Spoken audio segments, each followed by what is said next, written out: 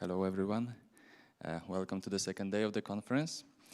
And our keynote speaker this day, the lecture will be delivered by Christian Ferencz from the Dragomir Institute for Philosophy and from the National University for Film and Theater, and also an editor of Studia Fenomenologica, a well-known journal for phenomenology. And he will deliver a talk on screened intercorporeality. Okay, Christian, the floor is yours. Yes. Thank you, Marek, and thank you, Jagna, for the nice introduction. I'm very happy to be here at this live conference finally. This is actually not the first time I'm lecturing on the question of video conferences. I did a conference on this, I think 5 or 6 years ago. At that time, I basically used some... Oh, this doesn't work now.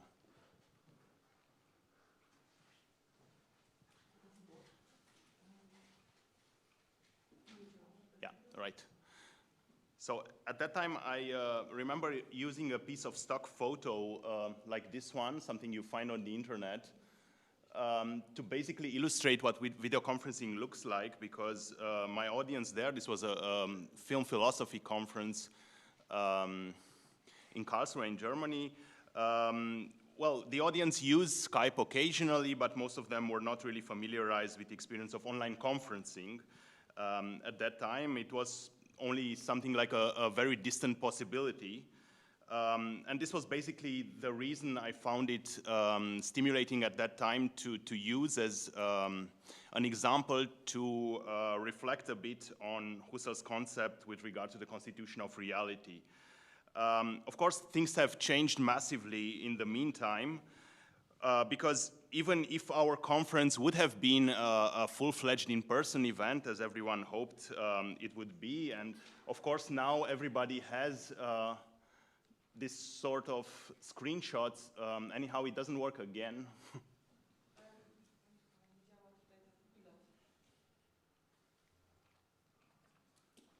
Right. Okay, so now everyone has these kinds of screenshots anyway.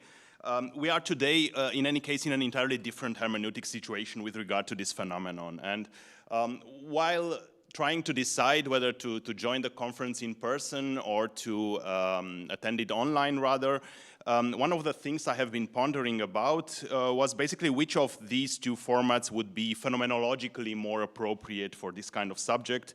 To speak about video conferencing at an offline event, which would perhaps allow a better grasp of it as a mere possibility, as phenomenology would have it, or to discuss it while actually video conferencing, which is sort of a way of also ongoingly, intuitively verifying the phenomenon and so on.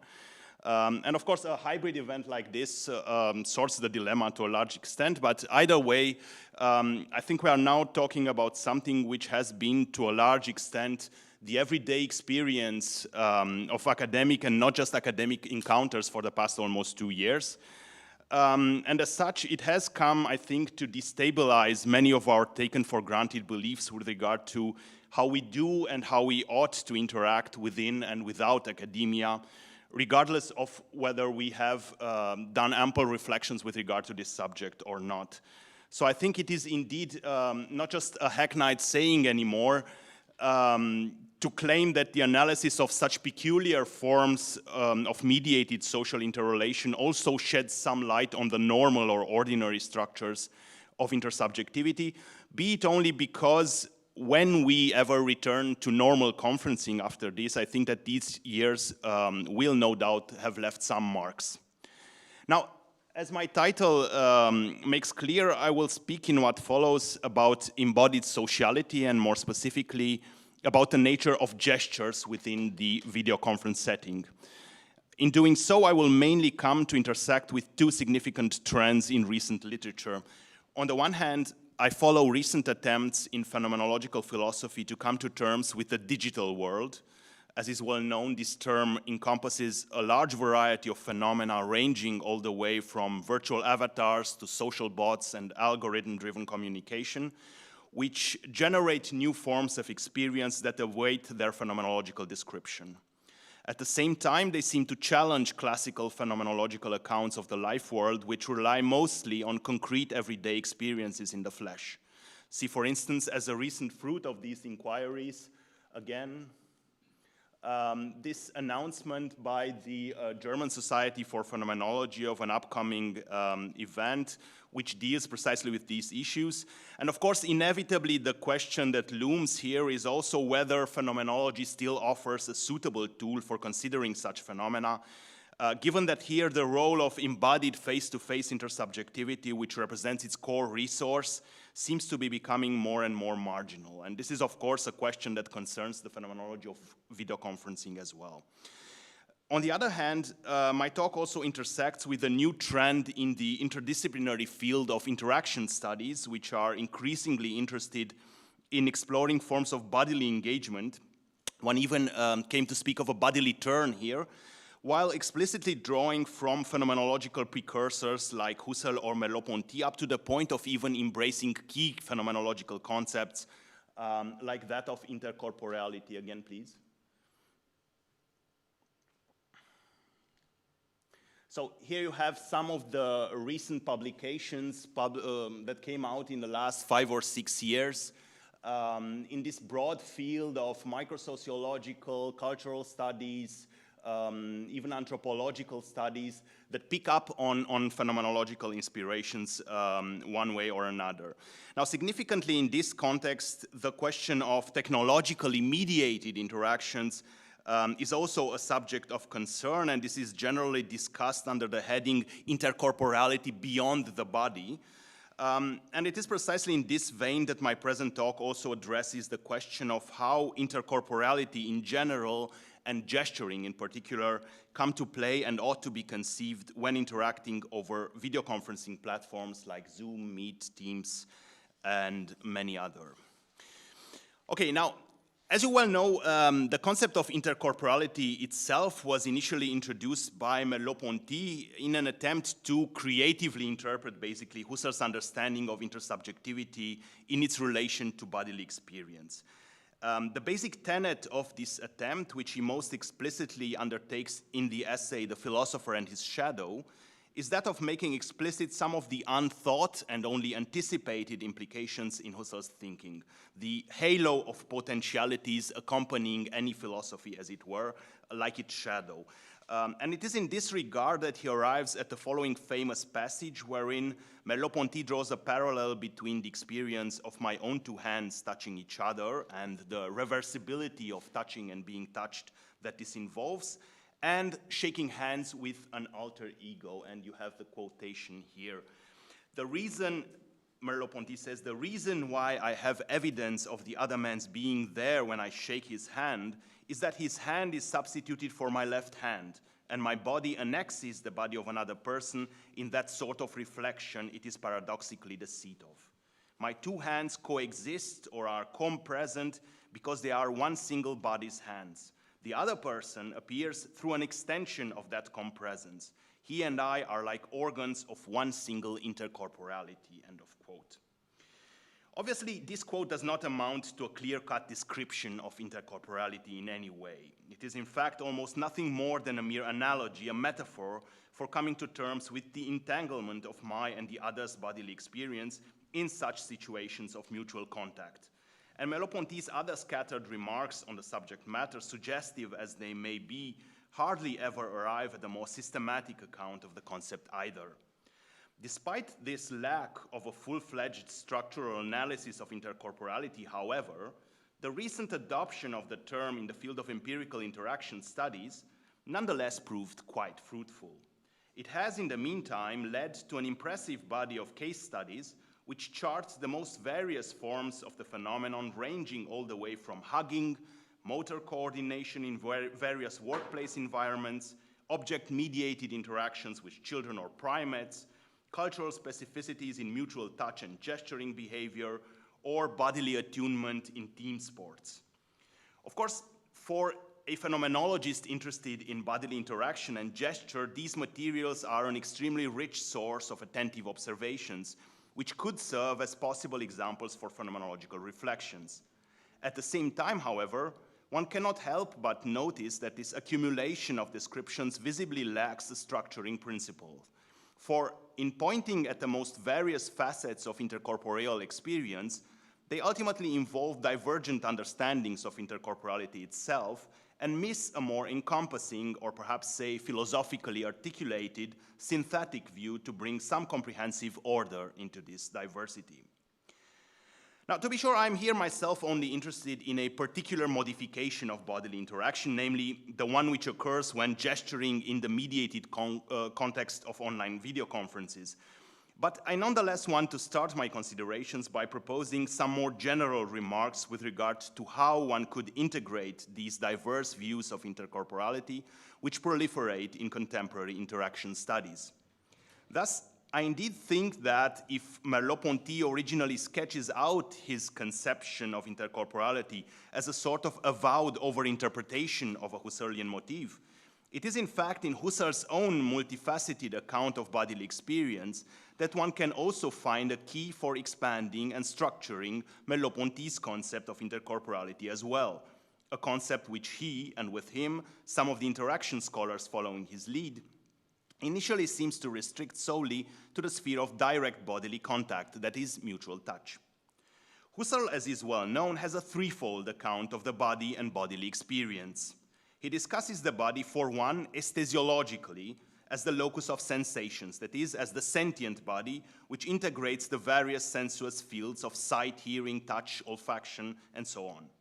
Secondly, he addresses the body as the immediate organ of the will, that is, as a system of possibilities, of I cans, of kinesthetic possibilities of movement and action, which, as such, of course, also attract corresponding modifications in the sensuous field with their unfolding.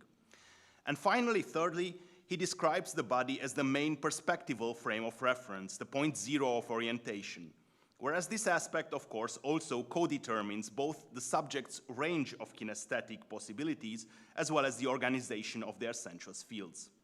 In brief, Husserl's account indeed attempts to cover the various aspects which structure bodily experience in a way that also accounts for their systematic interconnection.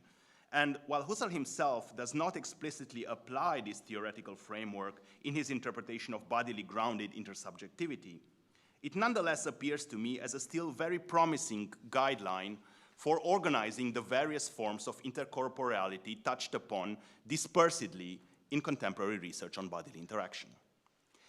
In taking this path, then, one would of course have to similarly specify a threefold concept of intercorporeality, the acceptations of which would be easy to discern following Husserl's schema. Thus, one would first have to outline an aesthesiological intercorporeality, which includes all phenomena pertaining to the sphere of shared sensorial fields, with the various differences that arise here between, say, the immediately collective character of hearing a sound that resonates openly in shared public space, and the complexities entailed by the fact that, in difference to hearing, the act of gazing is itself visually available to the other, such that joint visual perception presupposes the immediacy of visually perceiving one another while visually perceiving. To be sure, Merleau-Ponty's own famous discussion of mutual touch while shaking hands as an extension of intrasubjective tactility would refer to precisely this mode of intercorporeality. At the same time, it is obviously this same acceptation of intercorporality which is at play both in recent research on haptic sociality, outlining the shared bodily experience of mutual touch, as this comes to the fore in hugging, for instance, as well as in an extended version with the inclusion of emotions in the sphere of bodily sensations in Thomas Fuchs's concept of interbodily resonance and interaffectivity. Secondly, following Husserl's classification, one would then have to speak of a praxeological intercorporality, say, which deals with the intercorporeal aspect of joint action and joint movement. This was more recently very aptly also termed as interkinesthesia. The phenomena at play here involve intersubjective variations of the I can as we can, ranging all the way from coordinated movement and responsive postures to body mirroring, whereas it is clear to see that there are numerous connections which tie these aspects to those of the first category.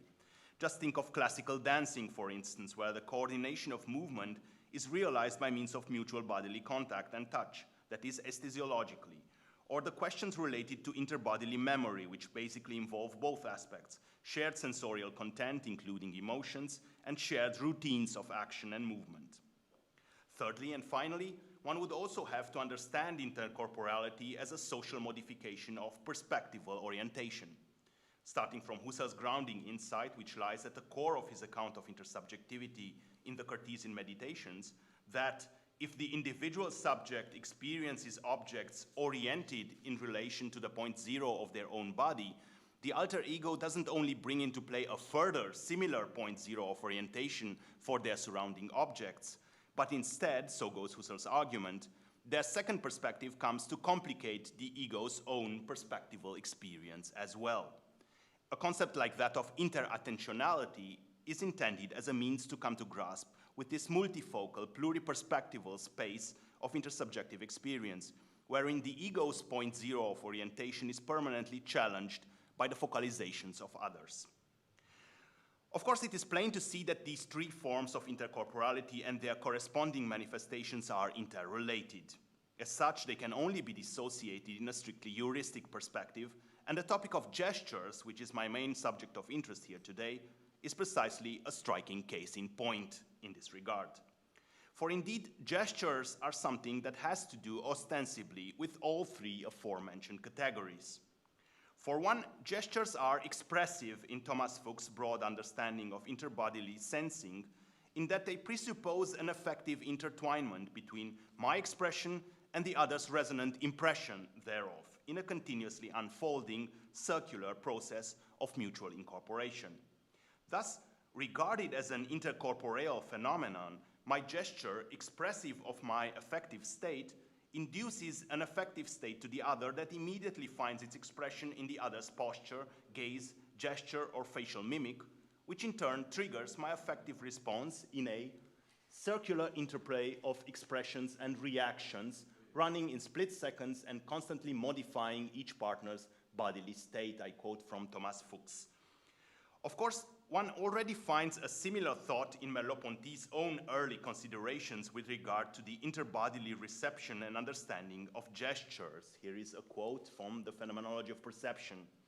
The communication or comprehension of gestures, Merleau-Ponty says, comes about through the reciprocity of my intentions and the gestures of others, of my gestures and the intentions discernible in the conduct of other people.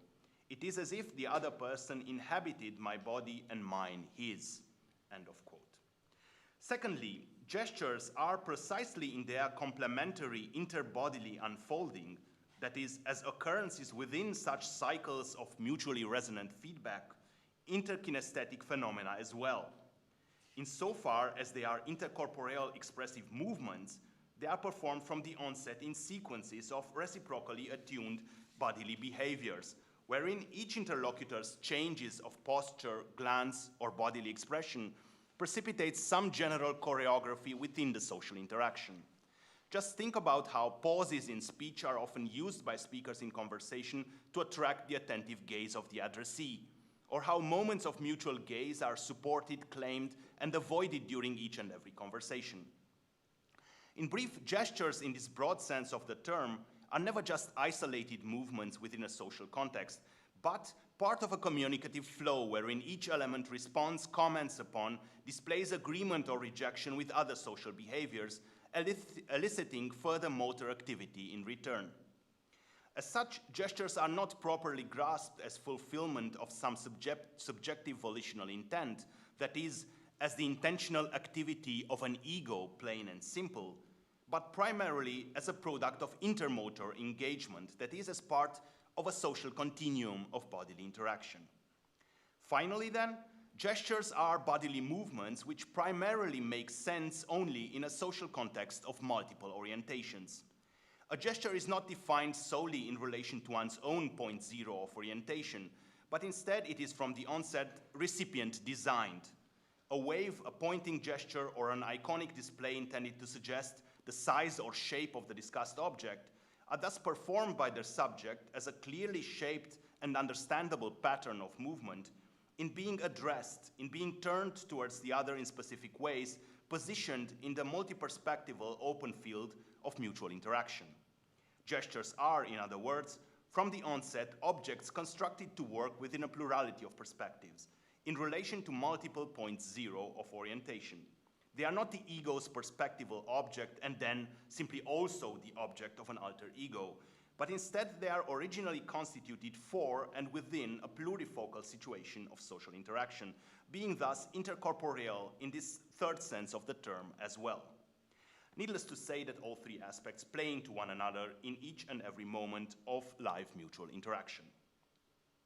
Now let me finally come to video conferencing, because indeed one point of concern which proves remarkably persistent in the discussions surrounding this rich, dense form of intercorporeal engagement is that such descriptions may perhaps hold true with regard to live face-to-face social interaction, but they certainly don't apply when that interaction is somehow filtered by the media, as is the case most ostensibly with video telephony and video conferencing. Regardless of how smooth and accurate the audiovisual representation of the other in such contexts may be, so the argument usually goes, interactions via media still lack one decisive element, which is the actual intercorporeal relationship between the interlocutors, leading, very bluntly put, to a form of disembodied communication. Now, this point is made forcefully and with substantial evidence already in the early 1990s in a remarkably visionary paper by two microsociologists, Christian Heath and Paul Luff, under the title, quote, "Disembodied Conduct, Communication Through Video in a Multimedia Office Environment." This was 1999, to be noted, more than a decade before Skype, at a time when video conferencing technologies were generally still at a rather experimental stage and hardly affordable for the general public in any case. Accordingly, the discussion here was about using video conferencing tools within the closed environment of a high-tech office building for facilitating collaborative work. What is lost and what is gained when co-workers can interact directly from their desk via video and sound with one another, instead of moving around through the office space in order to seek live physical contact. What the two researchers basically do to answer this question is to extensively observe online behaviors by the interlocutors in their specific context, with a specific focus on their use of gesturing. In doing so, they implicitly contrast their findings to the case of natural face-to-face interaction, which had already been documented extensively in prior literature with regard to aspects like the coordination of speech and gesture for securing mutual attention and so on. What this research discovers beforehand is that when video conferencing, interlocutors primarily tend to treat their interaction as if it were a situation of live co-presence.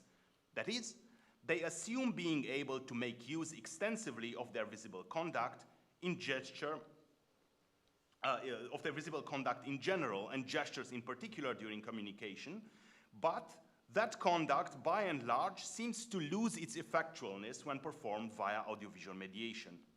Let me read you a bit from their reported findings, so you can both get a feel of the helplessness of early users of the medium when confronted with what appears to be a form of privative modification of intercorporeal expectations, but also take note of some structural observations that they make and which can be repeated verbatim in contemporary research as well. So, the two researchers write, despite having the facility to witness a co-participant's visual conduct, many actions which are performed non-verbally do not achieve sequential performative significance in the interaction. In particular, gestures, which are systematically employed in face-to-face communication to organize how the recipient participates, prove in large part ineffectual. For example, a speaker will attempt to produce a description and use gestures to gain a visually attentive recipient. The gesture becomes increasingly exaggerated and meets with no response. The description reveals various linguistic difficulties, and it may even be abandoned. Even gestures which are not concerned with organizing co-participation lose their sequential significance. For example, gestures which illustrate objects referred to in the accompanying talk appear to achieve little communicative significance when performed through video. For some reason, the technology transforms the ability of certain forms of conduct to engender action from another. end of quote. Now, the two authors of this study have some thoughts as to why exactly this is happening. In their view, this is the case mostly because gestures are, in audiovisually mediated communication, both more and less present than in real-life face-to-face interaction. On the one hand, they say, gestures are in a normal situation of live communication not performed in the direct view of the other, but instead they rather occur and function fleetingly at the periphery of the interlocutor's visual field of attention. This obviously changes in video conferencing, where the gesture has to be displayed overtly on center screen to be noticed at all, while the surplus in visibility only ruins its necessarily discrete and casual functionality. On the other hand, however, video conferencing also reduces the gesture in that it cuts it off from a mutually shared environment, wherein it is naturally embedded, by only making it available as this little abstract detail of a movement on screen. While both these observations, which point at radical challenges to the effectiveness of gestural communication via medial displays, have been widely confirmed and further explored by subsequent research to our present day, it would be useful for our purposes here to consider what exactly this entails for the intercorporeality of such interactions in general. In this regard, it seems fairly easy to show that all three aspects of intercorporeality that I have pointed out earlier are still, for today's version of video conferencing platforms, and not just in the case of the more primitive formats available in the 1990s, affected and undercut by the audiovisual mediation of interaction. Thus, for one, audiovisual mediation obviously rules out physical contact, so that no direct haptic sociality of the sorts described by Merleau-Ponty in his discussion of shaking hands can possibly occur here. And of course, this does not affect only the sense of touch, but all aesthesiological fields in general, including, for instance, our olfactory access to bodily odors, which comes with physical proximity, but also hearing, where this seems less apparent insofar as current video conferencing applications only allow for one speaker to emit sound at a time. Accordingly, overlapping speech as a normal communicative phenomena which plays out in a shared, collectively constituted acoustic environment becomes impossible. Moreover, this privative modification is perhaps nowhere more pervasive than in the case of sight, wherein the lack of visual coordination brings into play significant consequences. As has been noted frequently in existing literature, the discrepancy between the position of the camera and the depiction of the interlocutor on screen makes actual eye contact impossible in video-mediated communication. For in looking the other in the eye when I watch their screen appearance, I actually look away from the camera and thus fail to be perceived by them as onlookers, and vice versa. While looking into the camera, the others may perhaps feel looked at, but this would only be an illusion that my non-responsive behavior to their visual conduct would make apparent. While this point seems to merely expose a lack of aesthesiological coordination in the field of visual perception, it actually has far wider-reaching consequences insofar as it generally also impedes on the interplay of attention between interlocutors, making shared orientation and the mutual attunement of perspectives experientially unavailable. Of course, finally, this also affects motor coordination and the possibility of interkinesthetic engagements, and it is generally plain to see that such a massive set of privative modifications, which systematically affects all three dimensions of intercorporality, could not possibly leave the functioning of gestures untinged. It is obvious then that things don't occur in mediated communication quite the same way as in live body-to-body interaction. However, adopting the opposite stance altogether in grossly claiming, like Byung-Chul Han does, for instance, in one of his recent essays, that the digital medium divests communication of all tactility and corporality, end of quote, and that therefore intercorporality is plainly severed here, also seems like an overstatement. For following our line of inquiry, it might well be the case that the features of mutual interaction in video conferencing are not just a privative modification of normal intercorporeal behavior, but instead they pertain to a communicative situation in its own right, which has its own blend of hybrid intercorporality and finds its expression in specifically shaped gestures that demand for a more thorough phenomenological description and analysis.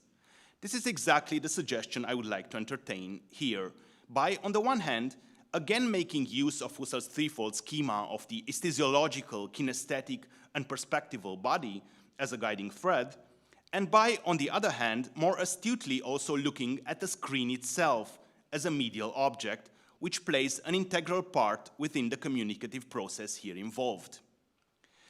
For one, it is thus clear in an aesthesiological perspective that our sensory fields are detached while videoconferencing. We are not in direct contact with one another, but separated by a screen. However, the screen is not just a hindrance to our mutual engagement in person, that is, something that screens us off from each other, but also the element that ensures our virtual interaction by providing for a shared field of mutual audio-vision in the first place. To be sure, considering the screen itself as a shared object poses some difficulties. For the screen is neither something plainly given to an assembled collective, like a movie in the cinema, say, and nor just a case of the ubiquitous presence of media objects in general, like the same program running on innumerable TV sets, for instance. Instead, the video conference screen rather shares aspects of both, insofar as each participant watches their own device, as in TV, but identifies the represented screen as a joint object here and now, as in the cinema.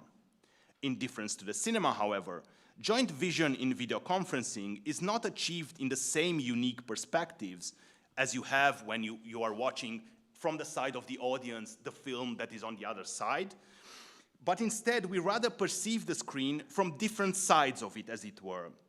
While I watch the screen from here, also having you directly in view over there, you view it as if from there in looking towards me, such that the screen ultimately appears as something imaginarily, but not really physically, in between us.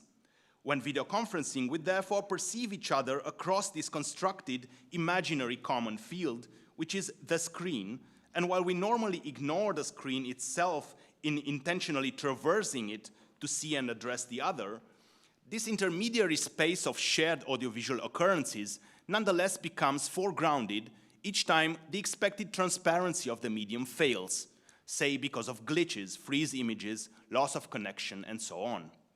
Significantly, such incidents which highlight the presence of the medium as a condition of our shared audiovisual contact are at the same time also revealing for the mutual comportments and gestures of the participants that it engenders. Indeed, interlocutors frequently tend to read such malfunctions, for instance, the immobile posture of the other resulting from a freeze frame, initially in straightforward intentionality as an abnormal social behavior. One wonders, for instance, why the other is so motionless, only to subsequently be reinterpreted as a feature signaling the medium.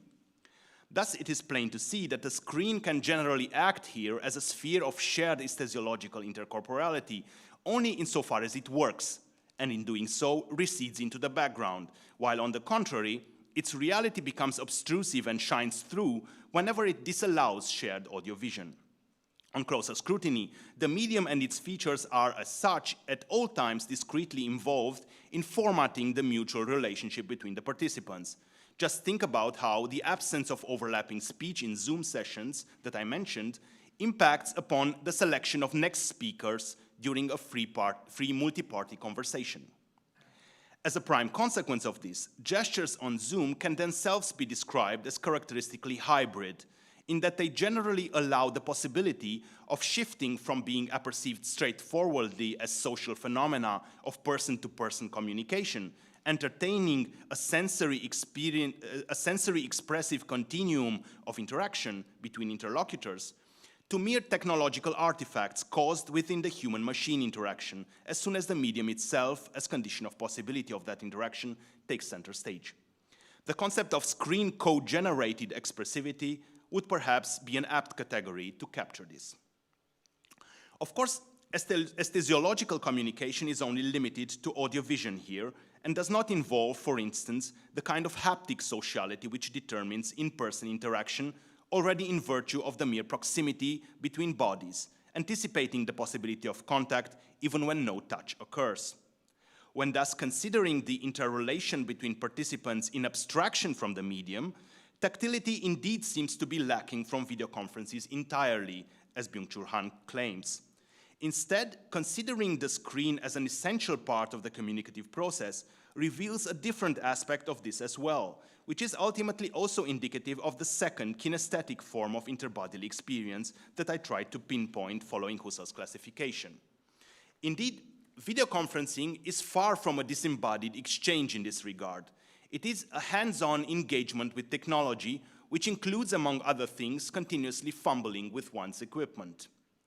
Media scholars have long coined the concept of viewsing, a term which conflates both viewing and using, to define the specific behavior of subjects in relation to digital media, in contrast to traditional forms of cinematic spectatorship.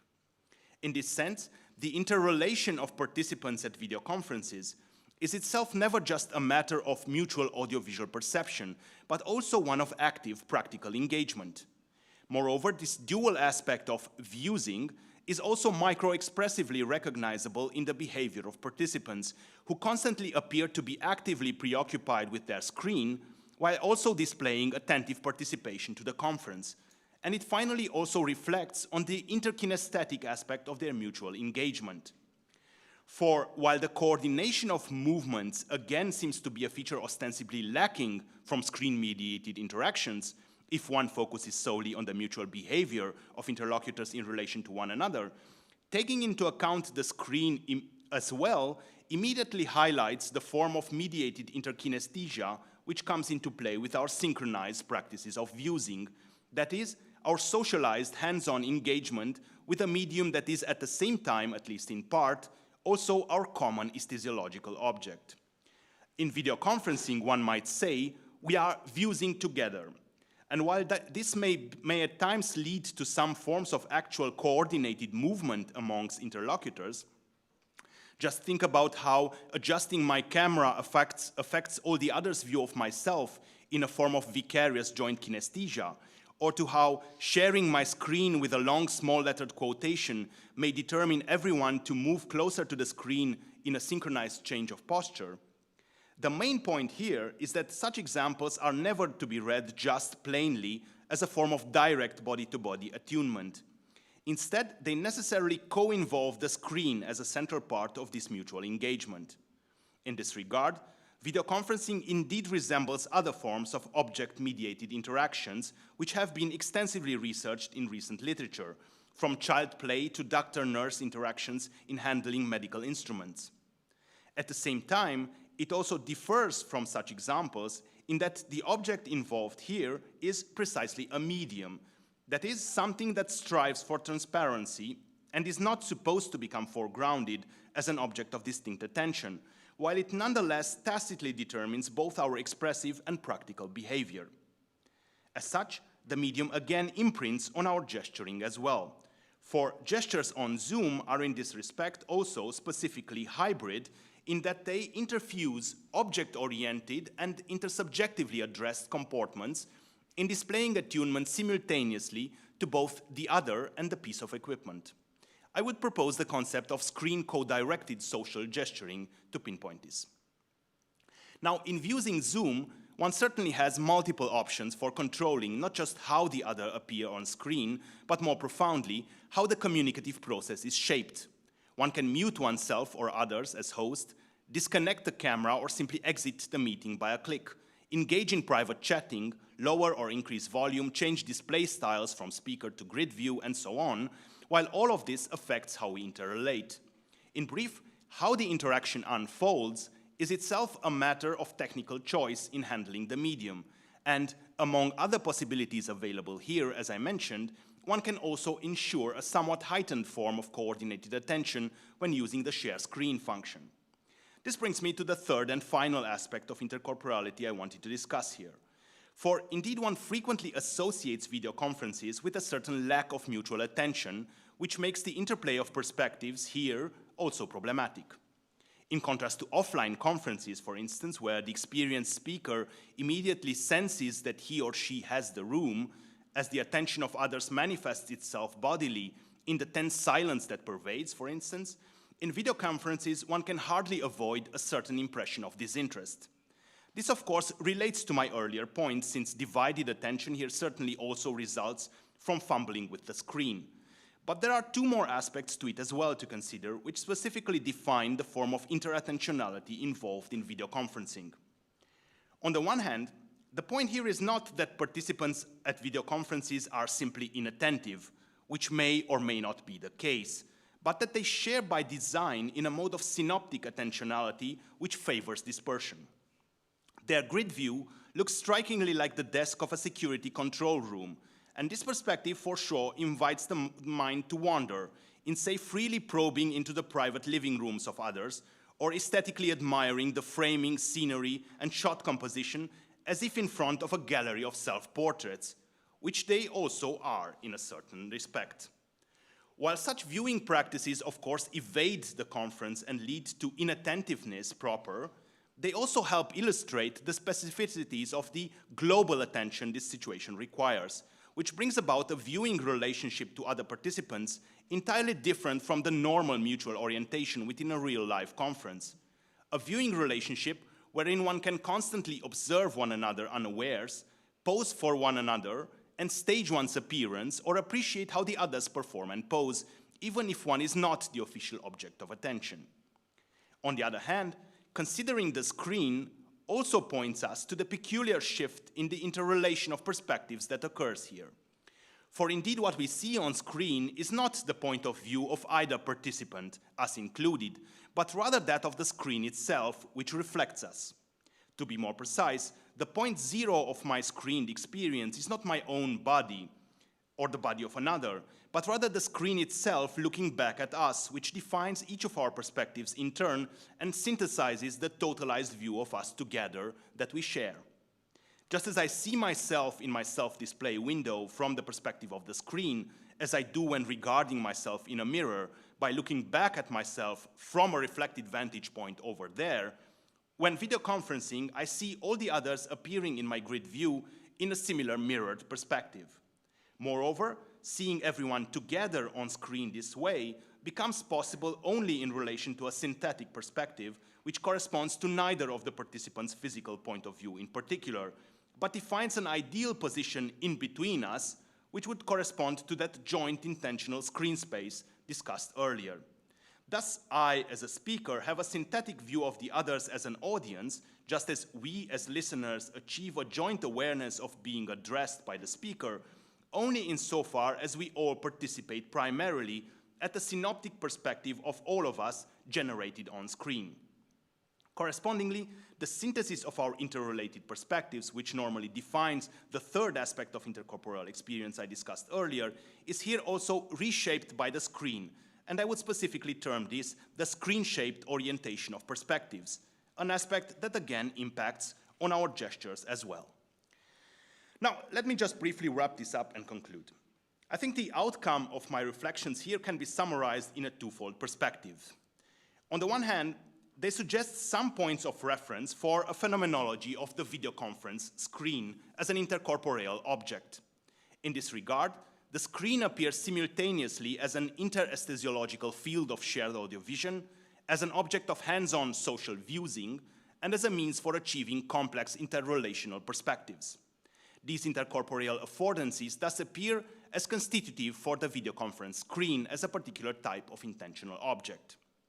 At the same time, however, one can also look at this from a different angle and note that, in video conferencing, the screen as an interesthesiological, interkinesthetic, and interattentional object becomes itself a constitutive element shaping a specific form of intercorporeal encounter, one in which social interaction and social intentionality is founded on object perceptions and constantly interferes with them.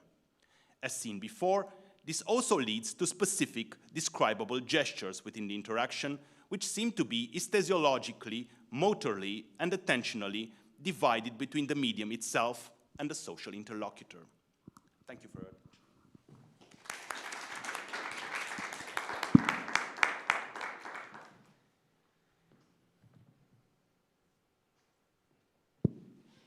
Thank you, Christian, for this rich and up-to-date talk. I'm opening the discussion. Comments and questions?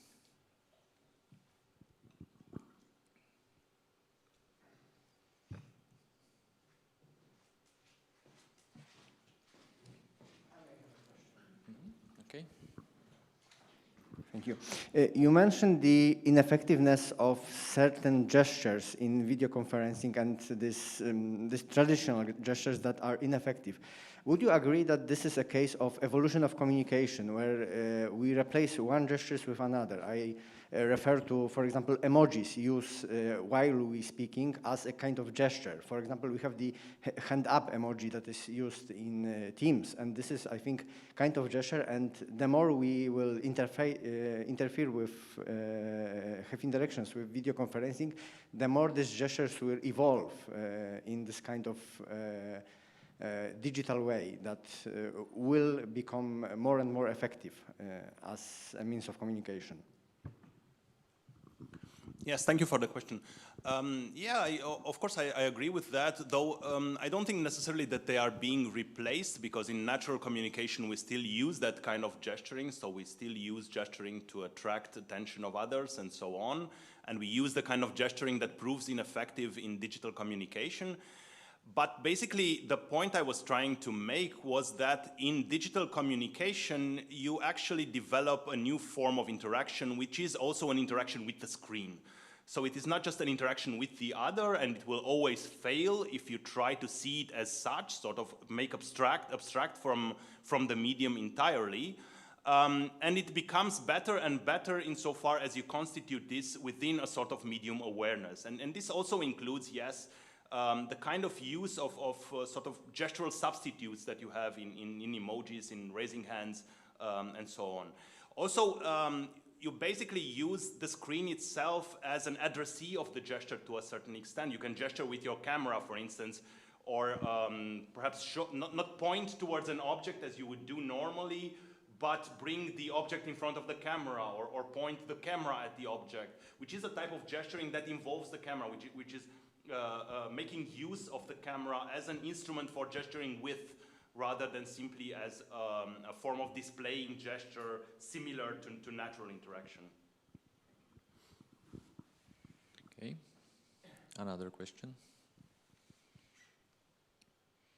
I have a question or a comment concerning the temporal structure of the bodily interaction, because the examples of the difficulties you mentioned, for instance, the frozen screen or a delay in transmission, that indicates that how important is the temporal structure of the physical bodily interaction. And I think it is something that we can take from Merleau-Ponty and probably from Husserl.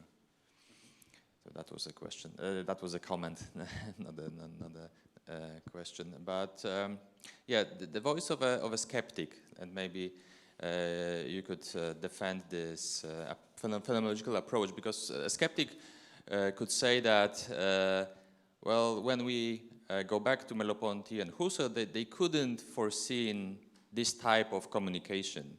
It was not available to them. So these notions from phenomenology are anachronic. They are not up to date enough to apply them to the field of the video conferencing, online meetings, and so on. And maybe we should develop another notion for this kind of presence and this kind of interaction, which is not based on the old bodily presence notion.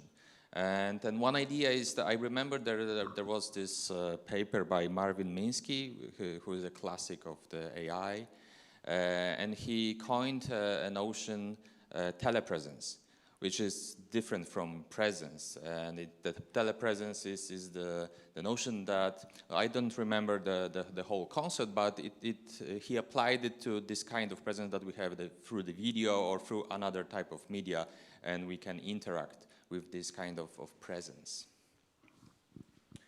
Yes, thank you for your question. Well, it's actually not me who is applying these phenomenological concepts, because of course phenomenologists do that. They come into a field which is extensively researched to a certain degree and say, look, we have concepts in phenomenology developed 100 years ago which are very apt to deal with this. But actually this is not the case here, because these concepts are now being adopted by researchers working empirically in the field, and they find them very useful for dealing with all sorts of phenomena in this field. So I would say that this is sort of proven by that kind of work, which is indeed very fertile and it's growing in recent years. What I was trying to do basically was sort of bring some more phenomenology in a way in this ongoing discussion of phenomenological concepts in interaction studies. And of course, yes, telepresence is an interesting concept. I basically tried to develop something sort of similar because I tried to put the screen in this concept of intercorporality in a certain way. And also develop some concepts that work one way or another in showing that we are not dealing with a phenomenon of intercorporality plain and simple here, but we are dealing with something that includes an object, sort of this hybrid form of intercorporality, which is screen codependent in a way, and which incorporates the screen to a certain extent.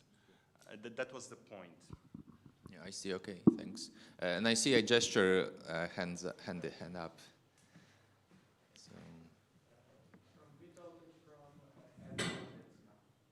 So. Okay, and how we will, like, they will ask it online? Like, okay. Do you hear me? Yes. Okay, great.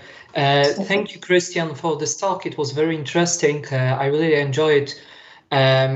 I have one comment to follow Marek's commentary in this regard, and maybe a remark or a question regarding your talk. So the first comment, I think that somehow, of course, I agree with you, Marek, that you know, theories of Husserl and others, they were formulated in completely another context. I agree with you, but of course we can treat them as a point of departure or simply as a very basic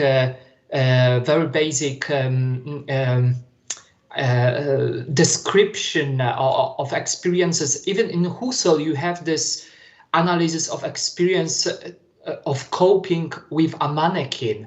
So somehow corporeity is engaged with someone who looks like a human being. And the second comment, of course, I agree with you, Christian, that indeed, video conferencing somehow makes your corporeity more important, even because often there is no necessity to communicate with the other. So I think it's artificial, somehow artificial, to suppose that always you have to be engaged in a communication with another human being, especially if we are talking about such phenomena as deepfake or simply connecting to a artificial bot which looks like a human being, and one can this bot can be programmed in this way that that simply computer program incorporates some gestures. So gestures can be used to encourage someone to answer a question, whether I want to buy something via internet and so on. But I'm not coping with a real human being, but artificial computer programs. So I think it's somehow developing, and of course the ongoing pandemic changed the situation, and we all suppose that on the other side of the camera there is a human being, but it's not necessary to be the case. And in this sense, I agree with you completely, Christian, that coping with video conferences is a phenomenon per se. So we cope with the camera, with the screen, and not only with the person on the other side of the camera. Thank you. Thank you, Witold. I completely agree with what you're saying. Actually, while talking to you now, I just realized how bodily this sort of dialogue we are having is, and how this system here with the camera that is entirely distinct from the screen heightens actually my orientational problem because I don't know where to look. There's sort of two Vitals I'm speaking to.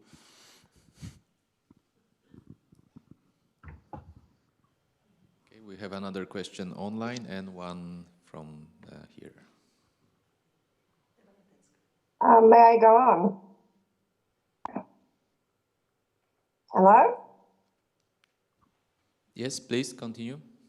Okay.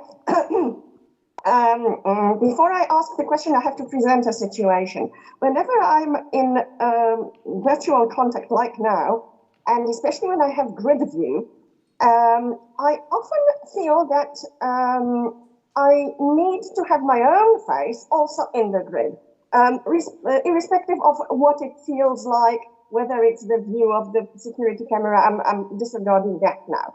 And I was wondering, I was trying to find out why it is that I want my own face, body, if you will, included in that grid. And I thought that maybe this is some kind of substitute, gestural substitute for that matter, for the otherwise absent proprioception.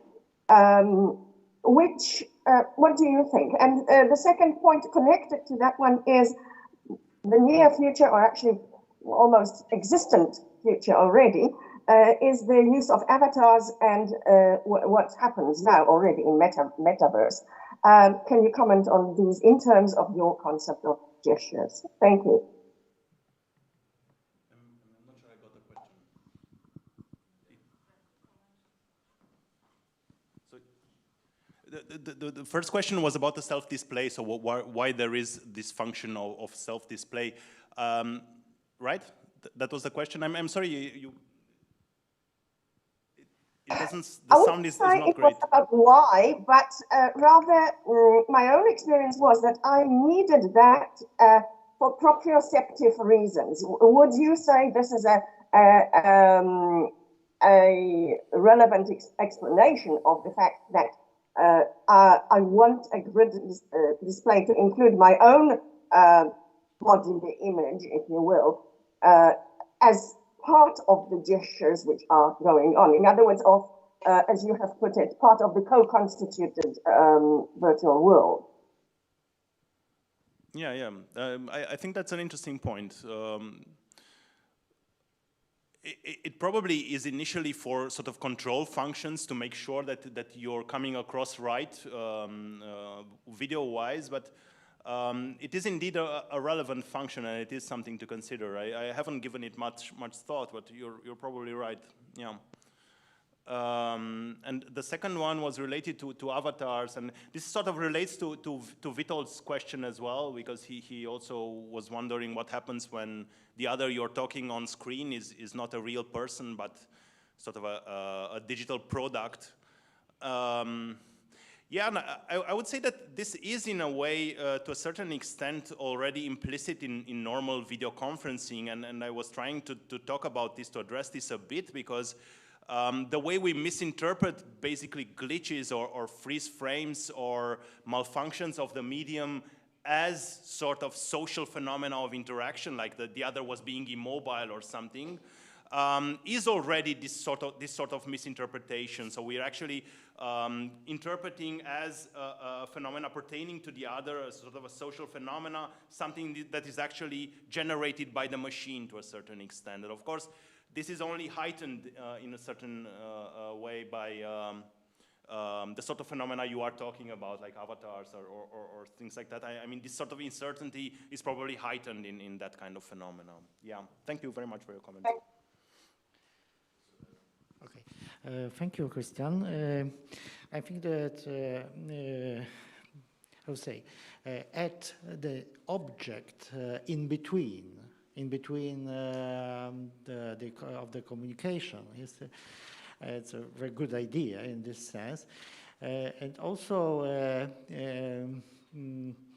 speak to us about something which is going on during the communication. It's some like a mirror which intermediate this communication to realize, for example, that I'm not speak to the person, but to the bot, or something like this. And I'm happy with this new object, and just wonder what this reflection may help us to understand real engagement in conferences and communication and so on.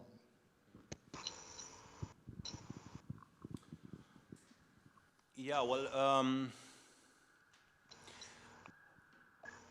it is sort of a modification. I'm not sure how to pose the argument of what it actually helps us understand about real life communication, but the point is in a way that we can no longer avoid the mediated forms of communication, and this is something that has become visible during the pandemic, that it has become more and more important and significant.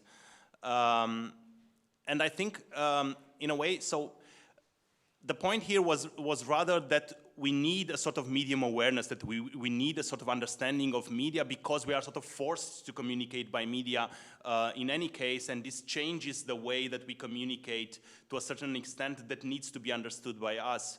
And I think it is also something that can help us communicate more functionally or better or more interestingly, because of course one point that could be made, and this is perhaps a different form of skepticism than the one voiced by Marek, would come from the direction of perhaps Nicolas' talk yesterday evening, because one could say that, well, what this kind of presentation does is present an overly optimistic view on the medium, contrary to the type of pessimistic view that you had in Nicolas' perspective, in simply showing that what evolves here is a different form of well, new type of intersubjective engagement, of interaction and so on, that we should just accept as such and even enjoy and appreciate.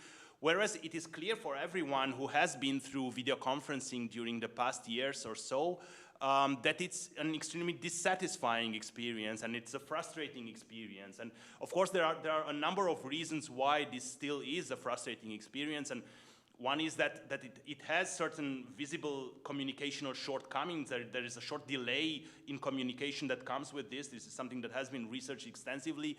And some researchers have made a direct connection between this sort of lag in communication that you have in video conferencing and social phenomena like the mounting Zoom fatigue, which is now discussed extensively. This is one problem.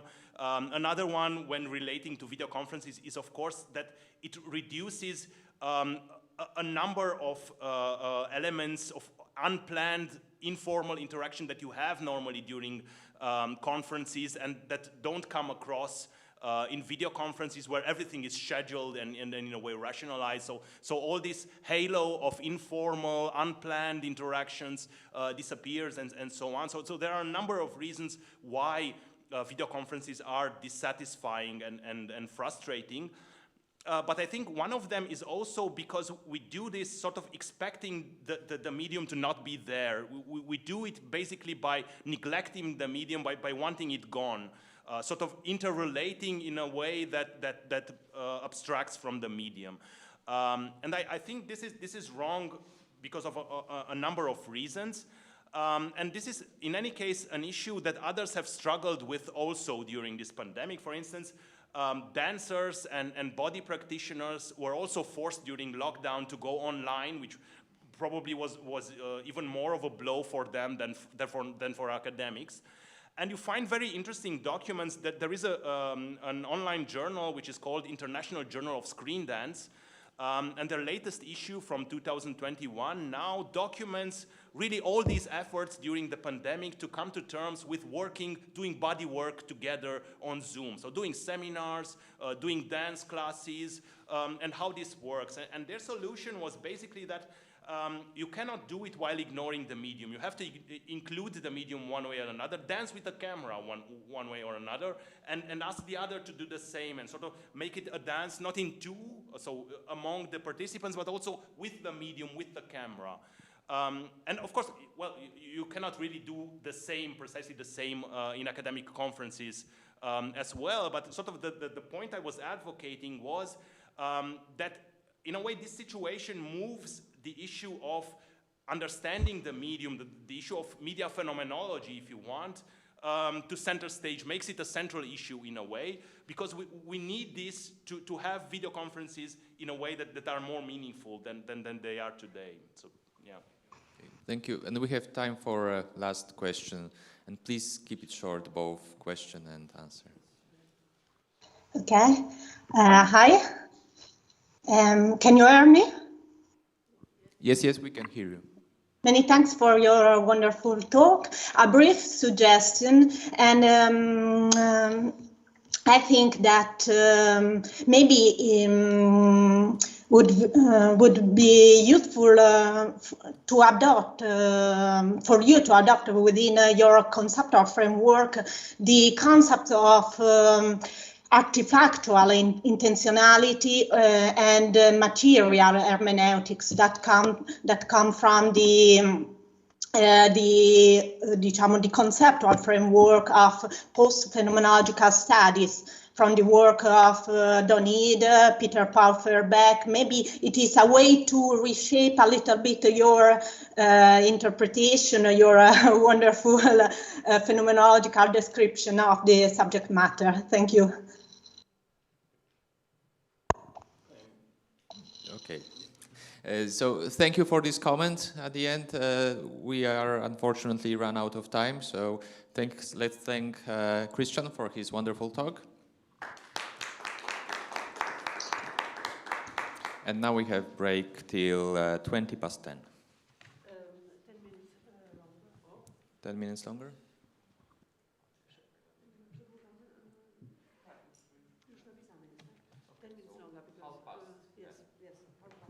So also online, we meet again 10:30. 10:30 we meet again online and in presence.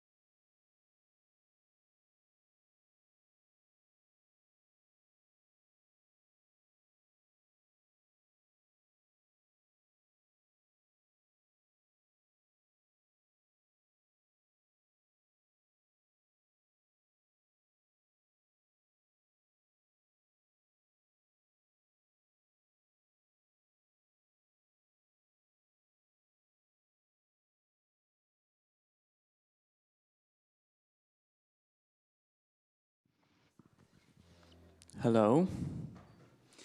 Welcome to the first session today, and we will have 4 speakers, 2 online and 2 physically present. And the first speaker is Theoren Tolsma from the Institute for Christian Studies from Toronto, and he will present a talk entitled Expression and Live Online Communication, Phenomenological Interpretation. Theoren, the floor is yours. Thank you. Can you hear me okay? Yes, we can hear you. Great. I'm just going to set myself up and then I'll get started.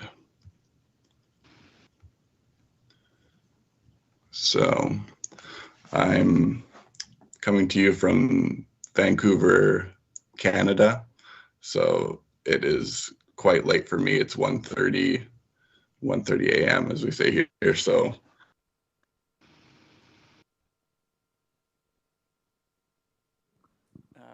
we cannot hear you and see you. Like your screen is frozen.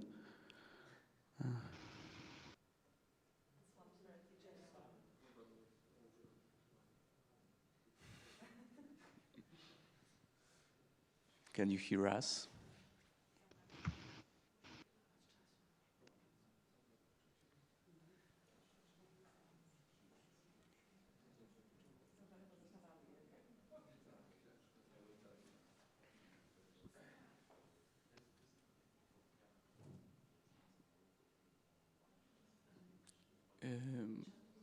Może napisać do niego jakoś tam.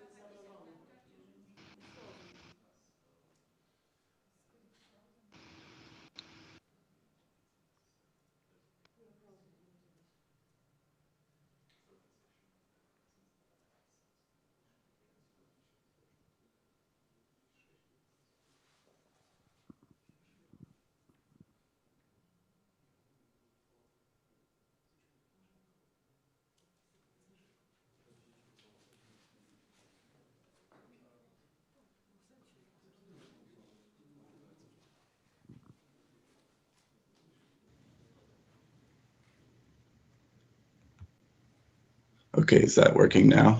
Yes. Okay, I'm sorry. This is the Wi-Fi is unstable, so I hope it lasts, but I can't guarantee anything. So I'll just get started right away.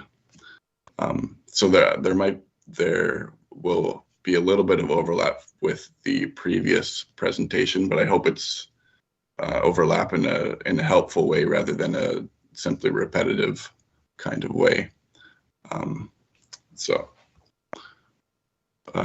Live online interactions with others are becoming less and less of a fringe encounter and more of a central and vital mode of communication.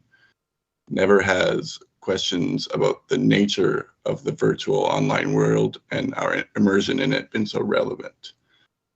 There's something unique about the virtual online form of communication. It broadens the scope of experiential possibilities, opening up new communicative spaces for us to examine. So what I'm interested in this talk is the experiential structure of the live online interaction, specifically what occurs through the phenomenon of a video call, for example, Zoom or FaceTime or Skype. So in these interactions, both interlocutors find that they are both present, yet objectively located in different spaces, time zones, different environments, and so on. So my basic question is, how do we perceive these others in these kinds of circumstances such that we view the other as living? So what is it like? How does it differ phenomenally from our everyday face-to-face interactions? Further, what is it about the live online conversation that makes it live?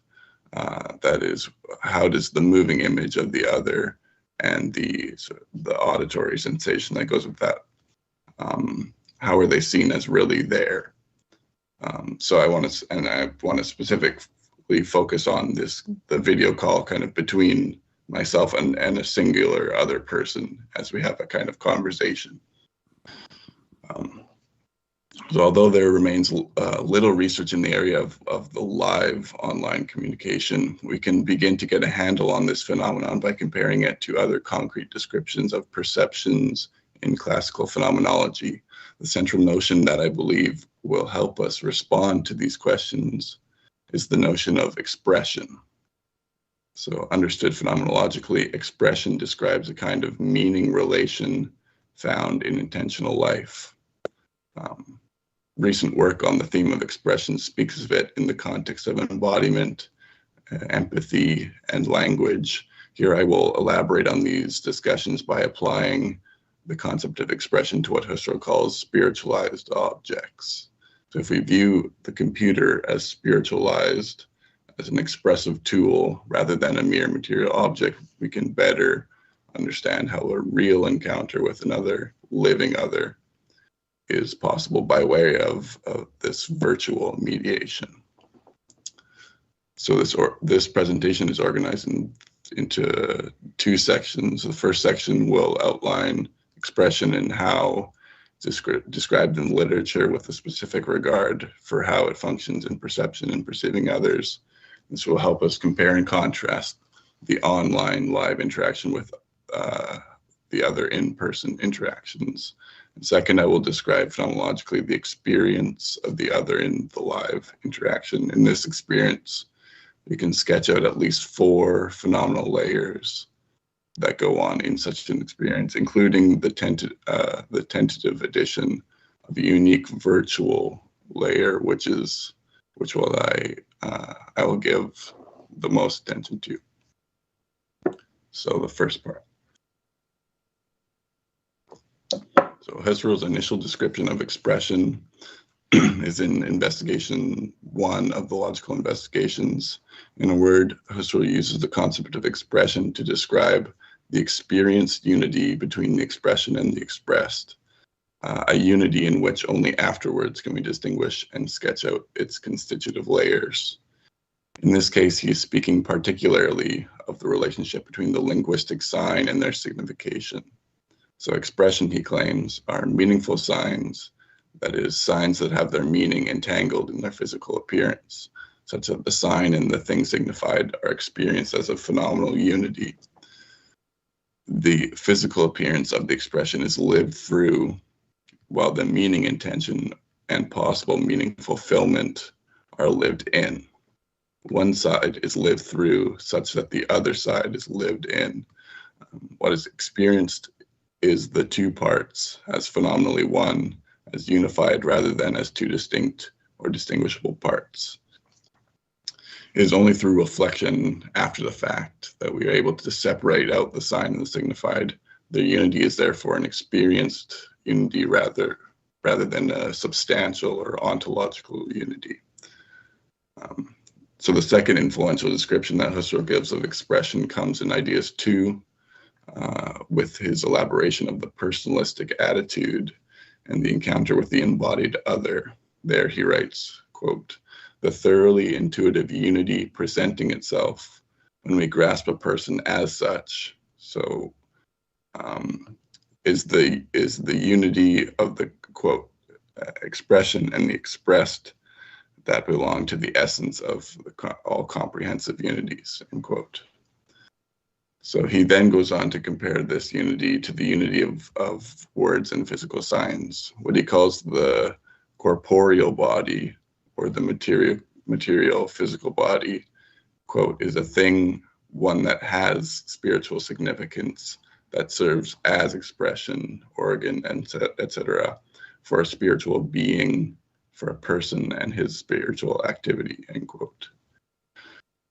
From the perspective of the personalistic attitude, that is, the attitude in which expression functions as phenomenal unities, the body of the other person belongs to them not as a possession of property, but as a founded moment.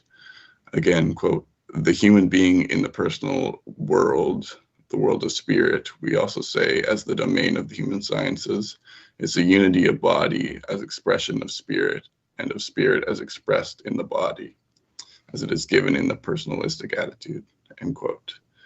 So contrary to what might be expected, Husserl's notion of expression is not limited to the terms of embodiment as an empathetic mode, or the other person, the perception of the other's expressive gestures, nor is expression laid out for the purpose of knowing the other's thoughts, intentions, or emotions. Instead, the logic of expression is much more fundamental for Husserl, for it describes and attempts to get beyond the basic interrelation of the subjective and the objective. So now I will begin to sketch out Husserl's idea of expression by way of a comparative analysis of certain everyday phenomenon that might be like our experience of the living other in the virtual online interaction. So we can say preliminarily that rather than perceiving the other and their background in their own clarity or in the flesh, I perceive them in a mediated way, which is fairly obvious. So I'll very quickly go through two examples. So the first example is the perception of another through a telescope or a binoculars or through a window.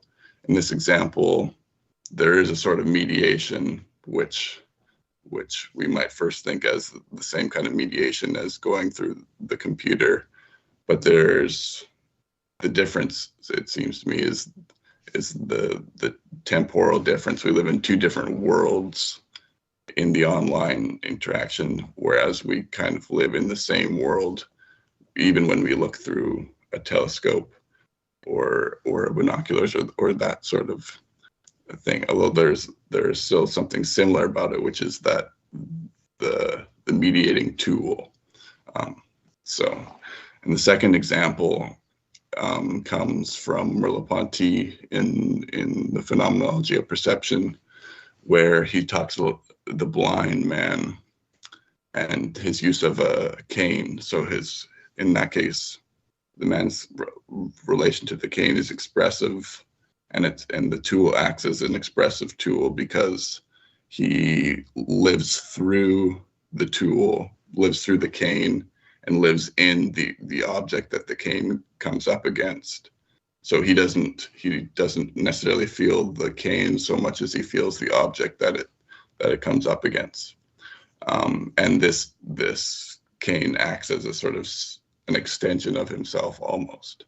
So I wonder how much of that is the same as this online interaction.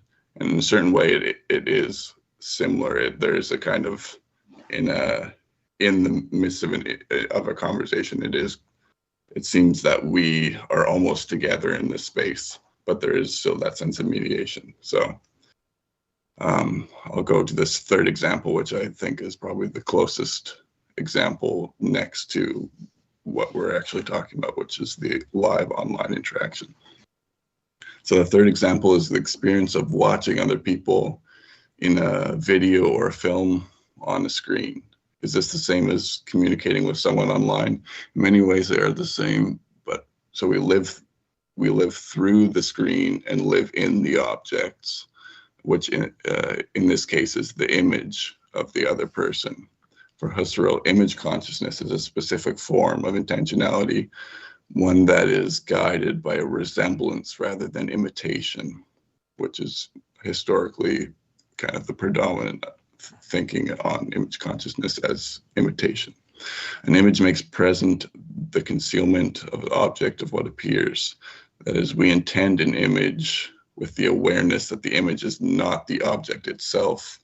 Quote, image consciousness is aware of its indirectness, as Husserl says. When I see someone in an image, I know that they are not there themselves as they are in the flesh, but that the image exhibits them in its own way. So to quote Husserl, this one's kind of at length. This photograph, for example, presents my child. First of all, it sketches out an image that on the whole does indeed resemble the child, but deviates from it markedly with regard to its appearing size, color, and so forth. When I present my child in this image, I do not mean this miniature child appearing here in a disagreeably grayish violet color, the miniature child is precisely not the child, but only the child's image. And if I speak of the image in this way, or even say that the image has failed, or that does not resemble the original, I do not, of course, mean the physical image, the physical thing that hangs there on the wall. The latter is a real thing. The former, however, is something that merely appears, but that has never existed and never will exist. So that's end quote. Through reflection of image consciousness, we can distinguish strata that make up the experience. So in perception of an image, there occur certain layers that do not, in an ordinary perception of an object, that do not occur in the ordinary perception. So there are at least 3 layers involved in image consciousness. The first layer is the physical material layer, or what Husserl calls the image thing. So in our case, the materiality of the screen, the glass and the backlighting in the computer, and the actual materiality. The second layer is the imaging layer, or what Husserl calls the image object. So the image that resembles the other person, that is in a sense the thing we recognize, but is not anything real. Like apart from the materiality of the screen, what is presented, the image would be nothing. The image itself does not exist qua image. And then the third layer is the person themselves qua their being in the flesh. So what Husserl calls the image subject. So it's the person on the other side, that is the real person. So each of these layers is integral to the experience of the image as a whole. In the case of a perception of a picture on the computer screen, the second layer, that of the image object, is a layer that is not found in an ordinary object perception.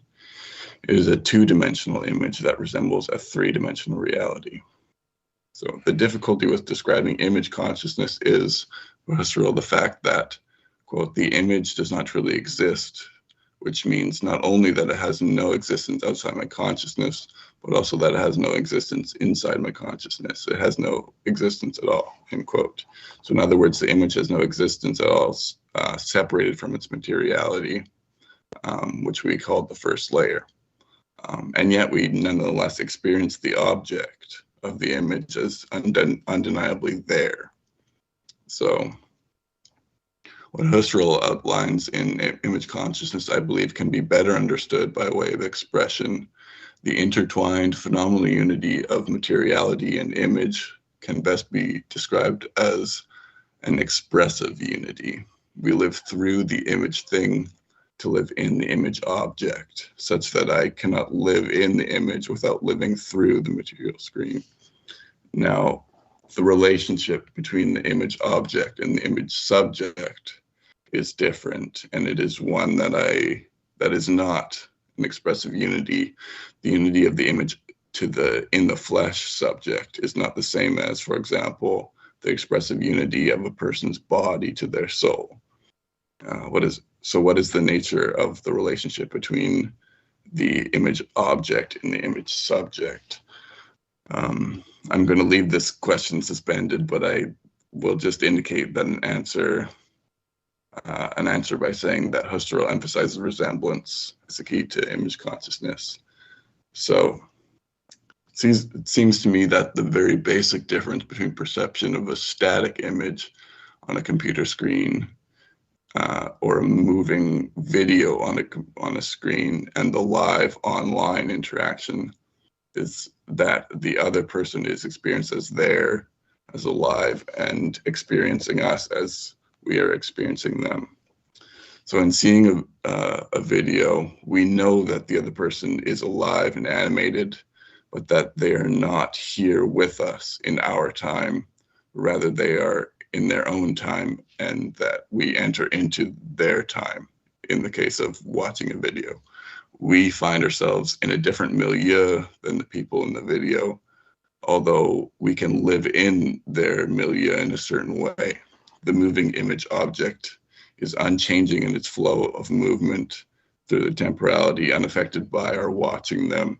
They do not listen to us like we listen to them. Like a static image, the video image also contains the same 3 layers, with the additional remark that the image comes to life in a certain way through movement and through auditory sensation.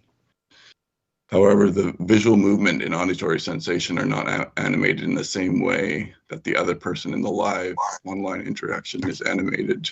Here we share a same time and a same space, although not directly the same physical space and objective time. The shared space and time of video call is a virtual space and time.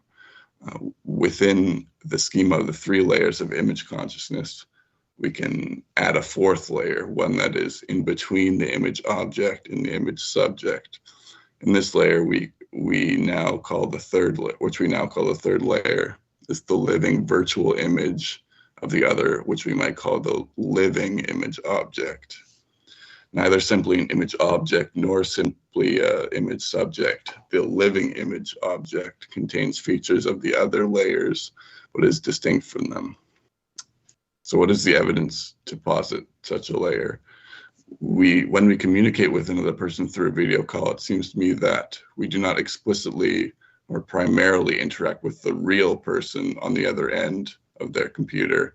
Rather, we communicate with the virtual person who is on the screen. As such, we treat the person on the screen as real, but in a different way than the real in the flash person. I do not have to convince myself that the interlocutor is really there, nor do I pretend as if they're really there. We are interacting with a person who is really there in a real way, and I communicate with them. In the thick of a conversation, when its flow and rhythm are uninterrupted, so in this kind of unique and sort of best case scenario or optimal as what is also called this optimal situation, where we have the flow of a conversation and we forget this certain kind of mediation. I experience myself and the other as sharing the same time and the same space. We are not directed at their operation of the computer. Rather, we are directed towards they themselves with the intention of communication with them, not with their image per se. So that is not with the image that we see on the screen. So if ordinary consciousness is such that the image subject could be possibly given in its perceptual bodily presence and not actually given its bodily presence, then the living image object is actually given in a certain kind of bodily living presence, one distinct from real bodily living presence. A perception in living image consciousness can be fulfilled not because we know that the real person on the other side is really communicating with us, but that we see and hear the person on our screen as alive and with us. When the image of the other comes alive through their movement and their voice, the intentional character of that image changes. It is opened up as intersubjective, communicative possibility. So I'll leave it at that, but let me briefly conclude by noting the complexity of perception in image consciousness, which is nonetheless more complex with the additional considerations of online communication and virtual life. It seems to me, however, that Husserl's notion of expression can provide us with a promising way of clarifying and untangling these questions. Thank you.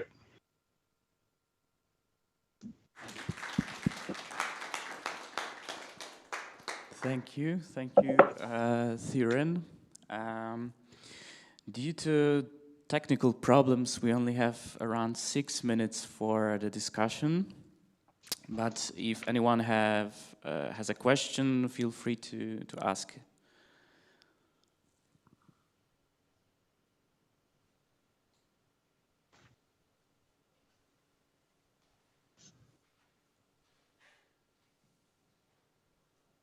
Okay.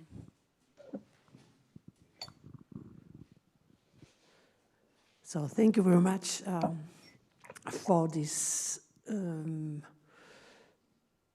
I think, a very, very valuable contribution from Husserlian phenomenological point of view, but not only. You have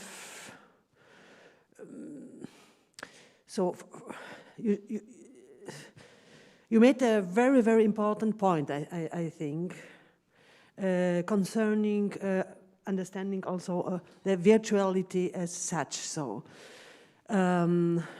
if we starts by the personalistic attitude with Husserl, we don't have the problem with this objective time, objective space, and losing the fear of losing the reality is not there. As persons, we have. So you are in Canada and it is night, and you are here, and your presence with us is very authentic. I only want to stress this point, that we have a very different possibilities for our being, and this is a being in expression. So this is the point what you stressed. The question, so the question can be, if you differentiate these three layers of three levels, how where expression can take place. So we can interpret it also in this way, I think. Can you differentiate there the aspects from the naturalistic and personalistic attitude? So more precise. I think it can be helpful for using Husserl's instruments for working with that, because it is really promising. It's really promising and helpful. So don't worry of virtuality. So there are new possibilities for subjective. So you said spirit, but subjective expression and communication. Mm-hmm. Okay. Yeah, that's helpful. I think, yeah, the differentiating between, like, I focus mostly on the personalistic, or like pretty much the whole time, the personalistic attitude, and then speaking of other attitudes in this case would be very helpful. And I think I haven't done enough on that, so I can't speak to it too much. But I'll say that I think another important point that I keep coming back to as well in this case is the difference between the virtuality and then the real in the flesh kind of physicality. The more we have these kind of interactions, which we feel as very much real and formational for ourselves and sort of enriching. Before I would find myself saying, but this in the flesh where I am, this is the real reality, and that's the other kind of sort of deficient reality. But now, the more I kind of think about it, I feel that we of course in situations privilege one over the other, but there is no sort of universal essential grounding for privileging the physical materiality over this virtuality, which we experience as real just as much. So I have to keep reminding myself not to have this presupposition that the materiality is the really real rather than the virtuality, which is the not really real. There is no, I don't think, any real grounding in that kind of privileging, which I find important to say.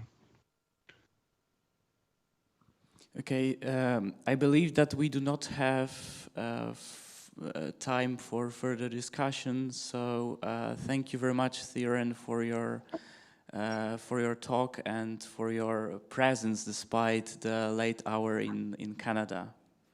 Yeah, I hope this will be helpful, and I'm sorry, but I will not be watching the rest of the presentations. I'll be going to sleep, but thank you. Thank you.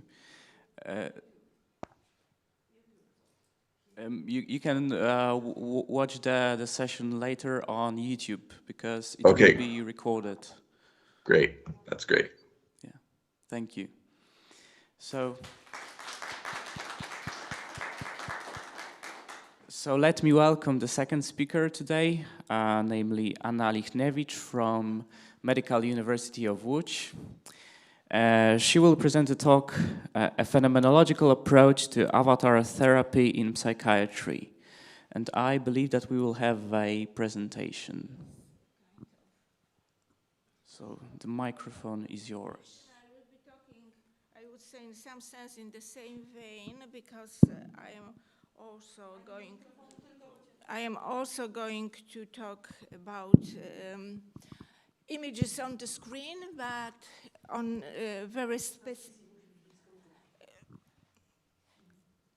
a very specific category of them, that is of the ones that personify auditory verbal hallucinations. I'd like to begin with the very notion of auditory verbal hallucinations. That is just the presence of a hallucinatory voice that continuously comments the patient's behavior or thoughts, or the presence of several voices that discuss the patient with each other. Auditory verbal hallucination belong to the basic diagnostic criteria of schizophrenia.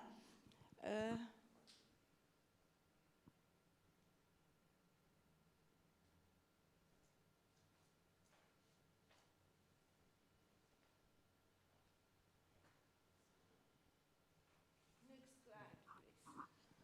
Okay, because I cannot move it. Oh, too much. Yes, so as you can see, they are recognized as the main diagnostic criteria of schizophrenia, or in American terminology, schizophrenia spectrum disorders, along with delusions, yes, and they are recognized by both American medical classification of mental disorders, that is the Diagnostic and Statistical Manual of Mental Disorders, that is regularly published and updated, revised by the American Psychiatric Association. The latest version is that of DSM-5. And the same approach to the problem of hallucinations and delusions we are meeting in the European classification. That is the one of ICD, issued by World Health Organization. That is mainly used in Europe. And auditory verbal hallucinations, what is also very important, are encountered not only in the mental disorders belonging to schizophrenia spectrum or schizophrenia, respectively, but also in depressions, both affective bipolar disorder and unipolar depression, as well as in other mental disorders like borderline personality or post-traumatic disorder. Moreover, they are also reported by people who do not suffer from any psychiatric problems. Nevertheless, in schizophrenia spectrum disorders or schizophrenia, auditory verbal hallucinations are by far the most frequently reported type of hallucination.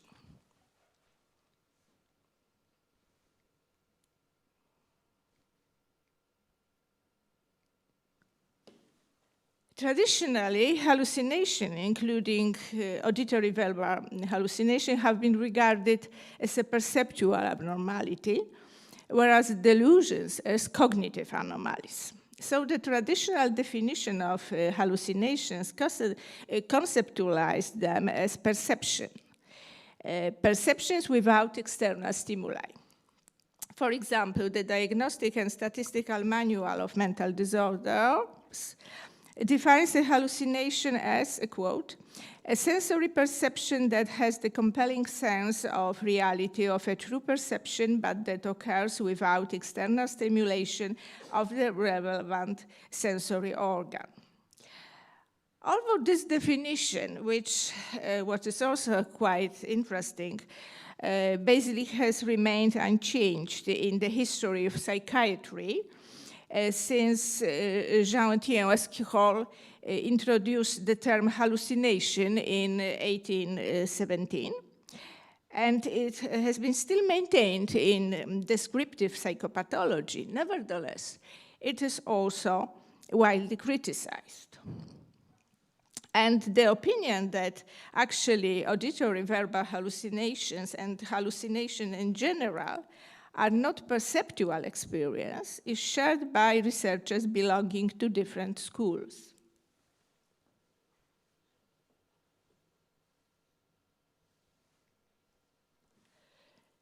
In 1994, Paul Chadwick and Max Birchwood proposed cognitive therapy as one of the alternatives to the treatment for patients with drug-resistant auditory verbal hallucinations in the course of schizophrenia.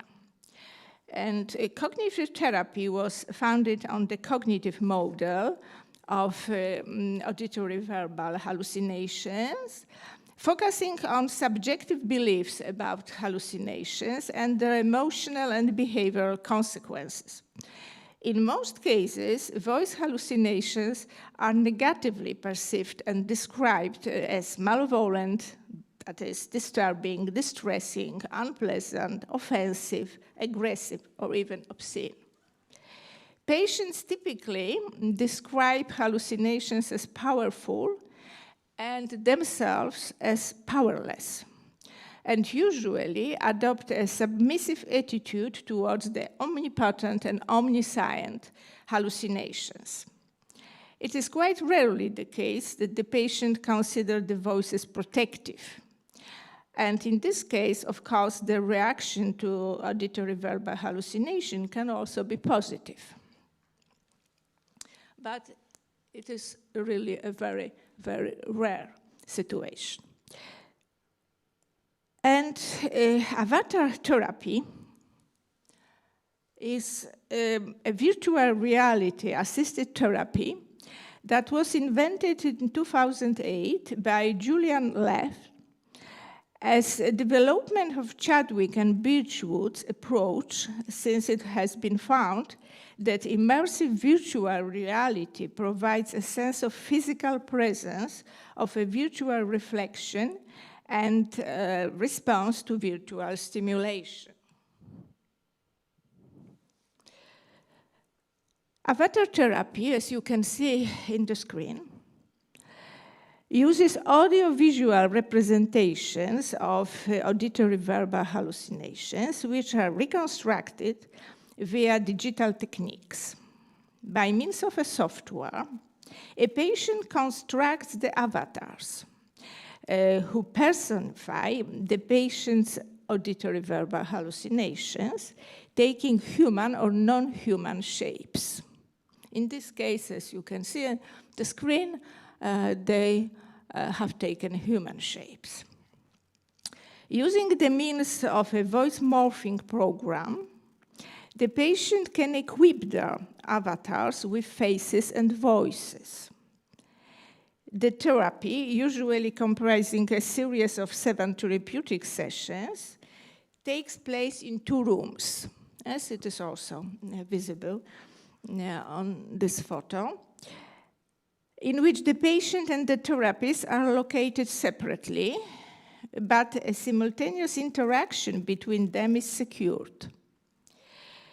The created avatar talks, inverted commas, to the patient. The lip movement is synchronized with the sound in real time. The therapist can communicate with the patient directly or by speaking through his or her own avatar, using either the voice chosen by the patient from a range of various voices morphing the therapist's voice, or with his or her own voice, depending on the therapeutic need. The emphasis placed on a direct confrontation of the patient with auditory hallucination, personified and voiced by the avatar, is interlinked with the novelty of the therapy, which makes the patient-avatar dialogue possible.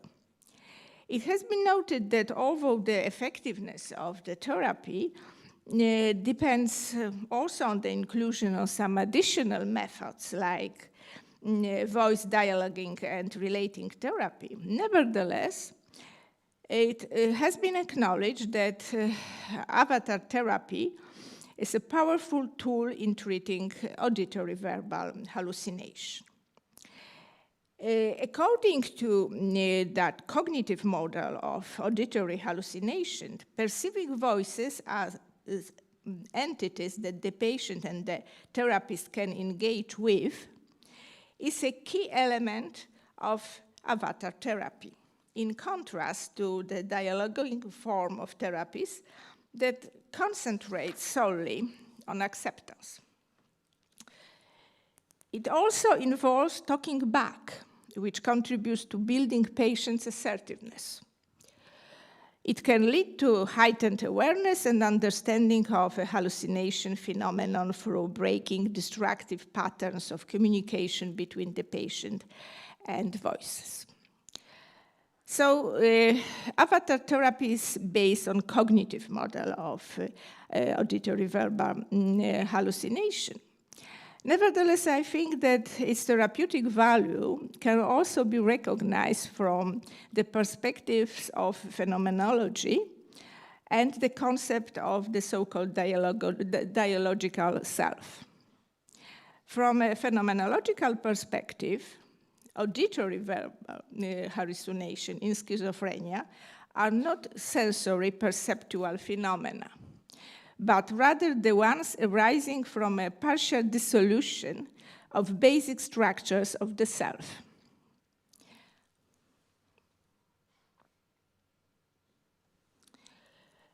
A model of not only auditory verbal hallucination, but both types of psychotic experiences, that is, delusions and hallucinations in general, which has been proposed by a phenomenological approach, conceptualize them as a result of a disturbance of basic, that is, so-called core self. The phenomenological approach from the classical works of Husserl, Sartre, Merleau-Ponty, to contemporary inquiry performed by Gallagher and Zahavi involves understanding the self as a world-immersed embodied agent intentionally oriented towards objects. The phenomenological account places emphasis on the experiential dimension of selfhood, pointing out that the minimal, that is that core self, is experienced as, quote, the first personal character of the experiential phenomena, end of quote, which means it is given as pre-reflective self-awareness, making mine all types of experiential giveness, perceptual included. The quality of mineness or for me-ness is considered crucial for the concept of a minimal self, ipseity. In a normal situation, that is while in a non-pathological state, I feel first personally lived experiences as mine. This is a basic notion, and although the phenomenological account of the self is of course not limited to the notion of ipseity, nevertheless, it is underscored that any more complex notions of the self must be founded on the minimal self as pre-reflective self-experience. This is an indispensable dimension making possible any talk of the self. From the phenomenological perspective, the experiential core self, grounded in temporality and embodiment, although accommodating experiences, remains a stable foundation of the development of the narrative self, not being itself a product of narratives.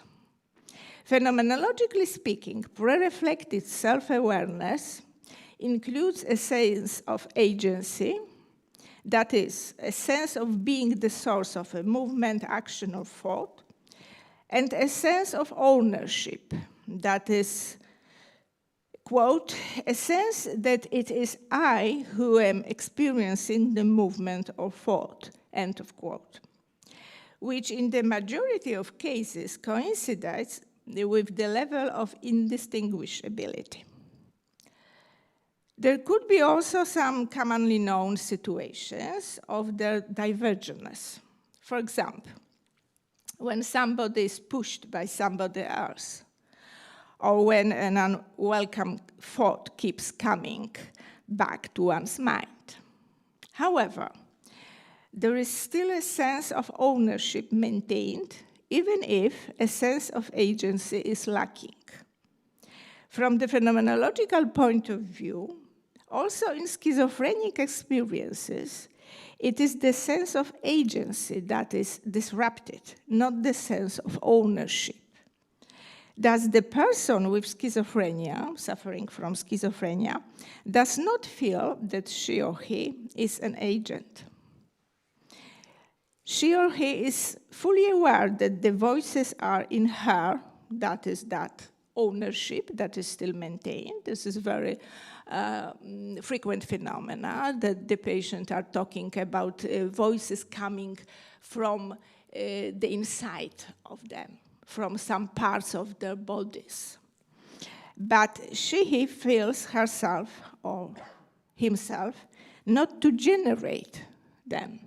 That means that agency is disrupted.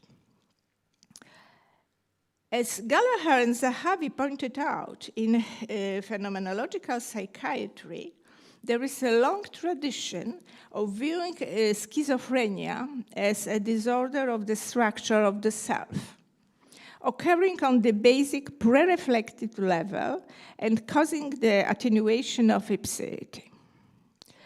It is the disturbance of pre-reflective self-awareness that triggers psychotic experiences, both delusions and hallucinations.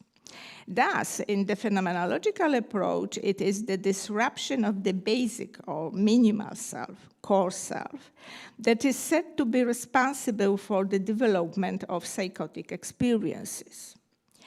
As one of the recent studies suggests, the conceptualization of delusions and hallucinations as a product of a fundamental disruption of the basic self remains in accordance with the subjective accounts of psychotic experiences provided by the patient. Another explanatory model has been presented by the authors who grasp auditory verbal hallucination as a dialogical experience. They argue that their interpretation can integrate the findings of phenomenological and cognitive approaches, adopting a dialogical conceptualization of the self as a theoretical framework. They also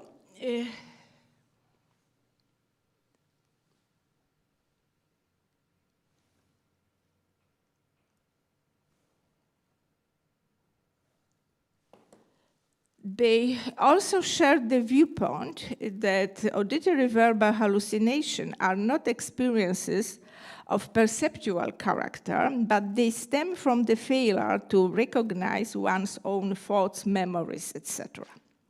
From their conceptual angle, They argue that the researchers adopting the cognitive perspective still view auditory verbal hallucination as if they were perceptual phenomena. As a result, they focus on the first-person topography and are neither able to provide a plausible explanation of the fact that the person is reporting on hearing the voices in the second and third person, nor to account for the complex pattern of voices that have their own personalities, histories, and reactions to the person's behavior. Thus, according to these authors, that is the proponents of that dialogical approach, the cognitive model alone cannot explain auditory verbal hallucinations satisfactorily. So the researchers incorporated the phenomenological understanding of auditory verbal hallucinations as a state of consciousness and investigated them from the perspective of the theory of the dialogical self.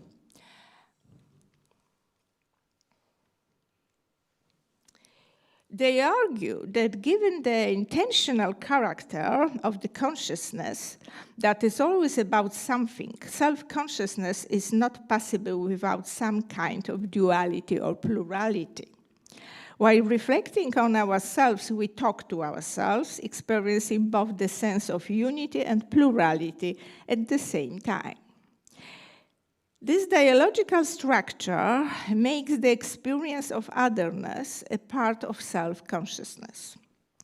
Nevertheless, even though the self is experiencing the dynamic structure of different I positions, as it moves among several points of view and time perspectives, and addresses them in an internal dialogue, it still maintains its sense of agency. Thus, the dialogical experience is constructive for the development of the narrative structure of the self. A person suffering from schizophrenia is unable to maintain the dialogue among different I positions. And as a consequence, her or his self-experience is compromised. As the authors observe, there are three ways the dialogical processes can be affected. I positions cannot relate to one another, leaving the person in a kind of vacuum. One of the positions can dominate others, organizing them in a rigid structure and making the person feel blocked. There can also be a chaotic array of voices the person feels overwhelmed by. In all cases, the dialogical process is disrupted, and the sense of agency is diminished or lost, resulting in the dissociation of different I positions, which are thus experienced as the so-called voices. That is the way patients quite often refer to their auditory verbal hallucinations, calling them just the voices. That is different personalities.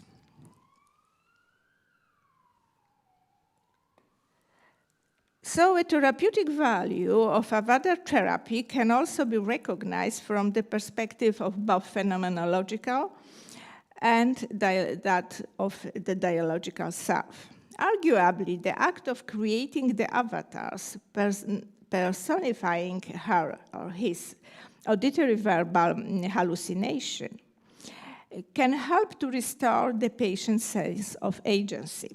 Now, the patient is communicated with apparently separate entities, but it is the patient herself or himself who has generated them. It can be said that the avatars are becoming a kind of a visualization of the patient's agency. The restoration of the sense of agency can strengthen the patient's self, making him feel like an agent again.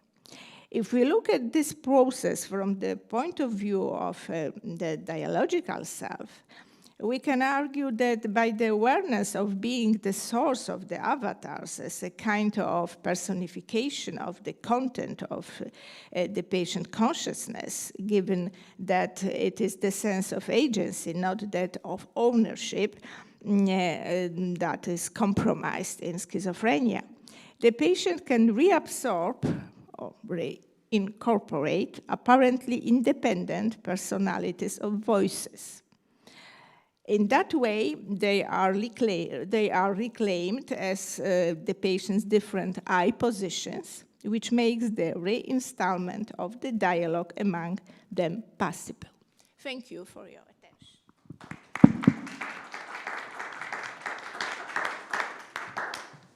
Thank you. Thank you very much for your instructive talk. And now it's time for questions, remarks, but very briefly, if you can. Like we have, let's say, 5 minutes for the questions. I extended my time? No. Just a bit for, okay.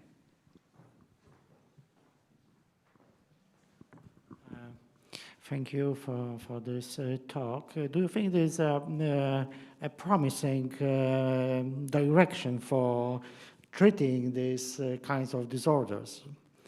Yes?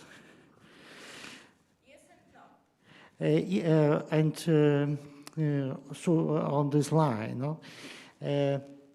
Maybe this is a beginning in this, how to say, at least I may see this in this way, that just the avatar as image is just the first step toward some new approach to engage a person, to recognize, for example, agency or something like this. But this is just how to say, a question from your point of view. How is it's maybe discussed or view? Okay, so first of all, it should be emphasized that it cannot be the only therapy. It is just one of many, many therapies that should be implemented, yes? Of some, I would say, helpful, nevertheless, probably not basic character. So that is something the therapy in schizophrenia could or even maybe should be supplemented with, yes? It is especially if there is that situation of drug-resistant auditory verbal hallucinations, yes? But what is also, I think, important, as I have already talked about, auditory verbal hallucinations are present not only in schizophrenia, yes? So that model of avatar therapy is first of all, if not only, referring to auditory verbal hallucination is schizophrenia, yes? Both from that cognitive therapy and cognitive model of schizophrenia, cognitive model of at least some types of symptoms in schizophrenia, that is hallucinations, that was developed in that cognitive approach. But of course, I would say that also that phenomenological model referring to that disturbance of the core self and that notion of agency probably is in some sense limited, because if we are meeting auditory verbal hallucination occurring in some other psychiatric disorders, or even the ones who actually don't suffer from any disorder at all, yes, probably that explanatory model is not so much revealing. Yes. So in some sense, for example, there is such a difference that in schizophrenia, that is something I was trying to emphasize in my talk. There's a very specific feeling of these so-called voices, because it is really the case that the patient are reporting them as coming from the inside of themselves, yes?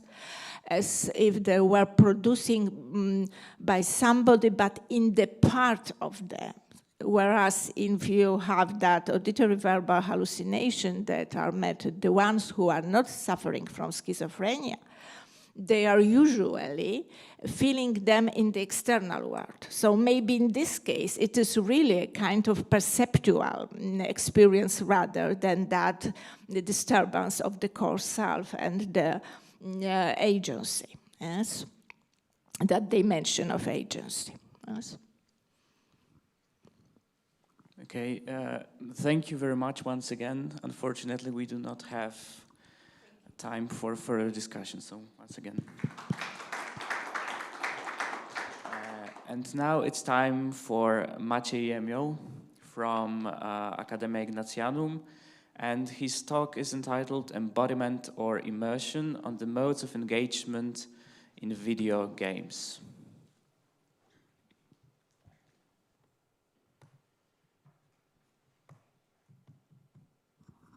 Okay. So, ladies and gentlemen, yet again, I find myself reflecting on the philosophical themes of video games, a subject that is particularly interesting to me. This time, I will attempt to share with you a valuable, as I hope, insight on a very complicated subject related to the field of philosophical video game studies, namely on the nature of the player's engagement in virtual realities that these games can create for them. Let us dive then into this mesmerizing experience of playing, of living, of finding ourselves inside video games. That digital ludic experiences are oftentimes engaging for the receivers, this much should be obvious.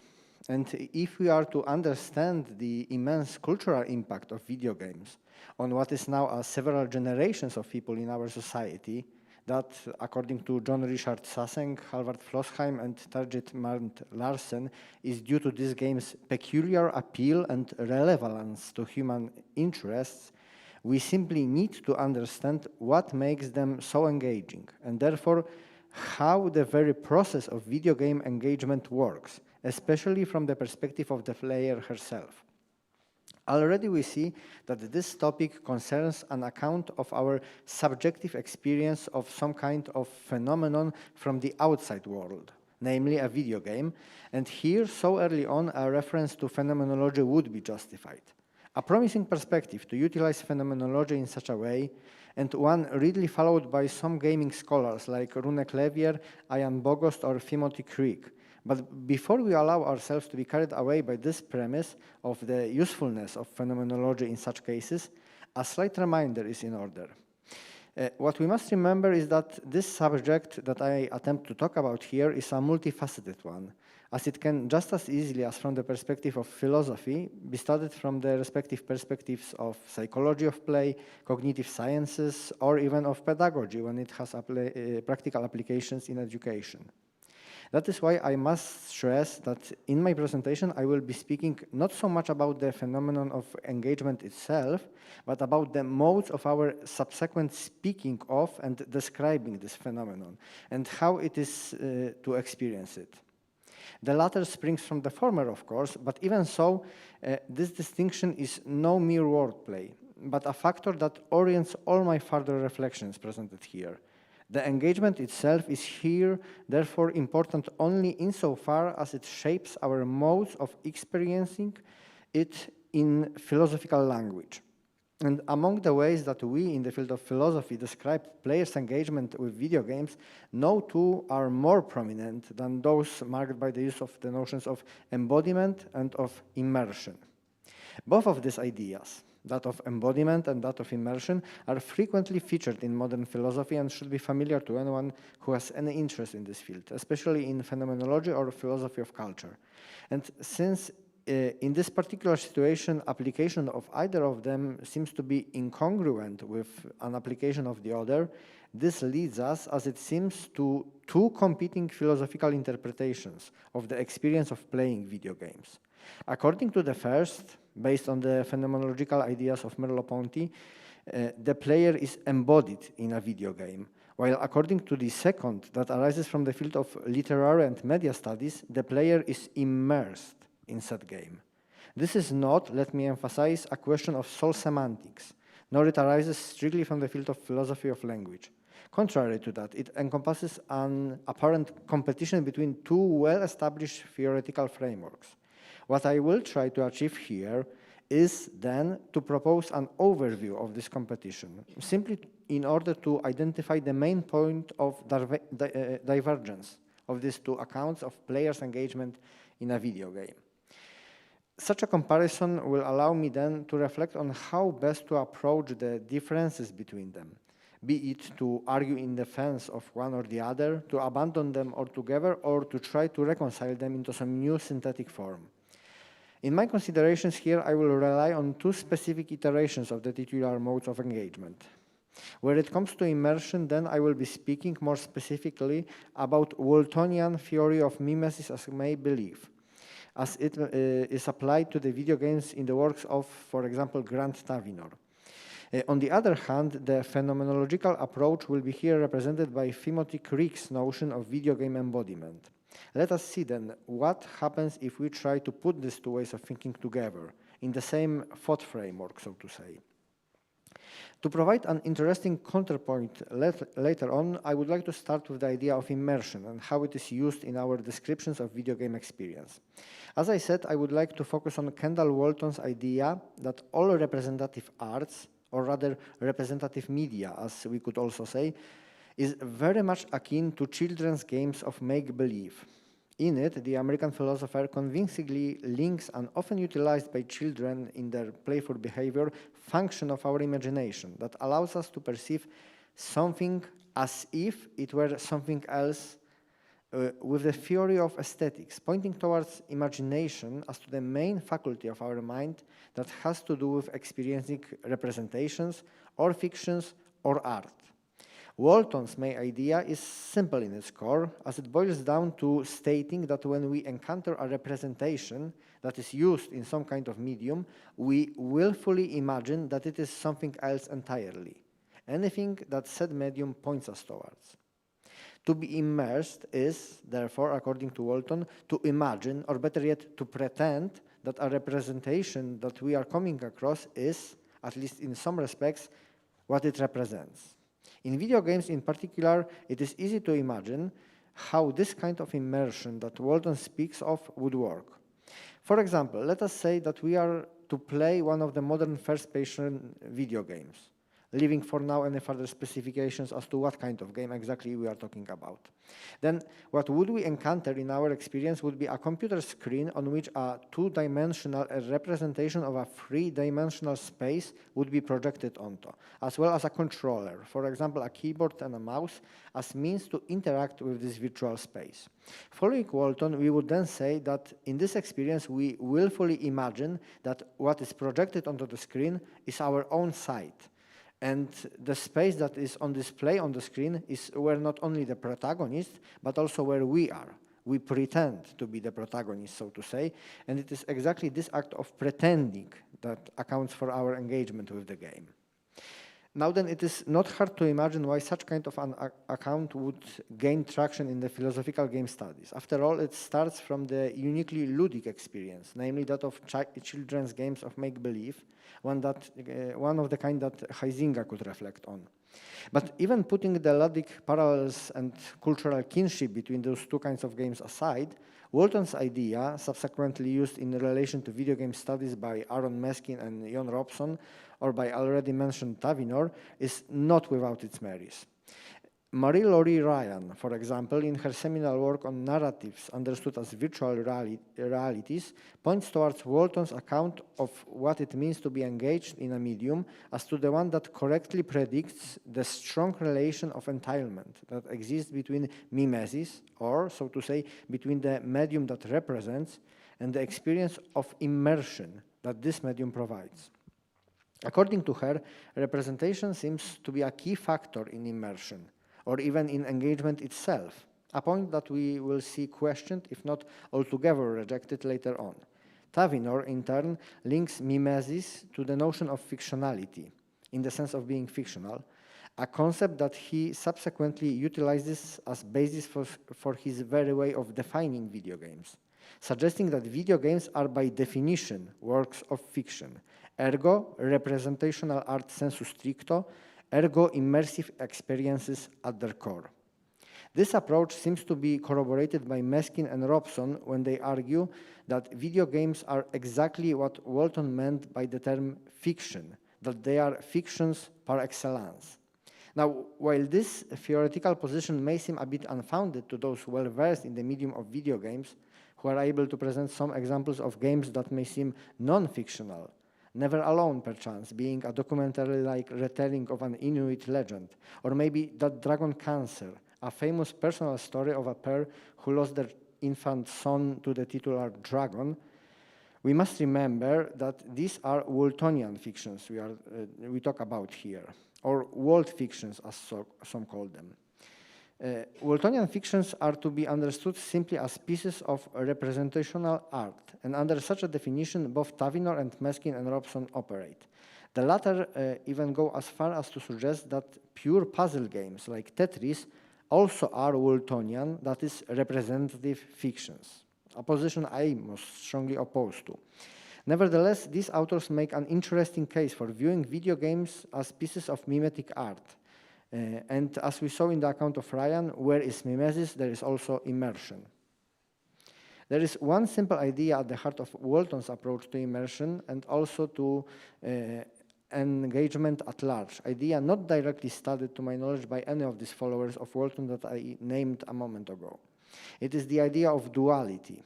When we immerse ourselves in fictional worlds of video games, then, according to the version of events derived from Walton's writing, we shift our attention and imagination from the representations towards what they represent, but this doesn't mean that the representations themselves disappear altogether.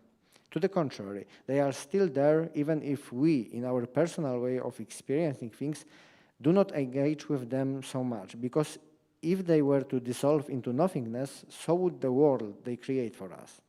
This is exactly the dualism I am talking about, and one can identify it much earlier than in the works of Walton. In fact, it is precisely what Huizinga describes in his influential characterization of play in the first chapter of Homo Ludens. In it, he directs our attention towards the separation of play from what he calls ordinary life, pointing how play happens always in designated space and time, and even states that, and I quote, play is based on the manipulation of certain images, on a certain imagination of reality, that is, its conversion into images. An idea with which Walton, as I believe, could not agree more. There we have then not one but two ingredients of immersion, both equally necessary for it to happen, what represents and what is being represented. Only interaction with the first one can lead us to immersion in the second. In regard to video games, this means, more precisely, that we are encouraged to separate what happens on screen, or rather inside the screen, so to say, and what happens outside of the screen, as those two are viewed as distinct entities of which both are much needed for immersion to happen. Immersion, therefore, despite prominently featuring the metaphor of being immersed in water or some kind of other fluid, puts visible distance between the player and what he is playing. Let us then consider embodiment, an idea that, when applied to the issue of engagement in video games, seems to be used in a manner that directly or indirectly opposes that of immersion on many levels, especially that of its already here mentioned dualism. But let us not go there just yet. Instead, let us investigate how this issue, generally speaking, is viewed by, for example, Timothy Crick.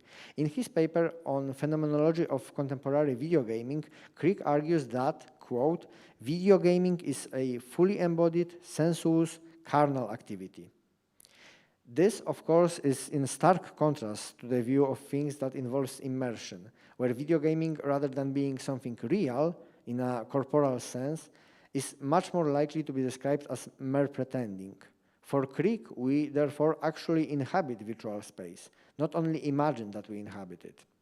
This kind of approach he derives, unsurprisingly, from the phenomenological notions of Maurice Merleau-Ponty, but also from a critique of the ideas of Vivian Sobchak, for whom it is the cinematic and not the digital experience that is embodied. Following Sobchak's notions of cinematic embodiment while at the same time deconstructing her views on virtual disembodiment, Crick reaches the conclusion that our physical body cannot be fully detached from the virtual body of the avatar or even from the game body, a body of the digital experience itself. For him, this experience is a holistic one, and one we can embody precisely because we already are essentially embodied beings in the first place, in the sense that Merleau-Ponty claimed we are. What is here then meant by the phrase video game embodiment is that engagement in video games can be fundamentally seen as an act of incorporation, in which the virtual body becomes embraced by the physical body of the player. The key component of such a conception is here not representation or imagination, like in the case of immersion, but rather carnality and movement of a body, because embodiment happens in dynamism of the experience, in its flow, not by the sole virtue of its signifying form. In order to make a case for such an interpretation, Crick predictably brings up several arguments that have to do with involvement of our physical bodies in the act of playing video games, a theme that seems to be by and large omitted in the reflections on immersiveness of the said act that I mentioned earlier. Most importantly, he invokes the phenomenon of kinesthesia, where in certain games, physical body of a gamer is prepared to behave in unison with the digital body.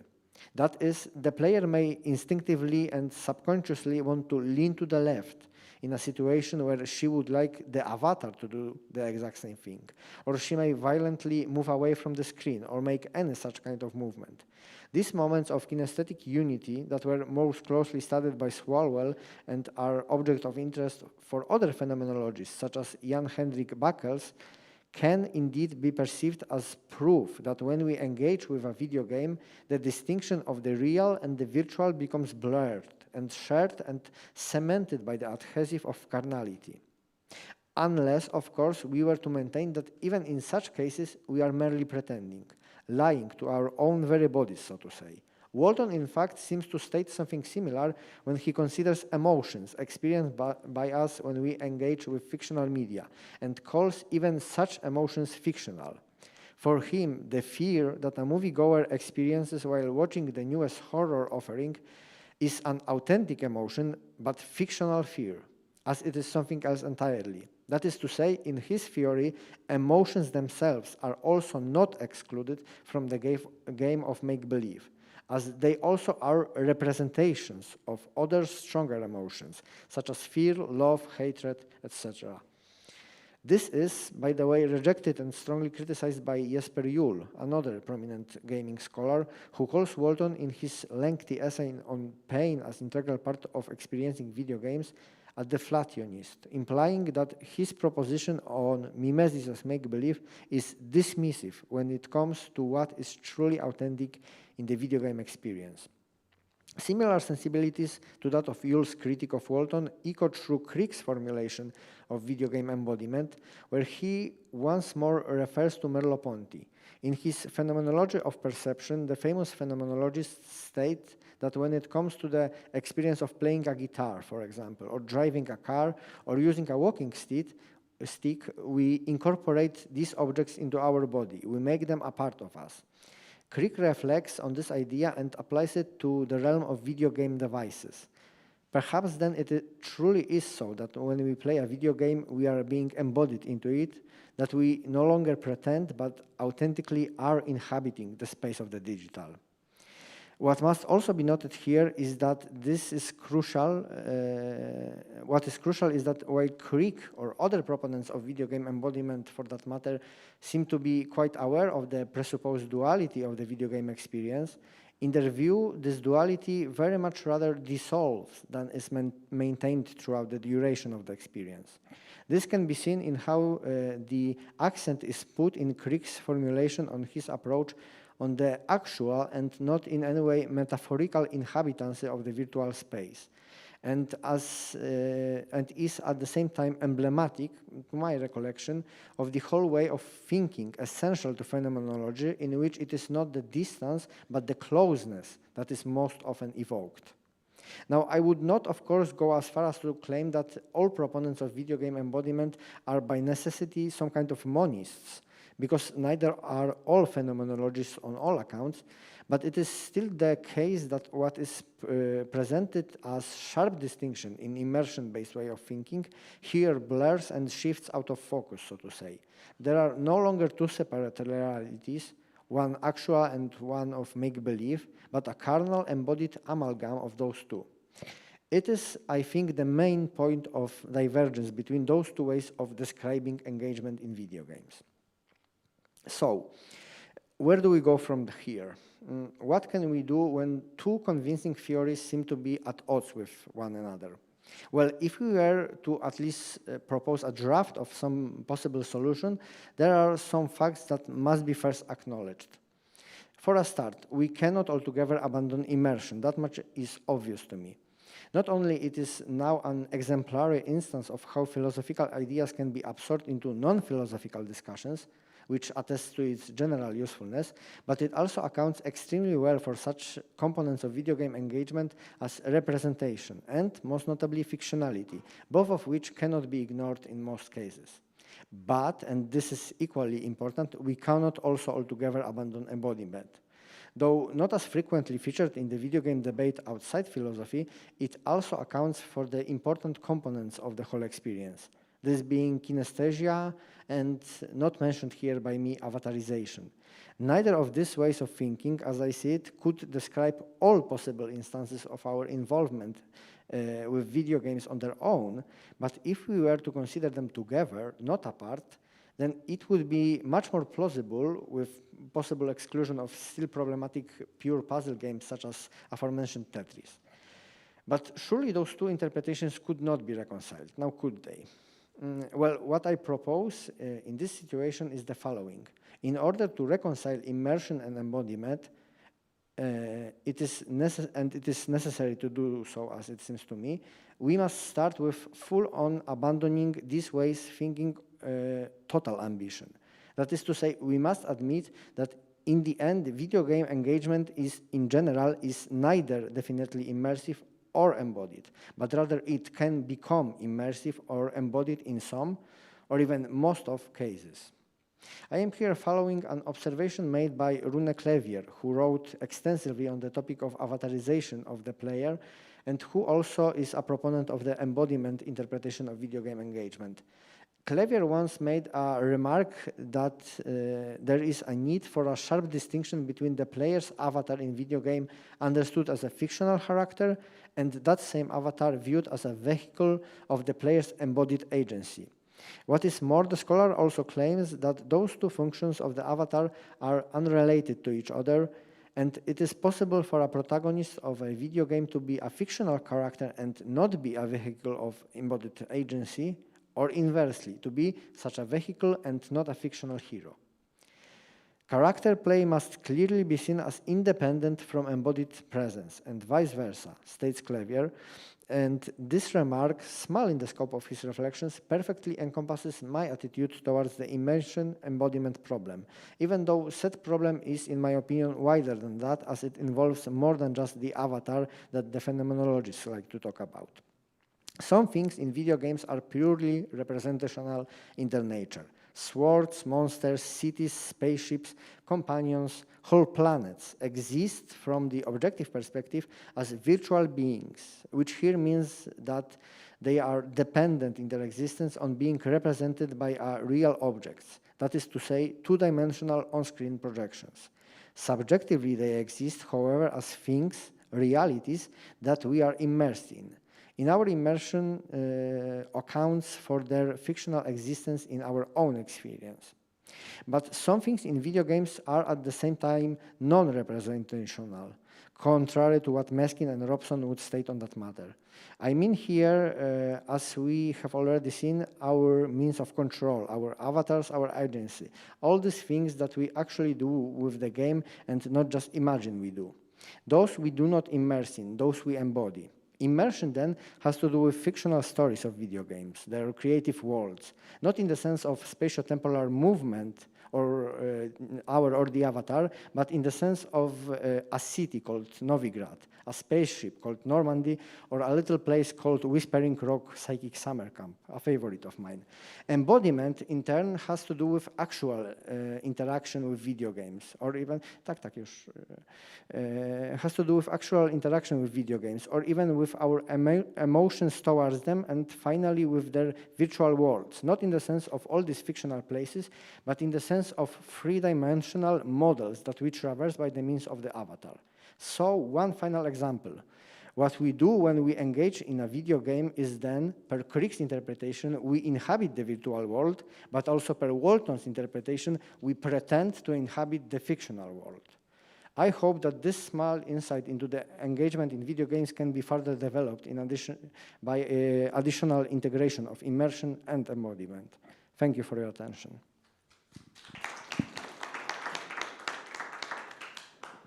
Thank you very much, Maciej, for your very interesting paper. And now I believe we have 4 minutes, so maybe one question. Okay, so Anna was first. Sorry. Thank you for a very interesting talk. I am not a video game player myself. Nevertheless, your talk has drawn my attention to such an old idea of catharsis, yes? Because judging on what you have talked about with regard to being immersed in that virtual reality as a video player, both using avatars and also engaging more personally, I would say that it seems to be a kind of a perfect realization of that ancient idea of catharsis when you are involved in some kind of play or any other event, yes? That is actually something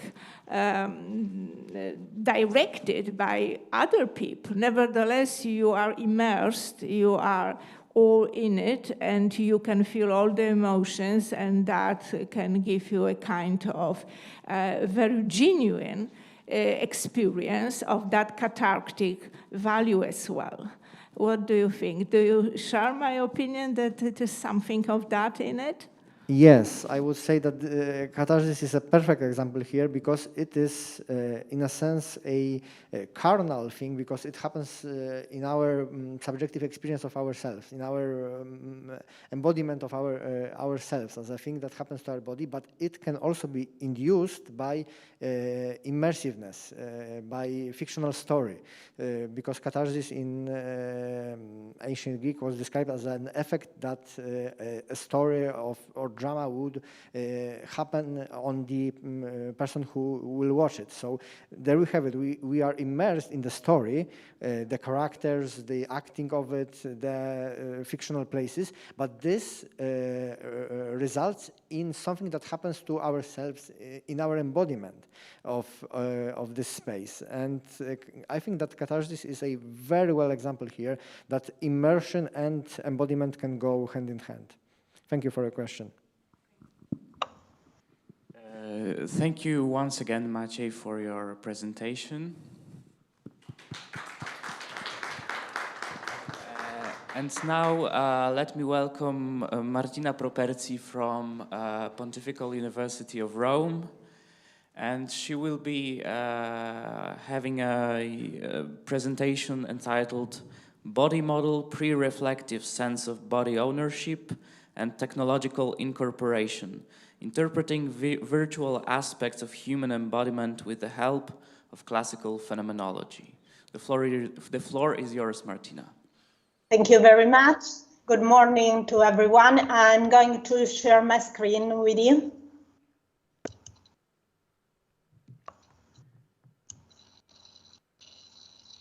It's okay? One moment, yes, we can see it. Okay. So let's start.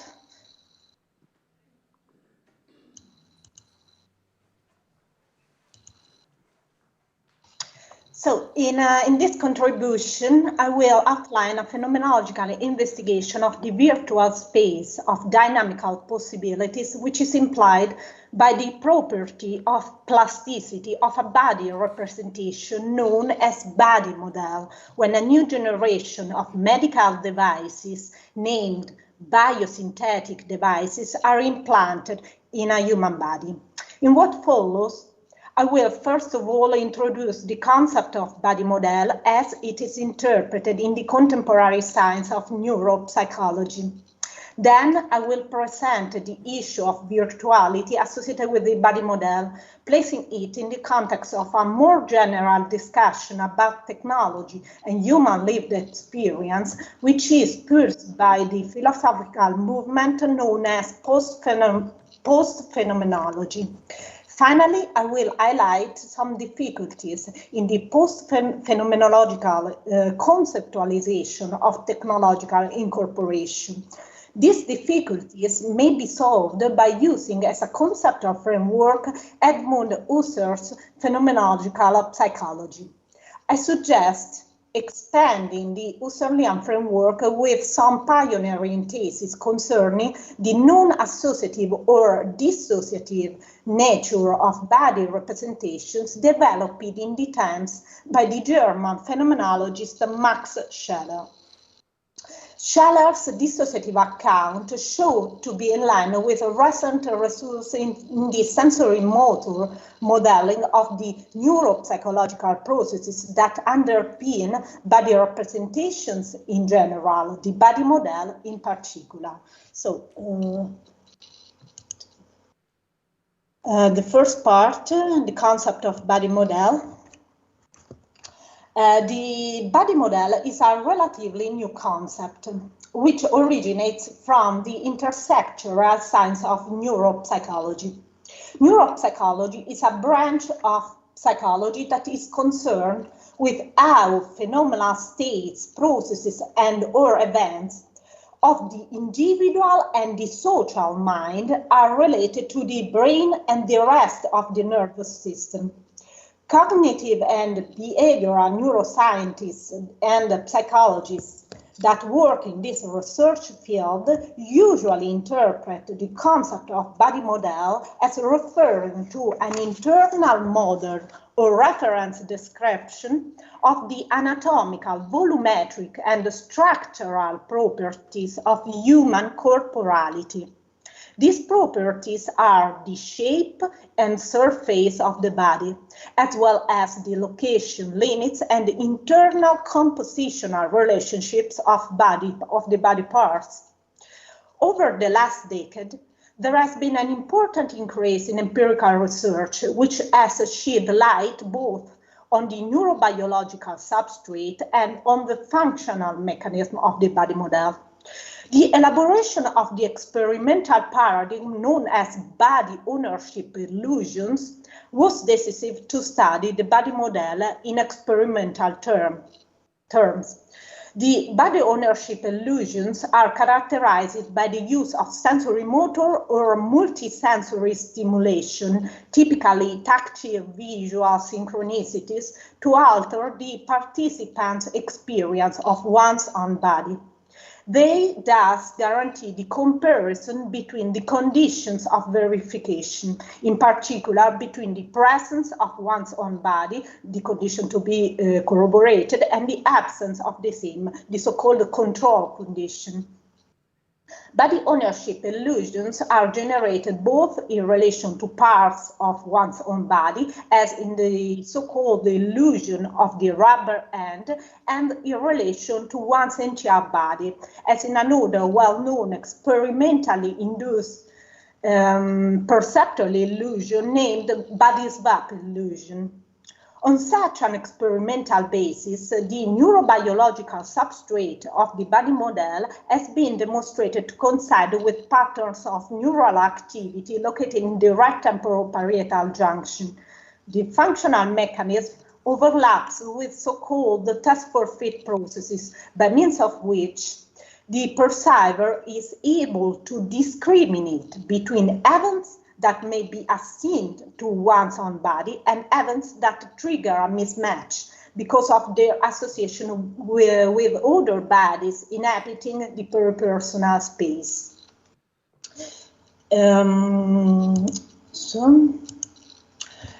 Further research has shown that the body model plays a decisive role in the individual's psychic life, shaping a pre-reflective sense of body ownership, which is addressed at the properly physical dimension of one's own body.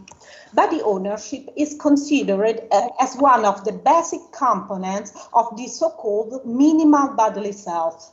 That is to say, an elementary kind of body-related self-consciousness based on three structures. First, the structure of self-identification, interpreted as the lived experience of identifying with a body that is mine. I reside in my body. Second, the structure of self-localization, conceived as the lived experience of where I'm in space. Third, the structure of body-centered first-person perspective, which is the lived experience of the perspective from where I perceive the world.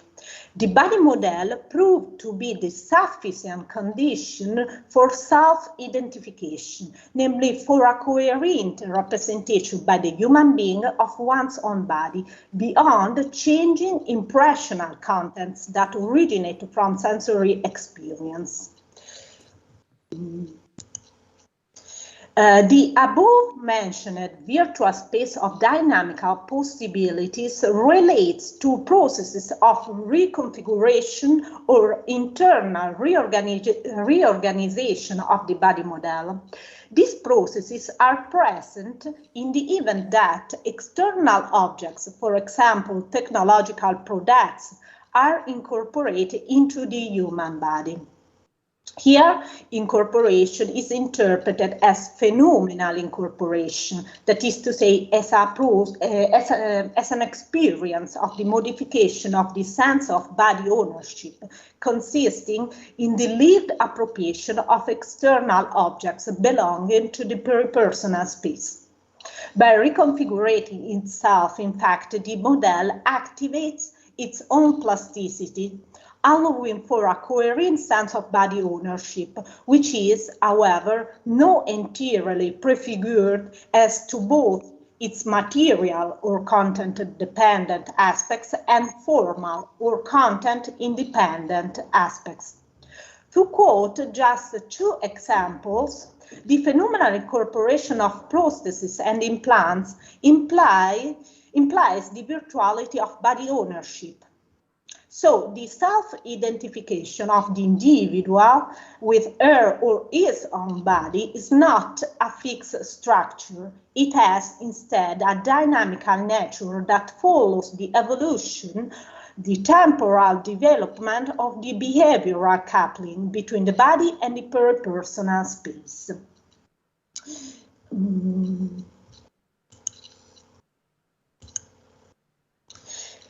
The scientific results that I just briefly retraced are today at the center of a lively debate linked to the philosophical movement known as post-phenomenology. Post-phenomenology originates from the work of the American phenomenologist Donide. It is usually presented as a phenomenological style of investigation that places the human lived experience of technological products at the center of its analytical interest. The main objective of post-phenomenology is to systematically address the plexus of issues related to the role played by technological products in the bodily perceptual experience of the surrounding environments and, more in general, in the personal or interpersonal experience of cultural worth. Post-phenomenology, therefore, pays attention to technology as a force capable of shaping human lived experience, making use of an interdisciplinary methodology characterized by a strong empirical root. In post-phenomenological methodology, the analysis of lived experience is applied to case studies of high informative value based on a reworking of the principles and methodical operations of classical phenomenology. Post-phenomenological investigations have affected a wide variety of technological domains, including mainly the biomedical domain, developing into sub-theories in a very branched way, the main one being mediation theory. Mediation theory was elaborated by the Dutch phenomenologist and philosopher of technology, Peter Paul Verbeek. The central idea of mediation theory is that devices play a mediating role in the human-world relationship, interpreted as a resulting dynamic of the relations between human beings and technology. Mediation theory has been interested in the phenomenal incorporation of technological products, proposing a series of useful conceptual distinctions. For example, with regard to the so-called relation of fusion, in which, and I quote from Verbeek, the physical boundaries between human and technology is blurred, and technology merges with our bodies.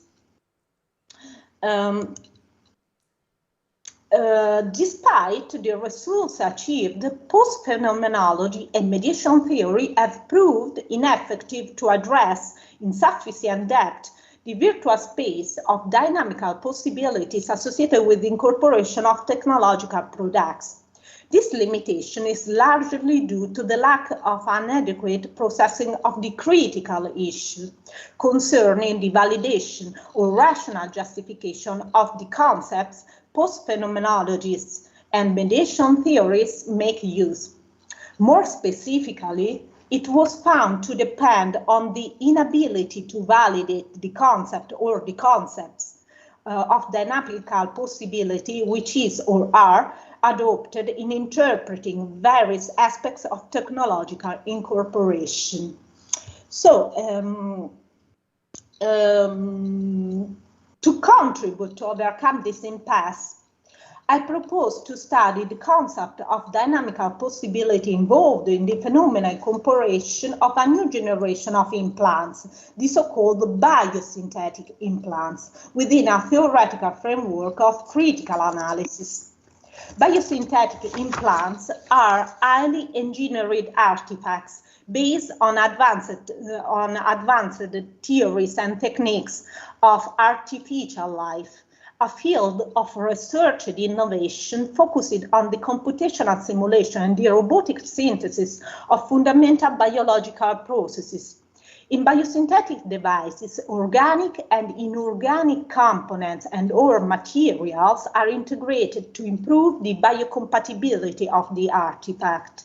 That is to say, the property of being integrated into the human body, not only locally, at the level of the tissue surrounding the annexation, but also globally, that is to say, in relation to the entire body. This seems to facilitate the phenomenal incorporation of the device. With regard to such a point, it is important to highlight that a targeted investigation is still missing, being, however, highly required by the increasing progress not only in the design but also in the manufacture and in the clinical translation of biosynthetic devices. Some examples of biosynthetic devices are neural, vascular, and ocular implants made of biointegrated materials. Here it is an example of a biosynthetic cornea. So in order to investigate the concept of virtuality associated with the phenomenal incorporation of biosynthetic implants, I suggest implementing an original interdisciplinary methodology that combines neuropsychological research, case studies of the clinical translation of biosynthetic implants, and classical phenomenology-driven critical analysis. This methodology is clearly inspired by that developed by post-phenomenologists and mediation theories, distinguishing itself for the adoption of a critical perspective of which post-phenomenology mediation theory have proved to be lacking. As a conceptual framework, I will use the phenomenology of human embodiment produced by the founder of classical phenomenology, Edmund Husserl, in a mature phase of his reflection. The focus will be on Husserl's phenomenological psychology, which is directed to a phenomenological clarification of the basic concepts of a pure psychology that investigates the stream of lived experiences abstracting from underlying psychophysical interactions. As seen, these letters are the subject matter of the neuropsychological research. Now, it is well known that the late Husserlian work stands out for its strong critical character operated with a variety of methodical means. Think, for example, of the distinction between a static and a genetic component of the phenomenological method. Husserl started introducing this distinction in 1917, systematically developing it during the 20s, in particular in the series of lectures on transcendental logic known as Analysis Concerning Passive and Active Synthesis.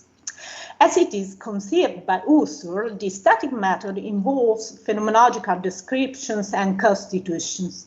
In the execution of the former, the phenomenologist carefully analyzes the correlative or intentional structures of the lived experience in terms of related noetic, noematic elements, namely the process act, the so-called noesis, and what is meant by it, the noema. Through the letters, on the other hand, the static method indicates the understanding of the processes by means of which an objectual unity in experience is produced. The genetic method is used to expand static constitutions from a time-dependent perspective. It consists of pure explanations of a non-naturalistic or motivational character, which are provided to trace the origins and temporal evolution of phenomenological constitutions. A particularly interesting genetic structure that has been brought to light by Husserl in the context of his phenomenological psychology is the structure known as idiopsychic quasi-causality. In the second volume of Ideas pertaining to a pure phenomenology and to a phenomenological philosophy, for example, this structure was identified as validating empirical psychological regularities in the individual's psychic life, where incoming psychic states, processes, and/or events expand earlier states, processes, and/or events according to a not entirely predefined virtual space of dynamical possibilities. Idiopsychic quasi-causality overlaps with a genetic phenomenological nexus of determination, namely a nexus of motivation that links the past and the present of the individual's psychic life. These two temporal moments of the individual's psychic life are presented by Husserl in mereological terms, that is to say, respectively, as a whole composed of low and high level psychic states and processes, and as its inputting part that overlaps with a new impression. The genetic motivation here expressed determines as a kind of non-naturalistic causality the internal coherence of the individual's psychic life, in the sense that a set of possible phenomenal configurations are prefigured in accordance with the past psychic life. The income of a new impressions that emerge from the interaction with the peripersonal space may actualize or not a given possibility. It is in this sense of motivation of a no entirely prefigured internal coherence of the individual's psychic life that the structure of idiopsychic quasi-causality may be used to validate the concept of virtuality associated with the plasticity of the body model. For example, in cases where biosynthetic implants are incorporated. Now, as anticipated, I propose to expand the Husserlian framework with the help of some pioneering cases concerning the non-associative or dissociative nature of body representations developing in the tense by Scheller. As it is well known, being influenced by the British empiricists, in particular by David Hume, Husserl looked at association as to the fundamental inner law of the empirical psychic regularities that rule, among others, body representations. Association overlaps here with a receptive field, namely the set of passive connections that link the so-called impressions, namely simple phenomenal data, such as sensory data. According to Scheller, which elaborated, and this is an important point, which elaborated his position nearly a decade before it has been done by Husserl, the connection among impressions is dissociative in nature. Scheller moves from the neurophysiological research on the mechanism of the reflex arc pursued by the Russian physiologist Ivan Pavlov. He goes, however, far beyond Pavlov's reflex pattern, promoting a pioneering sensory motor account of both peripersonal representations and body representations. The Schellerian account focuses on the role of the motor system in discriminating, or better to say, dissociating sensory impressions that refer to one's own body on the one side and to the peripersonal space on the other side. The two kinds of sensory impressions are seen by the author as originally combined in the streaming nexus of phenomenal data that structures the passive field of a motor-based representation.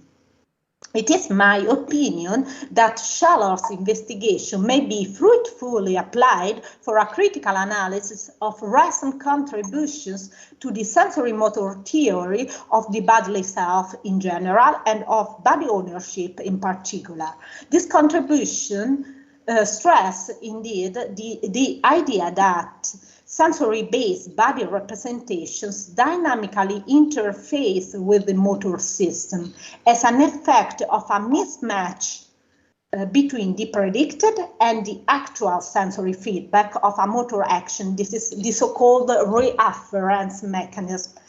So, to conclude my contribution, I sketch a phenomenological investigation of an advanced topic of the so-called phenomenal dimension of technological incorporation, namely the virtuality of body ownership induced by the plasticity of the body model, which is elicited when biosynthetic implants are integrated into the human body. My starting point was an interdisciplinary methodology which is inspired by that developed by post-phenomenologists such as Ide and Verbeek.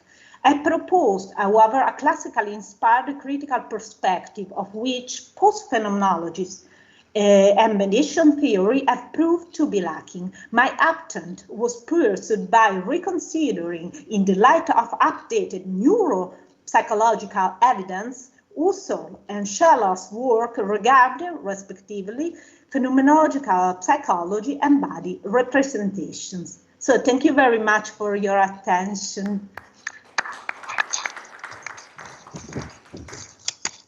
Thank you. Thank you very much, Martina, for your presentation. It was very informative and very dense, I believe. So let me open the discussion now. Okay, Marek Pokropski has a question. Thank you. Very interesting talk. I have a quick clarificatory question about the notion, the virtual space of dynamical possibilities. I didn't quite get what do you understand by that, and is it a space in which the virtual body is immersed? I guess no. But no, is it okay? Yeah. It's a dynamical space induced by the interaction between the body and the peripersonal space. And this interaction reshape the sense of ownership that the individual has in relation to his own body. This is it is linked to the behavioral coupling. In this sense, it is a space in where the individual is immersed, but from the within of his or her own experience of the lived body. Okay. Further questions? Maybe some online participants.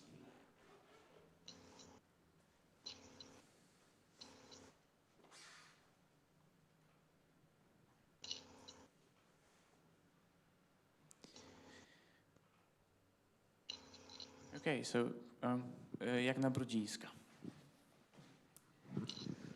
So briefly, thank you for your presentation. The question is very important, I think, the topic of your talk. But I wonder if your methodological access from phenomenology is not a little bit confused. So, because you differentiate a lot of aspects, methodological, theoretical. But it is not clear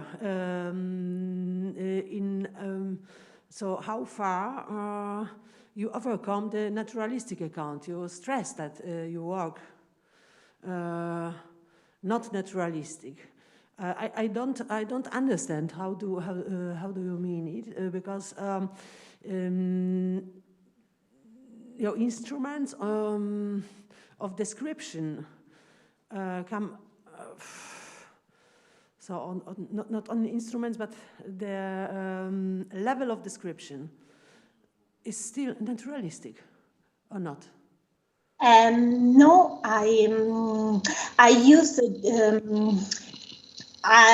yes, I start from a naturalistic and an empirical basis, but using a well-known methodical mean that are the case studies, and I try to analyze the empirical data that may be collected through this empirical method by means of a paradigm of critical analysis that is inspired by the classical phenomenology of Husserl and Scherer combined, but the possibility of merge empirical method and phenomenological method, I think, comes from the methodological setup that was structured by post-phenomenologists that such as Ide, Verbeek, that have very conceptualized this interplay between phenomenological methods on the one side and empirical methods on the other. And so I start from this combination, but but the point of view of my description is clearly phenomenological and transcendental. It may be.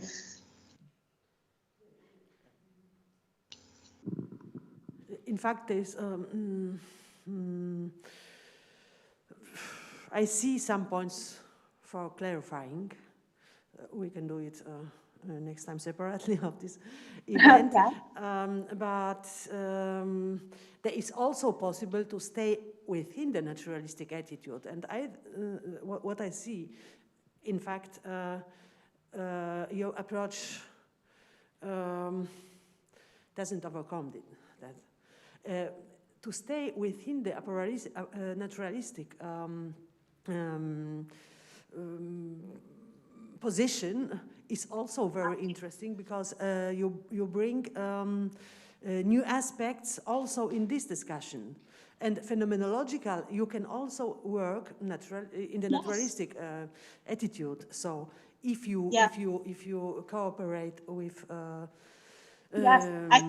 medicine and technologies, yes. I think so. But you have to be aware of that. Okay. Yes, I think so. This is the perspective, as far as I know, this is the perspective of a well-known branch of contemporary phenomenology, that is neuro phenomenology, for example. I think it may be a possibility to stay within the naturalistic attitude and not to assume a transcendental one. And this is maybe is more fruitful for yes, I think so. I think so. But in the moment, I'm following the perspective of the post-phenomenologists that are not. It is not so univocal, but it is a point that maybe it is important to stress. Maybe from a methodological point of view, I totally agree with you. Yes, of course. Thank you very much for your suggestion, and I will work on it. Thank you. So thank you very much, Martina, once again. Thank you. And thank all the participants in this session. Let me close it. And now we have a break, and we start the next session at 2 p.m. So thank you once again, and see you later. Bye. Thank you. Bye-bye.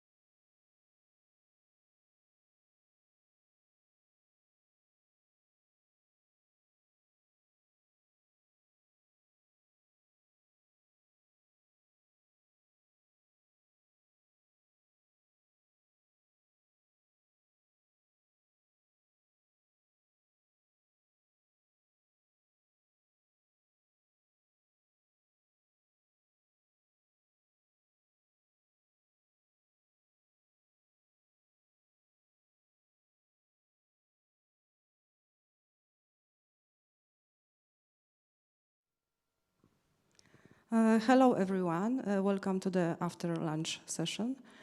And this will be the last session in English, and after that we'll debate only in Polish. So we have three speakers. And the first one is Piotr Janik from the Academia Ignatianum in Krakow, with the presentation titled The Matrix, or When the Natural World is Scary. So the floor is yours. Thank you. I just will talk 2 points of this presentation. The first one is the controversy over reality.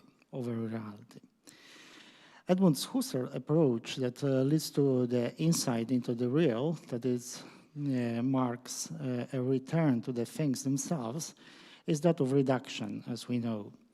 Husserl does not stop on the change of attitude from the naive to the phenomenological one. In fact, he tells us about the two reductions, or better, of the two moments of reduction, that is the phenomenological or eidetic and the transcendental one. There are in fact not two separate steps, but only one, as John Cogan notes. Let me also draw attention to the term moments here, because in order to get an accurate conception and understanding of the phenomenological reduction, we must see that it is not done in 2 steps. The moments are internal logical moments and do not refer to the 2 steps, where the first step is to strip off the old wax and the second step is to apply the new wax. Steps imply a temporal individuation that is not true of the moments of the phenomenological reduction. Husserl's term, epoche, the negative move whereby we bracket the word, is not a step that we do first in an effort to prepare ourselves for the later step, reduction proper. Rather, the bracketing and the move whereby we drive the self back upon itself, the reduction proper, occur together.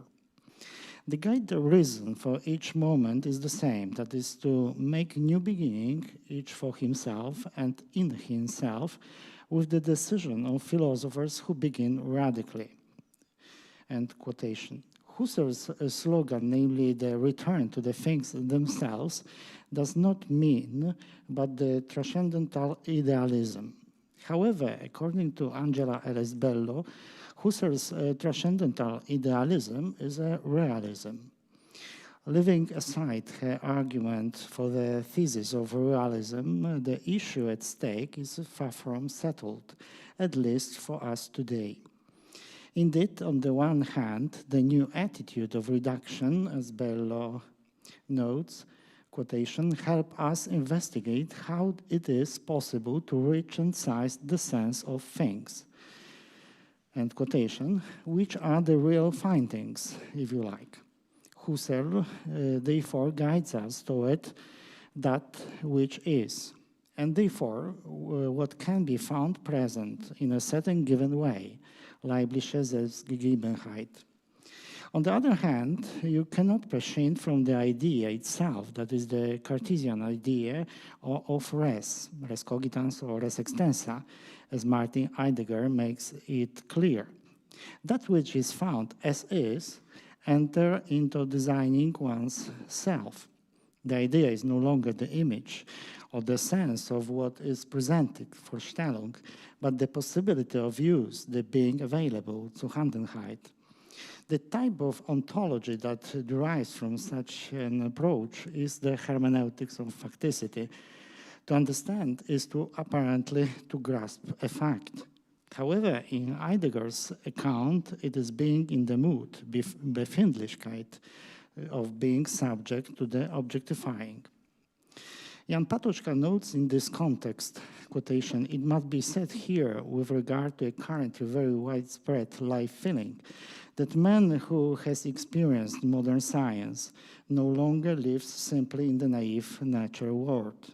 The habitus of his overall relationship to reality is not the natural worldview, end quotation. Put differently, the term reality no longer refers to the naive natural world. On the contrary, what is called reality, quotation, reality, at least in its ultimate root, it's something else. Above all, it obeys mathematical laws. It is to be understood sub specie of a formal mathematical model. Although all conceptions and principles contrary to this model must be, and progressively are, buried from the reflection on true reality, end quotation. Thus, the naive natural world is interpreted sub species of the mathematical model, that is, quotation, going back from the results of natural science to subjective givens, which are lawfully correlated with them, end quotation. The gap between the meaning as the lived experiences, expectation, and that of the meaning of the model framework is increasingly noticeable. What is the real thing, after all? Patočka notes in this context, it is important then that in this peculiar conflict without contact, the scientific view can induce a profound change in the very foundations of the life feeling. Man lives in the fundamental perception of his unfreedom. He feels himself the agent of objective forces, perceives himself not as a person, but rather as a thing. Without our explicit awareness, there has been a substitution of our lived experiences, a confusion that can then easily blind us to the deeper nature. Without going outside himself, man has become reified, alienated from his natural life feeling, end quotation. Thus, the real gradually becomes reified, and eventually natural, as Robert Brandon intends it, in a sense provided by the language of post-Galilean natural science. Namely that its basic explanations can't be in terms of the meanings things have for us humans. We live by artificial intelligence and no longer by metaphors, paraphrasing George Lakoff and Mark Johnson's breakthrough. Therefore, what kind of life can you expect from it? All in all, at stake is a challenge of the human factor and for humans. Descartes does not pose to himself the problem of the idea, that is, of the duality of res. In other words, noting one's own existence in the same way as that of the triangle of wax create a perplexity. So the transition from geometry to the reality of the self-consciousness is not given or guaranteed at all. Even more, quotation, as long as we remain in purely mathematical order, we attain neither being nor absolute certainty, not even by the thought quid cogitat est, end quotation. So one can delude oneself, or better yet, be deluded. That's Descartes' ideas of a Deus Malignos suggests. And there is no way out. Therefore, Patočka notes subsequently, Descartes, quotation, differentiates two cogitos. The first certainty is not quid cogitat est, but rather cogito ergo sum. The cogito as an idea must be distinguished from the cogito as a living certainty, end quotation. The two orders should not be mistaken one for the other, because, quotation, for there are more ordinary simplicia in the logical mathematical order, the cogito is first in the order of certainty. Descartes himself distinguishes the cogito cogitans, source of all certainty, from the cogito cogitatum, which is objectified result of the former. However, quotation, what does the cogito cogitans mean in its unreflectedness? This question did not interest Descartes. It finds no answer in his work. In Descartes, the cogito remains unanalyzed. It is Immanuel Kant to address the problem of self-consciousness with philosophical dignity, according to Patočka. Patočka notes the problem of reality is, in Kant's eyes, the problem of the possibility of knowledge of reality. The formal condition of all knowledge is consciousness. Kant's understanding of consciousness is, to use the modern term, intentional. The possibility of knowledge means for Kant the synthesis, which, quotation, consists in bringing together a manifold of representations in the unity of a cognition, end quotation. The faculty which mediates between sensibility and understanding is the transcendental imagination. However, in Kant, the cogito is finite. Quotation, it can never look beyond its own giveness, end quotation. This is not sufficient, of course, for the philosophical foundation, that is the understanding of reality, as Fichte rightly points out. Yet, the understanding of reality may be seen as the question of being. Therefore, as Patočka notes, quotation, something can be existent only insofar as it fulfills the conditions of being. Being, however, as we well know, is no predicate attached to things as their determination, so that things could be thought without it, or it without things. Now, the reduction to pure consciousness has shown that giveness in itself is no being, nothing existent, but rather a pure phenomenon of being. And this phenomenon, because it is a phenomenon that is something uncovered, manifest, is no less than the existence itself, but rather contains it as something that has a claim to recognition. If it can demonstrate its claim to being posed, we say it is, because being is demonstrability, end quotation. It is precisely at this point that the artificial life of the idea is possible, namely the demonstrability that it is an outcome of science itself. And the last point, matrix, that is the subjective human world. The term matrix makes you think of the science fiction movie series, the first of which was released in theaters in 1999, precisely as The Matrix. The scenario is based on the philosophical metaphor, that of Plato's cave, in the fashion of the digital age. The protagonist, named Neo, is a young adult employed as a programmer in the state-owned company of good reputation, who, however, in his private life, is a hacker, not only for fun, but also for money. Thanks to an intervention from beyond, he gets in touch with Morpheus and his team of few people who, however, want, as Plato's philosophers, to live in the real world.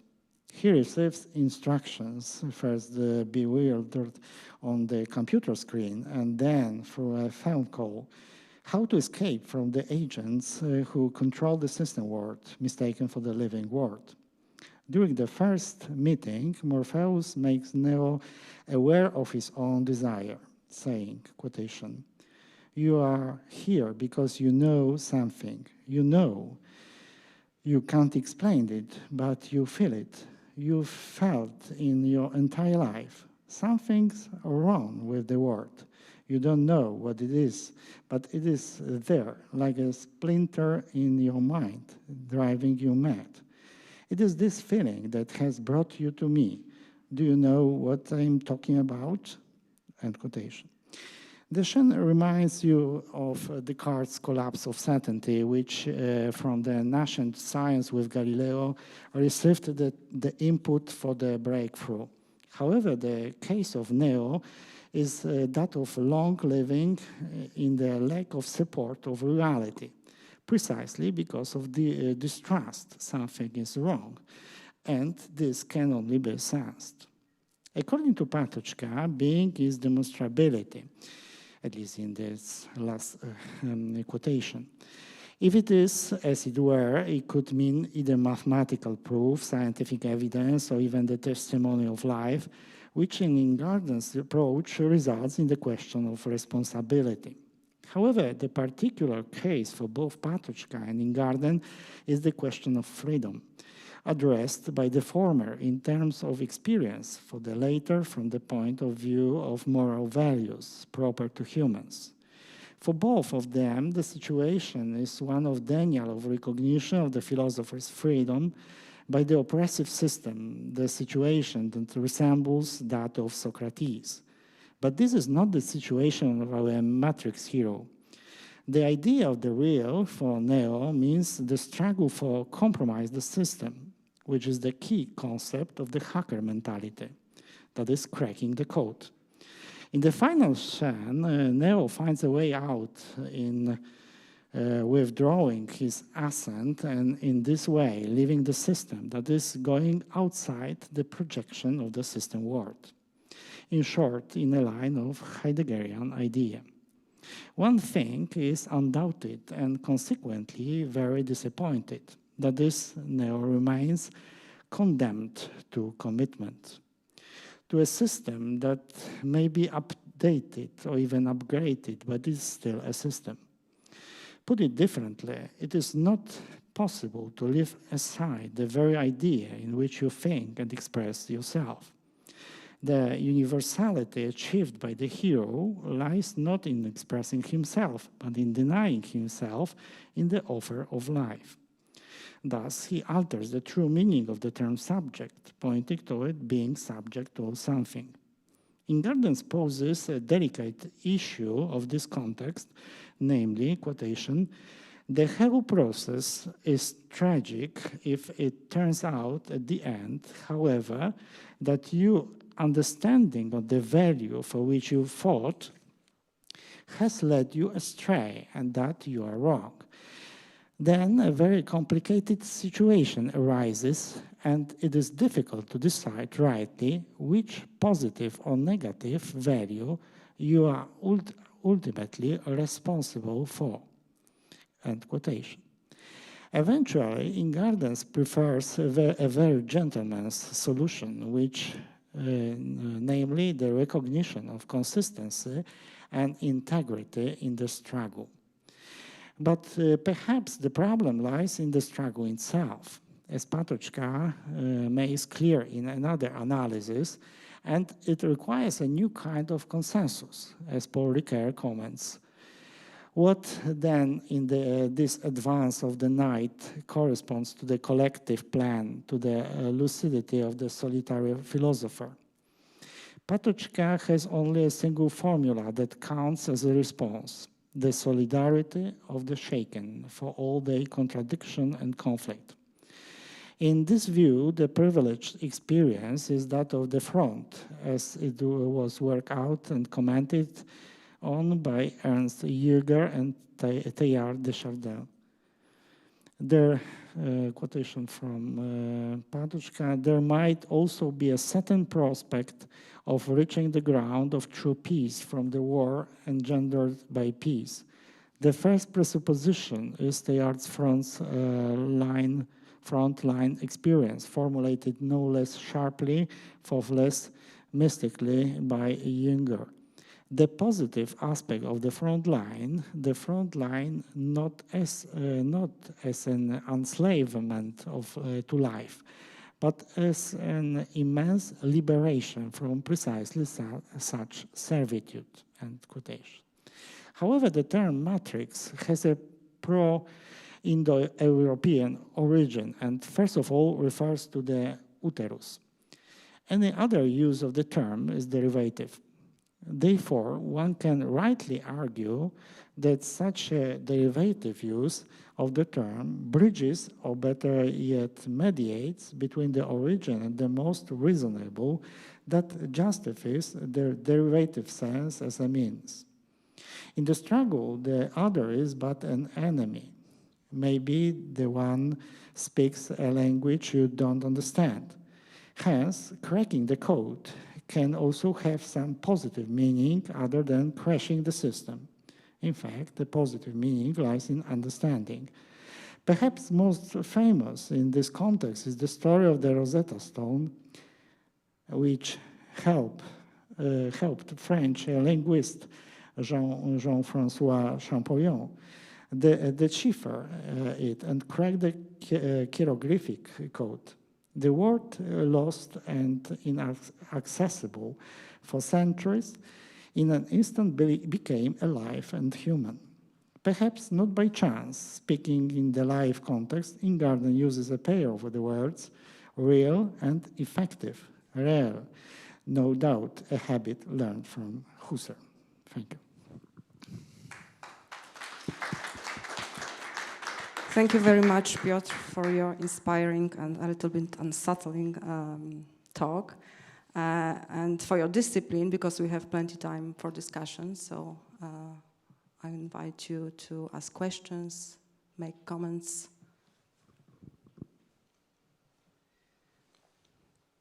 Are there any from the online audience?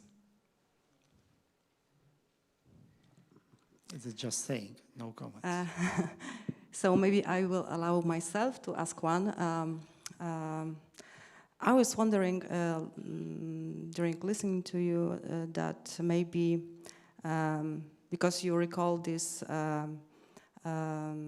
Matrix movie and topic of the Platonic cave, maybe this whole situation with these virtual new circumstances, so-called new circumstances, it isn't just isn't something new, but something that we already know, and this is something like a new phase for the old idealism that we already know.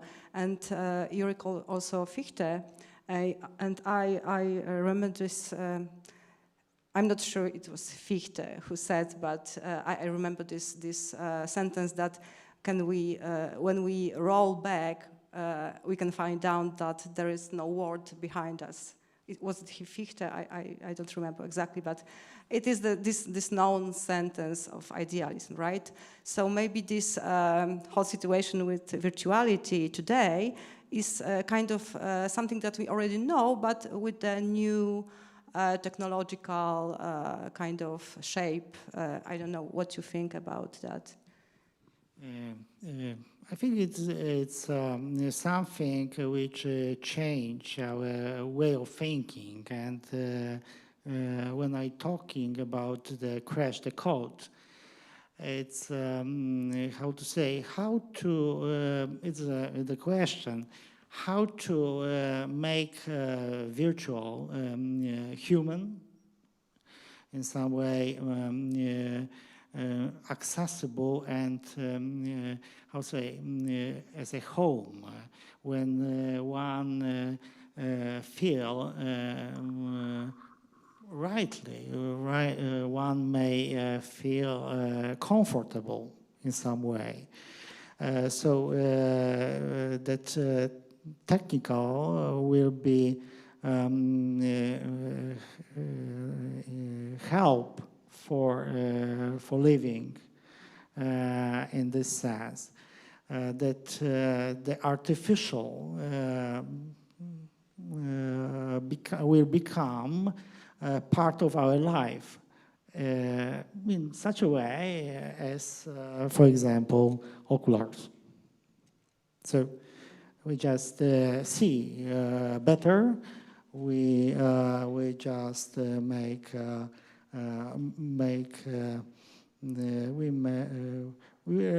we have better perception just with glasses.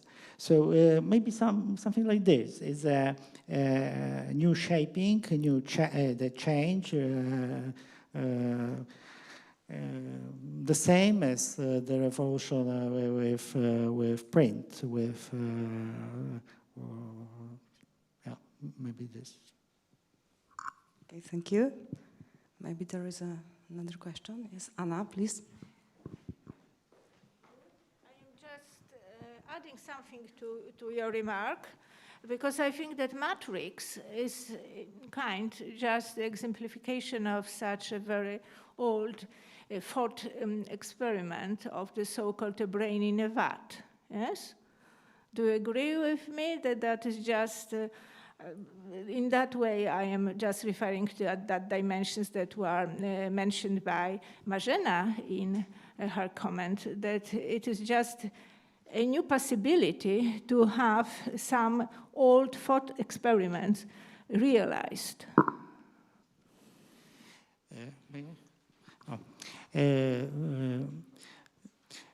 So the thought experiment is the scientific product. The Galileo post-Galilean science is due to the thought experiment of Galileo. So yes and no. In this sense, everything as a thought experiment of the past is made on the background of science. It's just a condition.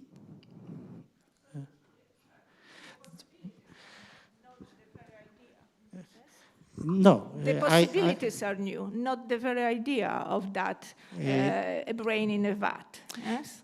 Patuszka says, and I agree with him, that the change we are, how to say, we live this change. We are living this change going on. It's the necessity of understanding, of awareness, of not only to have concepts, but also to have awareness of concepts, to have, one said, ontology, or in some way, not only ontic dimension of our knowing, but also ontology of knowing. So we are in some way not only have ideas, the very ideas, which is a continuity with the past, what we have in the new way, in the sense that we live in ideas, live by ideas. And this is new, because in this way, just the idea is an expression of one, but in something new way of doing it, of expressing, because he expressed himself. You mean epistemological self-consciousness, yes? Not only epistemological, because epistemological, this is a, how to say, it's very sophisticated, it's very difficult to understand just one, because it's open up very large space to agree with the points, but I just simply claim that the change with the change is going on. It's about how to say, how to find out comfortable in the new, completely new situation, like. With any other revolution that have made.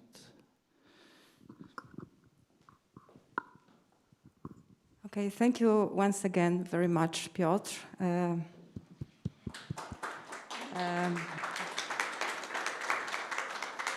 And I'd like to invite Bartłomiej Skowron from the Warsaw University of Technology.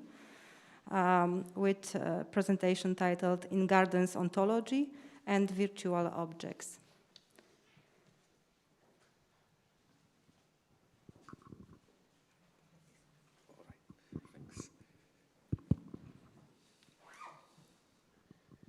All right. Thank you very much for inviting me and giving me the possibility to say something about virtual objects and virtual reality. Unfortunately, I'm using some kind of projector and screen, Daniel. Still, it's in traditional form, but I will try to do the best based on some kind of experience. Okay, let's start with without an introduction. Just a second.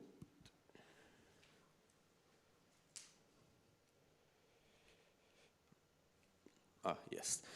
Without introduction, let's say something about gigantomachy. This is a quoting from Plato. Some of them drag down everything from heaven to the invisible to earth, and actually grasping rocks and trees with their hands. Because they lay their hands on all such that things and maintain that alone exist which can be touched and handled. It's not working still in a moment. All right. Because they define existence and body or matter as identical. Yes. And if anyone says that anything else, which has no body, exists, they despise him and will not listen to any other theory than their own. And the Theaetus' answer was, terrible men they are of whom you speak. I myself have met with many of them, and me too. I've met many of them. And the question of my talk is about the virtual objects. And we are in gigantomachy between the heaven, let's say, and the earth, metaphorically speaking. And the question is, where in those spaces, where are the virtual objects, if at all, somewhere? Okay, what is the virtual object for me? I don't know even if there is that kind of an area of being as virtual reality. But let's say about some examples. For example, the website of our association. This is the virtual object. Bitcoin is a virtual object for me. Also Facebook, YouTube, Wikipedia, virtual reality as such, Sleep as an Android, all of our apps that we've got on our smartphones are virtual objects. Dropbox, I don't know, maybe whole of my professional life is connected and somehow I'm somehow immersed within this virtual object. Gmail, Pokemon Go, Google Maps, and Windows, Android, and others, Allegro, in Poland, and HoloLens, that glasses with augmented reality. Those are, from my perspective, virtual objects. And the question of my talk is, what is the, let's say, essence and structure of that objects, if any at all? All right. And some of metaphysicians and scientists, they say, for example, Walser said, print and radio speak, stage and screen show while virtual reality immerse. Yes, and that is one of the, let's say, essence feature that it immerses us.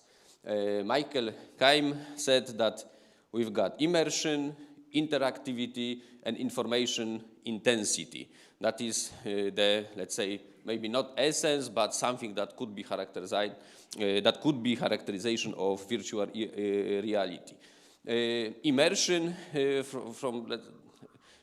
I think that lots of people are thinking that immersion is one of the most, let's say, important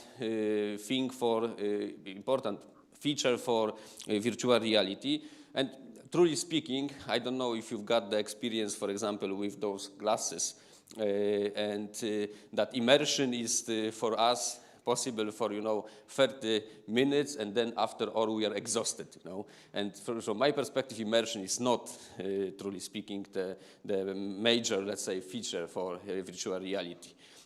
But still, most of computer scientists, they are thinking like that. And somehow they create this technology, and it's good to know what is going on there. All right. The question is, let's say from Ingardenian point of view, are there objects or not? Maybe things, maybe states of affairs, maybe processes, maybe real objects, or they are invented or not. They've got essence or not. Do they exist without acts of consciousness or not? What is the reason of their existence? Yes. What is their form, matter, and mode of the existence? I would ask that kind of questions to direct virtual objects.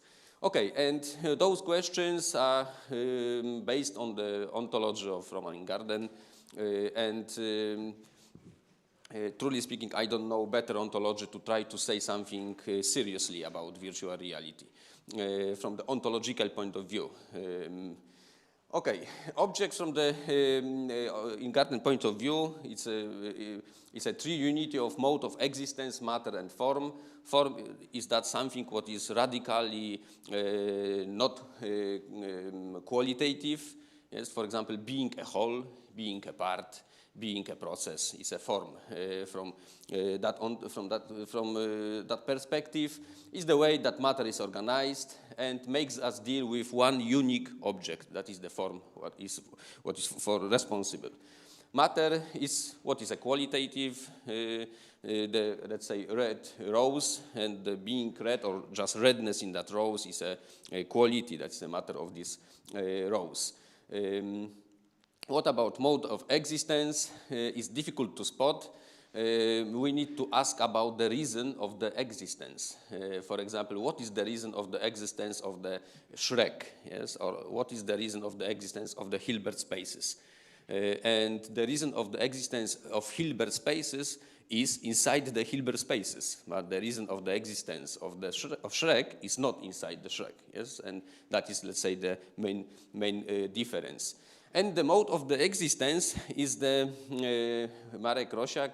That is the thought of Marek Rosiak. That is that in the relation of the surroundings. Yes, that the mode of the relations of to the surroundings depends on the mode of the existence of some object. All right, and Ingarden distinguish absolute, ideal, real, and intentional mode of existence as are just, let's say, examples, and there is, let's say, a continuum between them, and those are just a point in this continuum. Of course, modes of existence are combinations of the existential moments, yes, and I will say something about those existential moments. And the question is, where are the virtual objects here? That would be the question. And of course, the first thing is that they are intentional objects. Yes, that would be, let's say, the first thought. And that was my first thought. But let's try to examine this thought. Okay, we've got also in Ingardenian ontology some kind of laws, meta-ontological laws. Every object exists in one and only one way.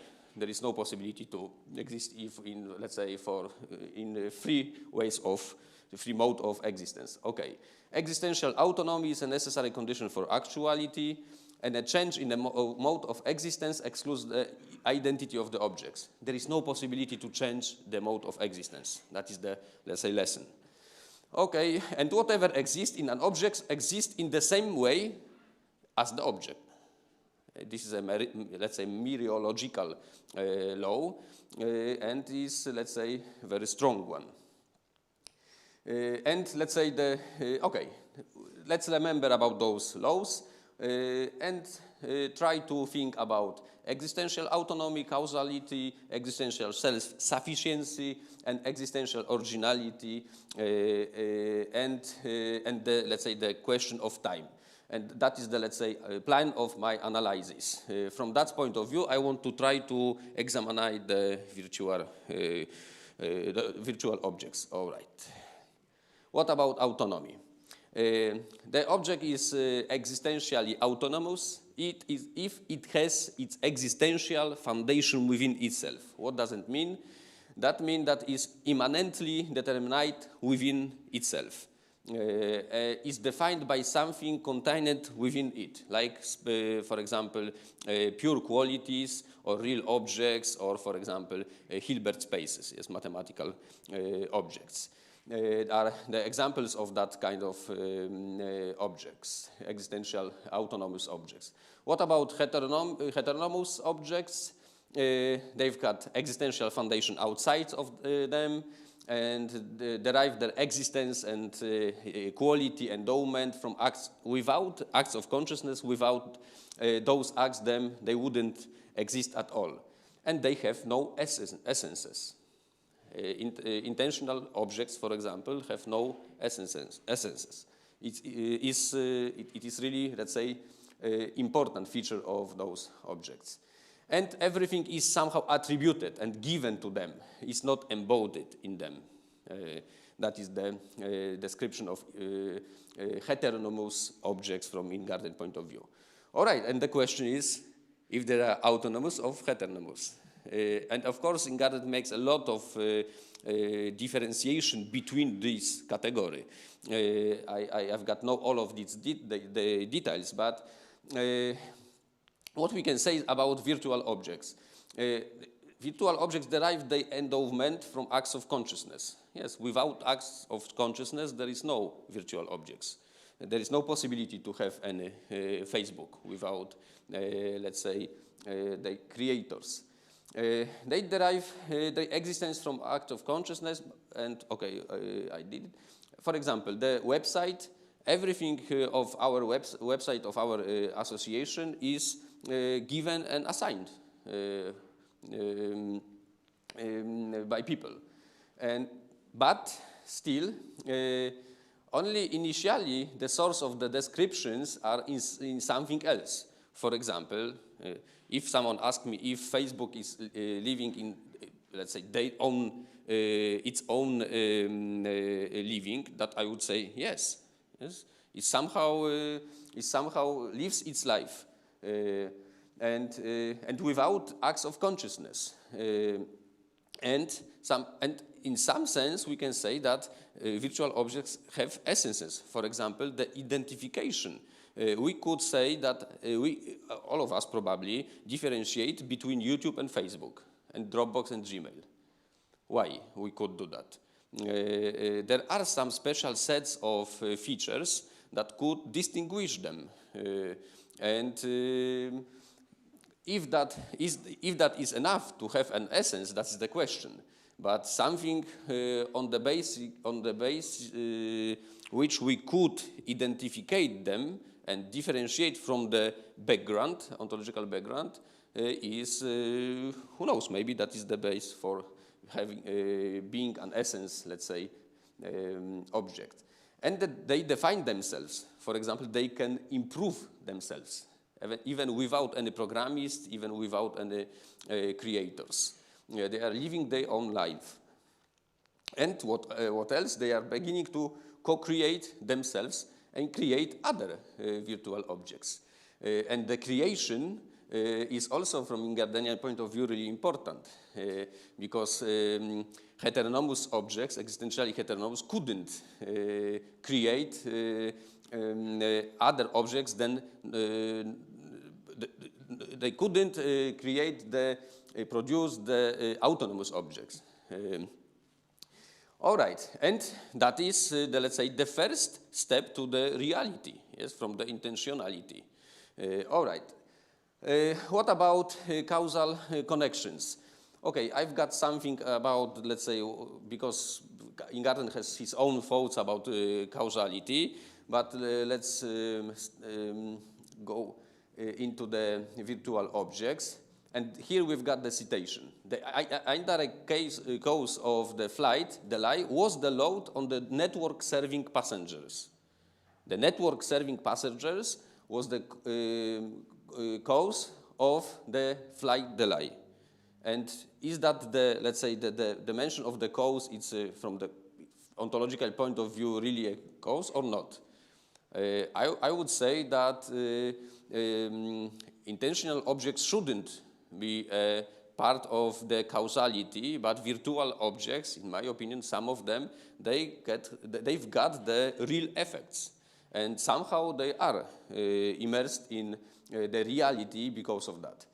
And another quotation that was in Polish magazine, the world has experienced moments of horror because Facebook crashed. No? Could you imagine the, let's say, the financial world, for example, for 3 days without Facebook? That would be really horror for our world. After typing a page address into the search bar, internet users received a message that the service was unavailable. That was a real horror for our Facebook addicts people. Okay, what about autonomous car? If someone doesn't like Facebook, we know about that probably Uber autonomous car killed a cyclist.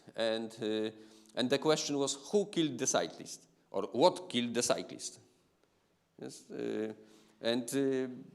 autonomous car, is that intentional objects or real object? That would be the, let's say, the question. All right.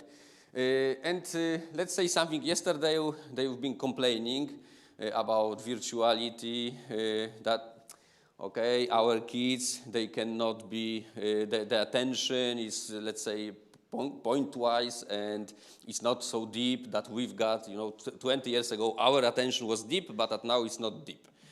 From my perspective, it's not the case. Our attention is in kind of some evolution. And when we've got only oral media and print media, our attention was different than at now, when we've got all of those medias. And in some sense, for example, my kids, maybe they cannot read like me, but they can scan the screen and the information much better than me. And this is a kind of a new ability, and even new part of our body, let's say. There is a big advertisement on the in London on the library, British Library, that the knowledge is not to know, let's say, how. The knowledge is at now, what does it mean? To know how to find out something. Yes, it is let's say, the new model of knowledge, rather than something about our attention. It's a new form of our attention, let's say. All right. That would be, those arguments could be a second, let's say, a second step towards reality. And what about original and derivative? And this is rather, this question is rather simple. Original objects, it is the object that by its nature cannot be produced by another object, yes? And or maybe I will say it cannot be annihilated, it is permanent, and must be existentially autonomous also. And of course, virtual objects are derivative objects, not original. They are fragile and can be annihilated, and they do not exist by necessity. But the question is, if we can somehow annihilate, for example, Facebook or Bitcoin, if that is possible or not. And the question is, this is the same question that Ingarden asked, if the Hamlet could be annihilated. That is the same question. Okay, what about self-sufficient? The object is self-sufficient, it does not require the existence of wider whole. Within each, by its very nature, it would have to coexist. And let's say, virtual objects are rather self-sufficient, but potentially, but what is important, they are dependent objects, because dependent and independent within the self-sufficient objects. Why? Because, for example, dependent object is the object like, for example, organism and oxygen. Yes, both of them are self-sufficient, but they are dependent. Organism is dependent on the oxygen and, for example, the temperature. And one can say that is my, let's say, hypothesis, that virtual objects are dependent, are self-sufficient but dependent. And then they dependent on electricity, energy network, users, devices, and data storage. Maybe some other object also. But still, they are self-sufficient. That would be my hypothesis. And the question about temporality,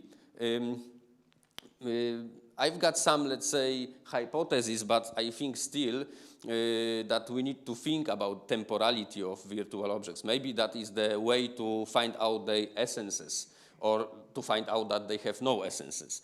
But what one could say, based on Ingarden thinking, virtual reality rise and could perish. Yes, that is possible, of course. They exist over time. They are getting older, for example. Yes, we've got some, for example, Teams could be, let's say, at now is getting older. Yes, but the question is, at what time they are, let's say, over? Yes, what is the structure of this time? That is the question. And real time, what is present or what is actual is present. Past and future are not present. That is the future of the feature of our real time. And what is real goes through a phase of actuality. Yes, from possibility to post-actuality. Yes, after my life will finish, then I would be in post-actuality from the ontology of Ingarden. Okay, and heteronomous objects do not go through a phase in actu esse. Intentional objects cannot be actual. It's 20 minutes? Okay. And what about virtual objects? What does it mean to be actual? Is a capacity for direct attention, for direct action, full and active existence. That is the description of actuality by Ingarden. It's a creativity, ontological creativity. Something could be actual, could also produce something else. And maybe a cause of new creation. And in my opinion, virtual objects are in the actuality phase. So they have some specific now, before, and after. But the question is about the structure of this now, before, and after. And this actuality is real; it's not borrowed. And for example, okay, maybe I will. Okay, the one important thing is about zero-point orientation and temporal perspectives as in space from Ingardenian ontology, and the actuality and the present is somehow on the like a peak point in some chain, and from that point of view, we've got a perspective. We could, for example, see something what is behind us. We could see something what is past, what is in past, and the past depends on this point, on this orientation, and the present shifts towards the future, and thus changes the temporal orientation,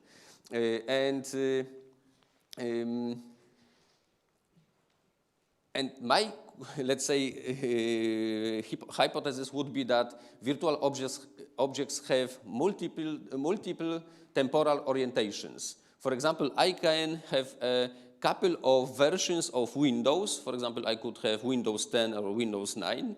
And those actual, let's say, phase of Windows are different temporal orientations. And we could play even with those orientations.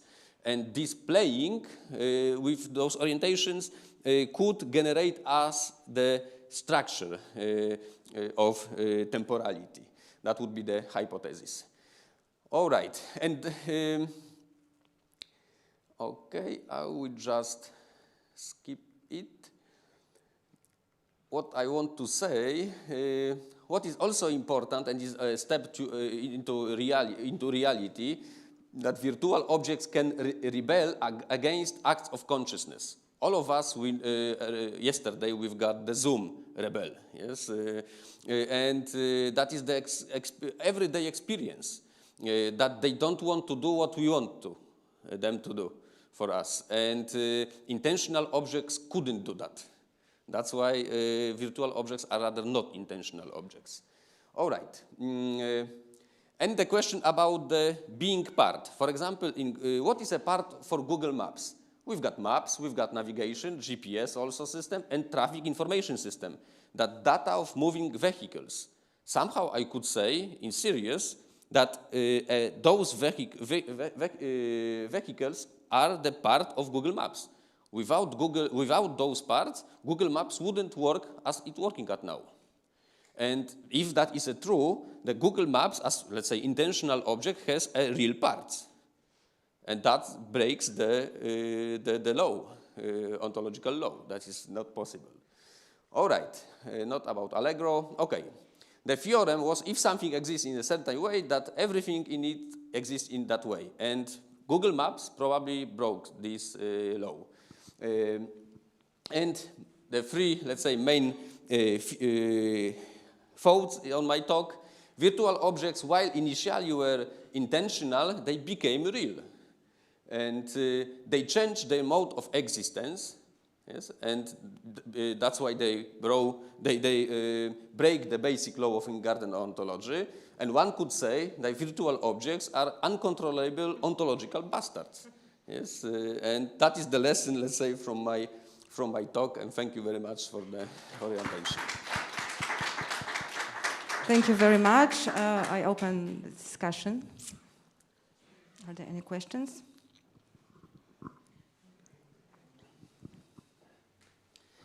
Thank you.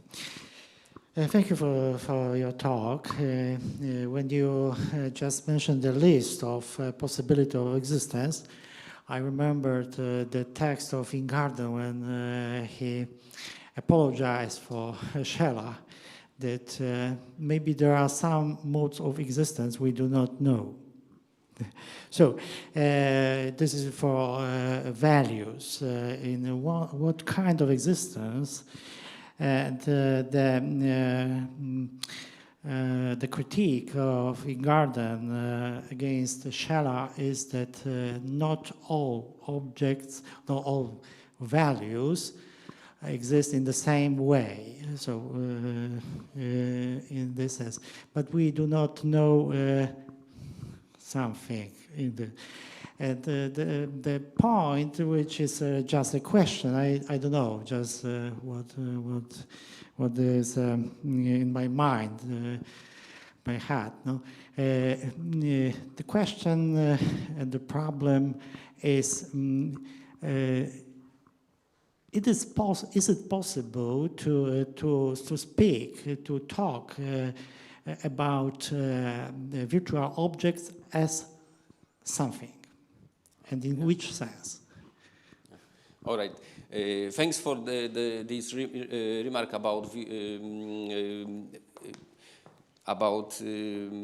Ingarden and Scheller discussion. I will check it.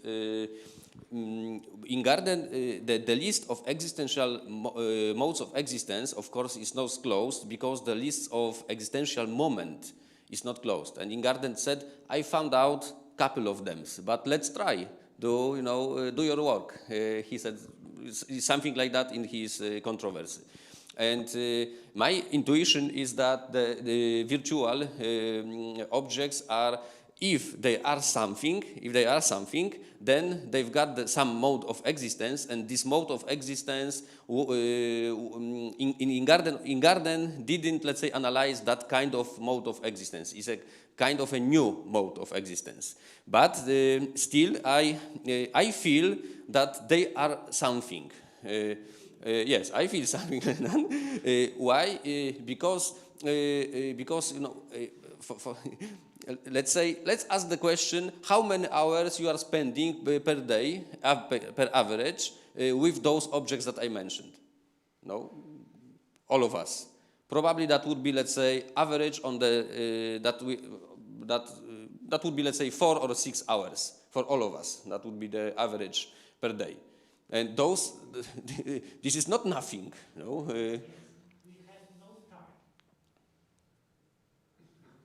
We have no time. It's a way of moving. You are not saying. Mm-hmm. Just saying. It's just saying. We have no time. The time it is or is it not? We have no time. Oh, okay. But the time as such is the question is not an object, yes, and. Mm-hmm. You are not heard. No time. I say something, but it's not something. Yes, that's true. That's true. But about something, my understanding of something is what is the form? That is the first question. Is that object or process or event or something more? Yes, that is the first question. And the second is if they've got an essence or not. Yes, but my question is, in what sense we may ask but something, not in Aristotelian sense of the form and method, but maybe it's something else. Just a question. Of course, that could be an object that is something in front of me, for example. Yes, that is something. Yes, from, let's say, even etymological point of view. That is an object. I'm sorry, Piotr, can we move to the second and last question? Yes, thank you. I'll be very brief. How would you use this model to account for something like the so-called Internet of Things, which actually brings about a sort of hybridization, say, between virtual reality and hard-boiled reality proper? Do these categories still work? Mm-hmm. My first thing is that it's a kind of a system, and Ingarden was analyzing in his ontology systems. And we've got, let's say, original objects, and then some, let's say, second, or derived kind of a system. That is a kind of a wholeness. It's not, let's say, strictly connected like an organism, yes, but still they are connected. For example, I don't know, maybe our watches as kind of a mechanisms are somehow in the form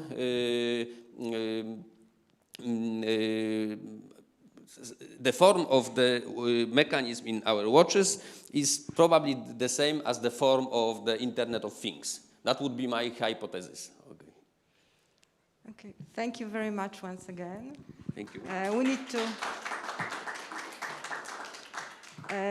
We need to move forward to the last presentation, which will be given online.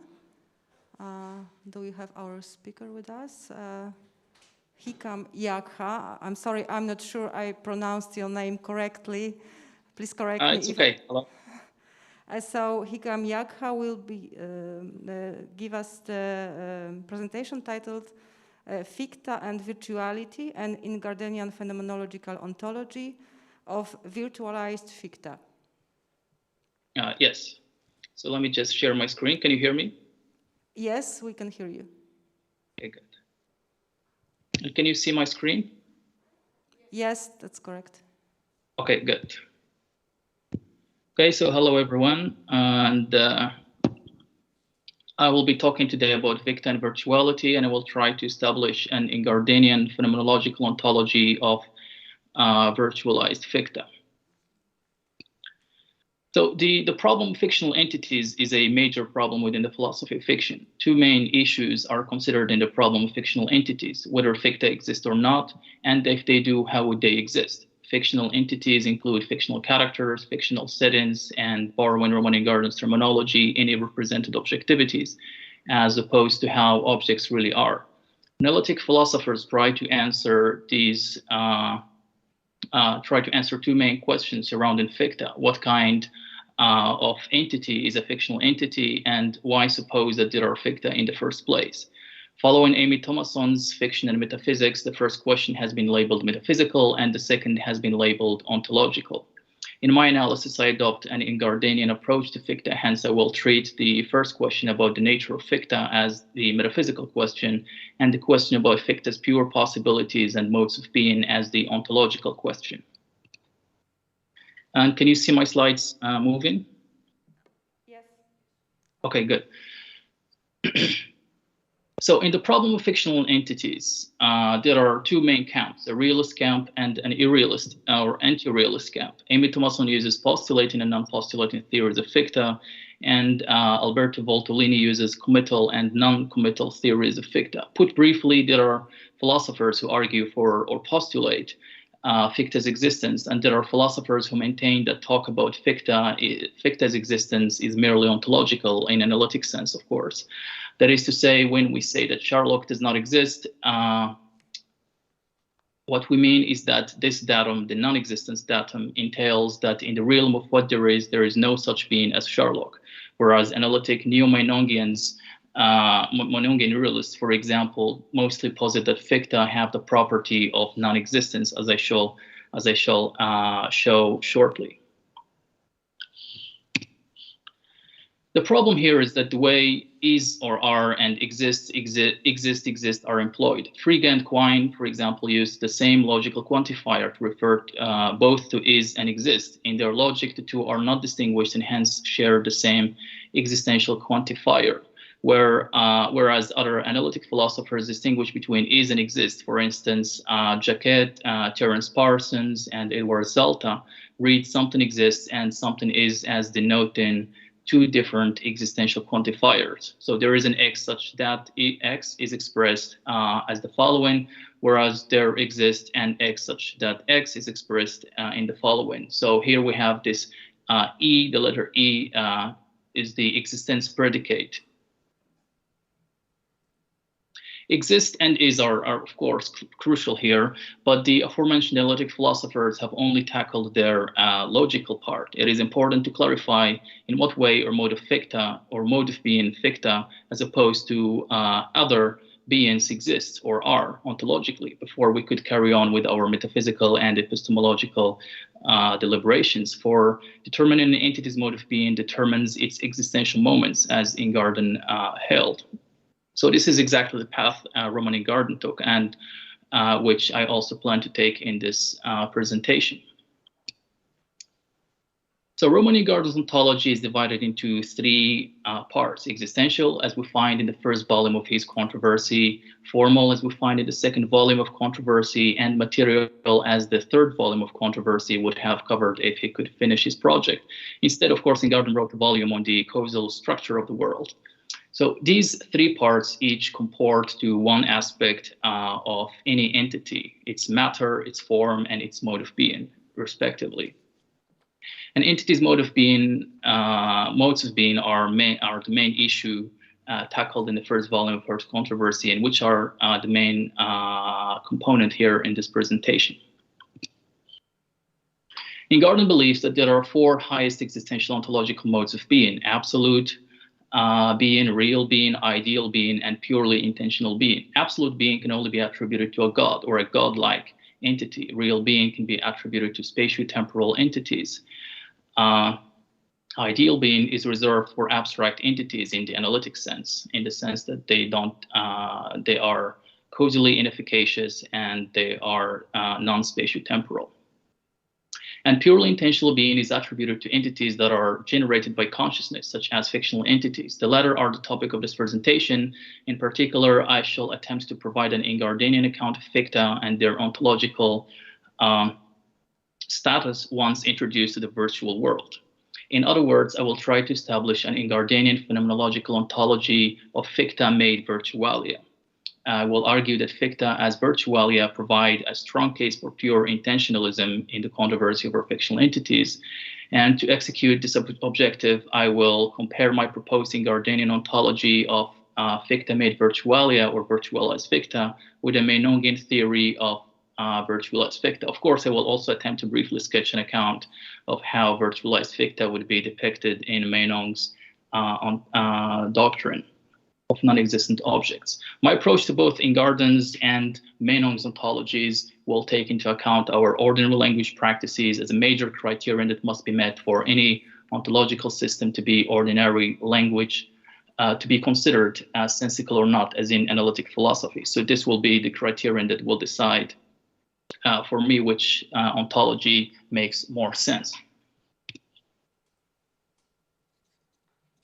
So the Sherlock Holmes cycle created by Arthur Conan Doyle is host to, among others, Sherlock and his partner in crime, Dr. Watson. They both live in London, precisely at 221B Baker Street, and solve crimes together. Let us take the Sherlock Holmes series of adventure games developed by Frogwares as playing host for the virtualized Sherlock, Dr. Watson, and 221B Baker Street in London. In this series of games, gamers move around Sherlock and Dr. Watson to solve mysteries and unlock various perks. The virtuality of games is often not questioned by gamers. They merely rely on a commonsensical understanding of games, namely that games occur in a make-believe world, although there is some truth in that virtual games pose serious ontological and metaphysical issues. As I have stated earlier, ficta are problematic entities. We refer to them as non-existent entities with which we have a peculiar relationship. Even though we know that they are mere make-believe, they can still move us and evoke certain emotions in us. That is what this is what Colin Radford referred to as the paradox of fiction, and which Walton, among others, developed. The following premises can be put forth vis-a-vis Radford's argument. 1, existence beliefs concerning the objects of our emotions, for example, that the characters in question really exist, that the events in question have really taken place, are necessary for us to be moved by them. And 2, that such beliefs are lacking when we knowingly partake of works of fiction, taking it pretty much as a given that 3 such works do in fact move us at times. So the same paradox of fiction can be found in virtual works. I call this the paradox of virtualized fiction. 1, existence beliefs concerning the objects of our emotions, for example, that the characters in question really exist, that the events in question really have taken place, are necessary for us to be moved by them.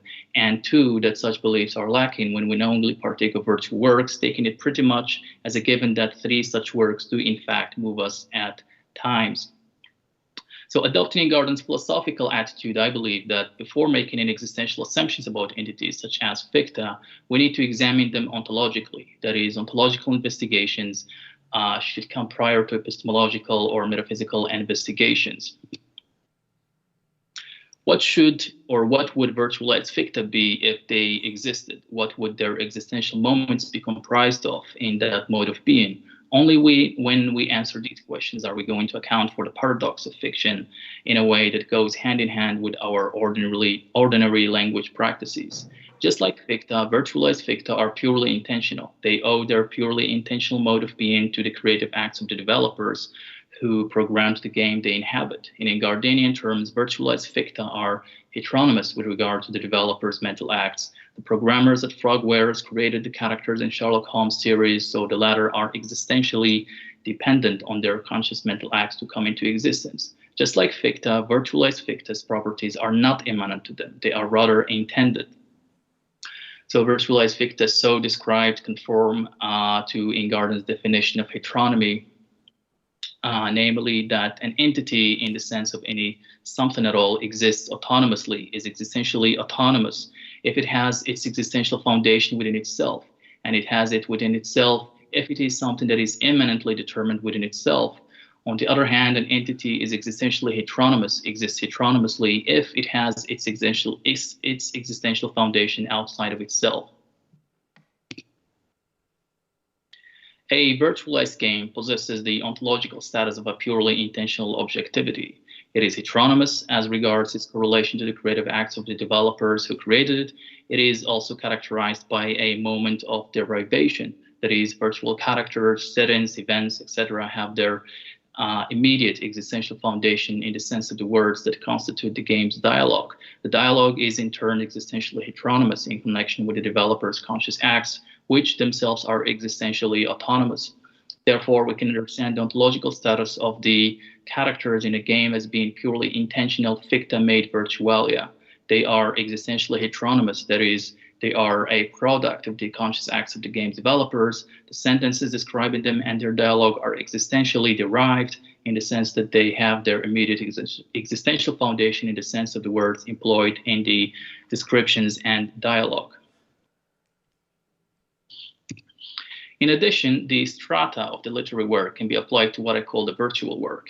As in Ingarden's strata of the literary work of art, we can distinguish among 4 heterogeneous strata of the virtual work that constitute it as a whole. A, the language stratum, B, meaning units, C, schematized aspects, D, represented objectivities. The virtual work contains a linguistic element. The descriptions of characters and their dialogues are conveyed with the use of language.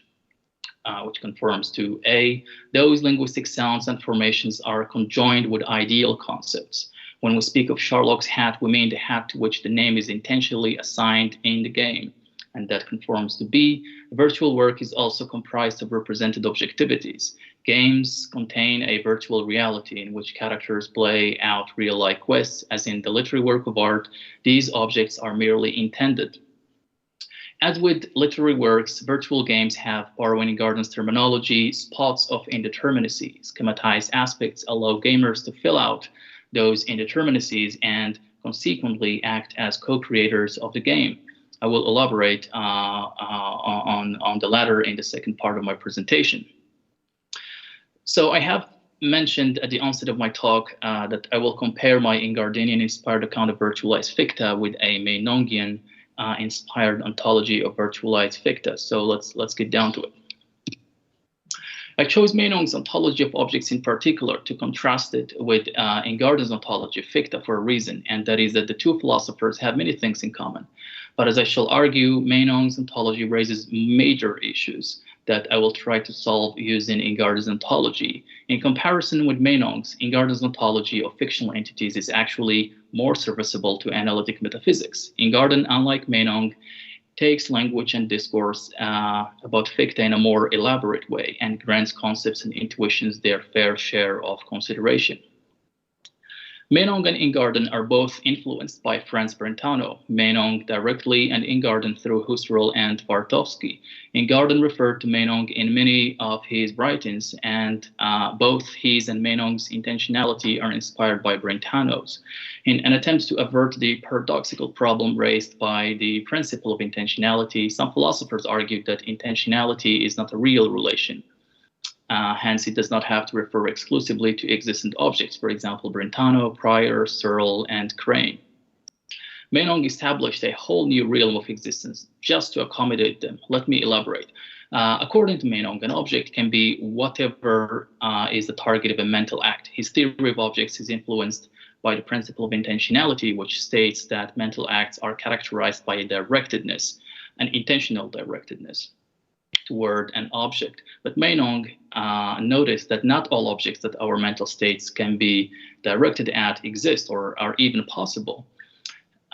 For example, we may think of Sherlock Holmes, the Golden Mountain, etc. Our thoughts can be intentionally directed at these entities that do not exist. Meinong classed these objects as non-existent objects. Even impossibilia, such as the round square, are admitted to this realm. According to Meinong, there are two senses of something is. We can understand the latter as denoting something in being or outside being. He explores two principles that illustrate the two senses of there is. The first principle is called the principle of independence of so-being from being. And the second principle is called the principle of the indifference of the pure object to being. The principle of independence, which was first formulated by Ernst Mali, the so-being of an object is not affected by its non-being. Realne, for example, argues that the principle of independence entails two main components. One, that non-entities, as Realne calls Menongian objects, regardless of whether they exist or not, are characterized by the properties with which they are described. That's the characterization postulate. Number two, that the second, that Menongian non-entities defy the ontological assumption that denies that true propositions about non-existent entities can be formulated. This is the denial of the ontological assumption that's about Menongian entities. So that's about the principle of independence. About the principle of indifference in Menong, it states that the object is by nature indifferent to being, although in any case, one of the object's two objectivities, one of two objectives of being, its being or its non-being subsists. In other words, although the non-existence of an entity can be guaranteed by its nature, for example, the fictional Sherlock, non-existence does not belong to its nature. But the two modes of being, existence and non-existence, cannot be identified in the same entity, as the law of excluded middle has it. It should either be an existent or non-existent entity, but not both, as Findlay writes. Ingarden posits that thought has two powers. Generative power, in the sense that thought can bring into the ontological domain objects such as fictional objects, and an ascriptive power, in the sense that thought ascribes to an object certain properties, such as that Sherlock is an Englishman, is a genius detective, and so on and so forth. So in this view, Ingarden, like Menong, argues for ficta as intentional entities, but Menong denies thought both the ascriptive and generative power. For him, ficta would exist as non-entities, regardless of whether certain thoughts are directed at them or whether certain thoughts ascribe to them such and such properties. A formulation of this conviction has been elaborated in Zolta, who says that for every collection of properties, there is an object that possesses all and only those properties. An even stronger claim states that for every collection of properties, there is only one object that has all and only those properties. This is what is known as the principle of freedom of assumption. But this, of course, as Alberto Voltolini rightly notes, advocates a Platonic view of ficta. And as we know, a Platonic view of ficta disregards the role authors play in bringing fictional entities into existence, since they or their properties can be said to be ever existent, and authors merely pick them up and not create them ex nihilo. In Ingarden's view, I argue, we find a more ordinary language-friendly approach to ficta, which gives authors their fair share of credit for creating fictional entities and their worlds ex nihilo. In the case of virtualized ficta, a case for creationism can be strongly manifest if we take into account that, say, Sherlock in the game is a created entity and not merely some Platonic aggregate of properties, as Menongians have it. The game was created by developers at Frogware. Their mental acts have brought about the virtualized Sherlock for gamers to control in this or that way. The virtualized Sherlock is in turn derived from the Sherlock Holmes story. So the virtualized Sherlock has his or its, I prefer to use his, since we already specified Sherlock's mode of existence in Ingarden, so there is no need to use any pretense operators in our fictional discourse. So Sherlock has his immediate existential foundation in the sense of the words contained in the dialogue of the game. That dialogue is in turn existentially dependent on the developer's mental acts, and the developers make use of Sir Arthur Conan Doyle's stories contained in Sherlock.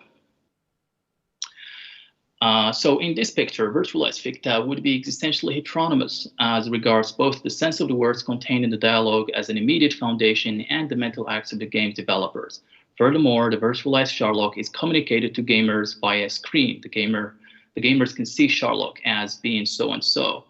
And like the material substrate of a literary work, screens and any other devices needed to make the game playable through engaging various bodily senses constitute the virtual game's ontic foundation. Menongian non-entities cannot have a material ontic foundation and hence go against our ordinary language practices. Neo-Meinongians attempt to avert the problems raised by non-existent entities by rejecting the principle of independence and asserting that that ficta are instead abstract entities does not make their theory any better when it comes to our ontological convictions and ordinary language practices.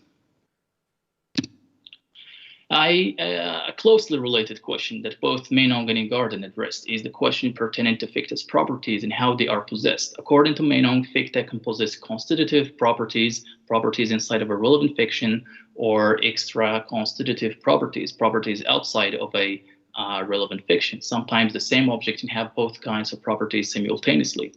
Parsons uses nuclear and extranuclear properties. This is the kinds of properties distinction. As I have mentioned earlier, Neo-Meinongianism's adoption of ficta as abstracta does not make their ontological status any clearer.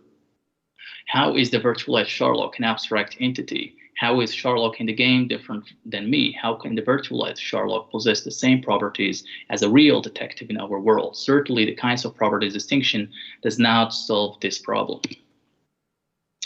So in response, Neo-Meinongians came up with another distinction, namely the modes of predication distinction. So instead of saying that there are different kinds of properties, Neo-Meinongians suggest that there are two kinds in which properties of an object, be it Meinongian or not, can be predicated, either externally or internally. So actually, spatiotemporally existing entities have their properties predicated externally, and they can only be predicated externally. While Meinongian objects, such as fictional entities, can have their properties either internally or externally predicated. So let me give an example of the virtualized Sherlock. In the game, Sherlock possesses his properties internally. That is, his being a detective, his having a friend named Dr. Watson, etc., are all examples of properties predicated internally. That is, within the relevant game. Sherlock also has some externally predicated properties. For instance, he was created by Arthur Conan Doyle and then developed into a virtual game by Frogwares and so on. Actually, existing entities can only have their properties predicated externally. So the real-life detective has her properties externally, while Sherlock's being a detective can only be predicated internally. That is within the virtual game. Although this accounts for the properties of virtualized ficta in an adequate way, it is still not sufficient for the individuation of virtualized ficta. Being a certain set of properties is necessary, but not sufficient for the individuation of ficta. We can ask the question, how can a set of properties, which in itself is not a fictional entity, give rise to fictional entities? This question raises two issues that have been addressed by Voltolini. Either the set of properties is not identified with any fictum at all, that's the no ficta problem, that no fictional entity is generated out of a set of properties. And let's consider an example for this. Consider Moloch, an example borrowed from Kripke, which interpreters of the Bibles in the past understood as denoting a mythical beast. Modern philologists have shown that Moloch, in fact, is a noun equivalent to kings or sacrifice. So we have a set of properties that interpreters of the Bible mistakenly attributed to the mythical beast Moloch. But as we learn from modern philologists, there is no such thing as a mythical beast called Moloch. But as we learn from, here this problem is there is no such fictum that can be identified with this set of properties. And another related problem has to do with what Voltolini terms the mini-ficta problem. To elaborate, mini-ficta can sometimes be identical with one and the same set of properties. And here I quote Voltolini, open quote, take the famous example in which Jorge Luis Borges imagines that a man called Pierre Monar happens to write a text that is word for word identical with Miguel Cervantes' Don Quixote. Suppose one idealizes this case so that not only is Monar taken to be totally unconnected with Cervantes, neither knows anything about the other, but I believe that in so depicting virtualized ficta, we do not have to presuppose the existence of a superfluous realm as Meinong does. No, I'm sorry, I skipped a line. Suppose one idealizes this case so that not only is Monarch taken to be totally unconnected with Cervantes, that is, neither knows anything about the other, but virtualized ficta. Now, sorry, there's some misaligned in this quote.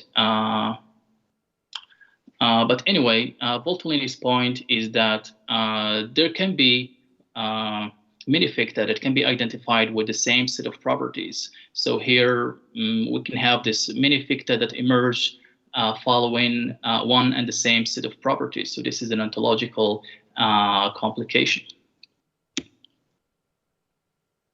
So due to the time constraint, I will not go into further details here. The point is, neo-Meinongianism's identification of ficta with sets of properties is ontologically problematic. Ingarden's conception of ficta, on the other hand, is less ontologically problematic, which makes it more ordinary language friendly. Let me elaborate. Instead of establishing a jungle, as broadly refers to Meinong's ontology of non-entities, where ficta are either non-existent or, as in neo-Meinongianism's conception,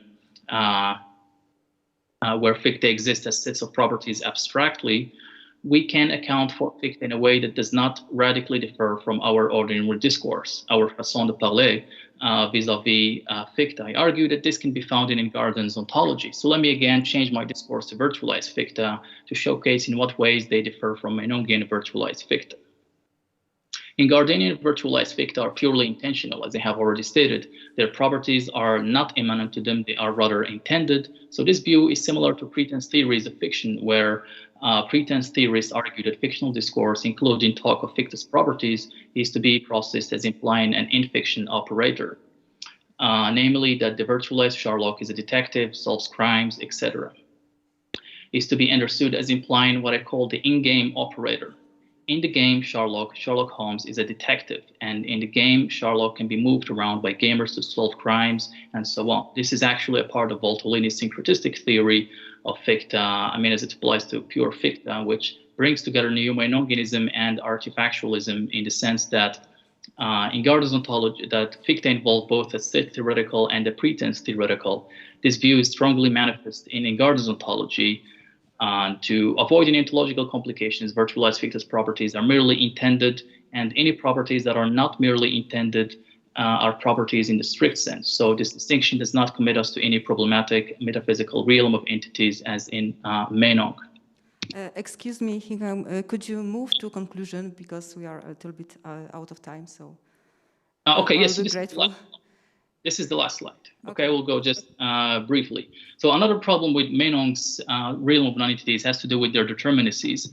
So Meinong argues that non-entities can be incomplete, whereas only spatiotemporally existent entities can be complete. So here virtualized ficta are incomplete, and he's right. The indeterminacy datum apparent in analytic ontologist ficta can also be found in the ontology of virtualized objects. That is to say, while the game containing Sherlock describes and builds him in a way that is real-like, his complete properties, borrowing Husserl's terminology, cannot be fulfilled, and hence our perception of Sherlock is not adequate.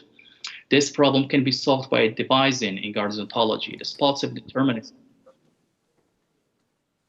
The spots of indeterminacy, borrowing Ingarden's terminology, are present in all works of art and are argued in virtual works. The game Sherlock cannot exhaust all the properties that can be thought to apply to Sherlock. We cannot say for sure whether the virtualized Sherlock has one heart or two hearts, as long as no such descriptions are exhausted by the game's developers. So Ingarden suggests that these indeterminacies can be filled out by readers who competently apprehend the literary work's value. Similarly, I argue the virtual works spots of indeterminacy can be filled out by competent gamers. In so doing, they act as co-creators of the game. And in so stating, we have in our disposal an ordinary language-friendly ontology of virtualized ficta, which brings together the gamers and the developers of a game in its concretization. So thank you very much. Thank you very much. Okay, I think we may have time for one brief question. Okay, thank you for your very precise account of the fictionality related to, for example, video games.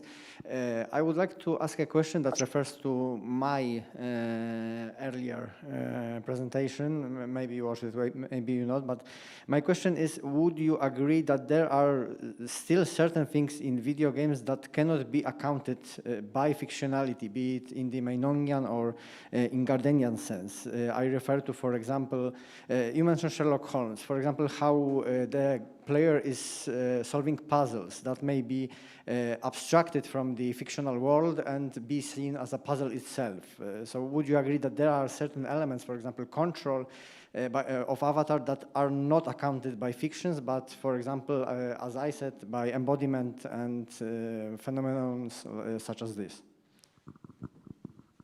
Thank you very much for the question. I'm not sure if I would agree with this, because for me, we cannot have embodiment in virtual games, at least when it comes to virtualized ficta. So because I'm not an expert on, and of course you talked about pure virtual objects, and I talked about ficta made into virtualia. So I would say that virtualized ficta inhabit like some realm that is between embodiment and immersion. There was some talk about this, the difference between being embodied and being immersed. And I would say that Gardenian virtualized ficta would be somewhere in between. So here, for example, we have the virtualized Sherlock, and the gamers, of course, can be said to be embodied, but not in a real sense. So they can like be in this way that they can be involved in the game, but they can also be said to be immersed in the game in the way that there is this implied in-game operator, as they called it. So gamers know, or they, even though they are like engaged in the game, they know that this is just happening inside the game. So in this way, their experience as regards the game can be said to be immersive rather than embodied. But I'm not sure if this answers your question.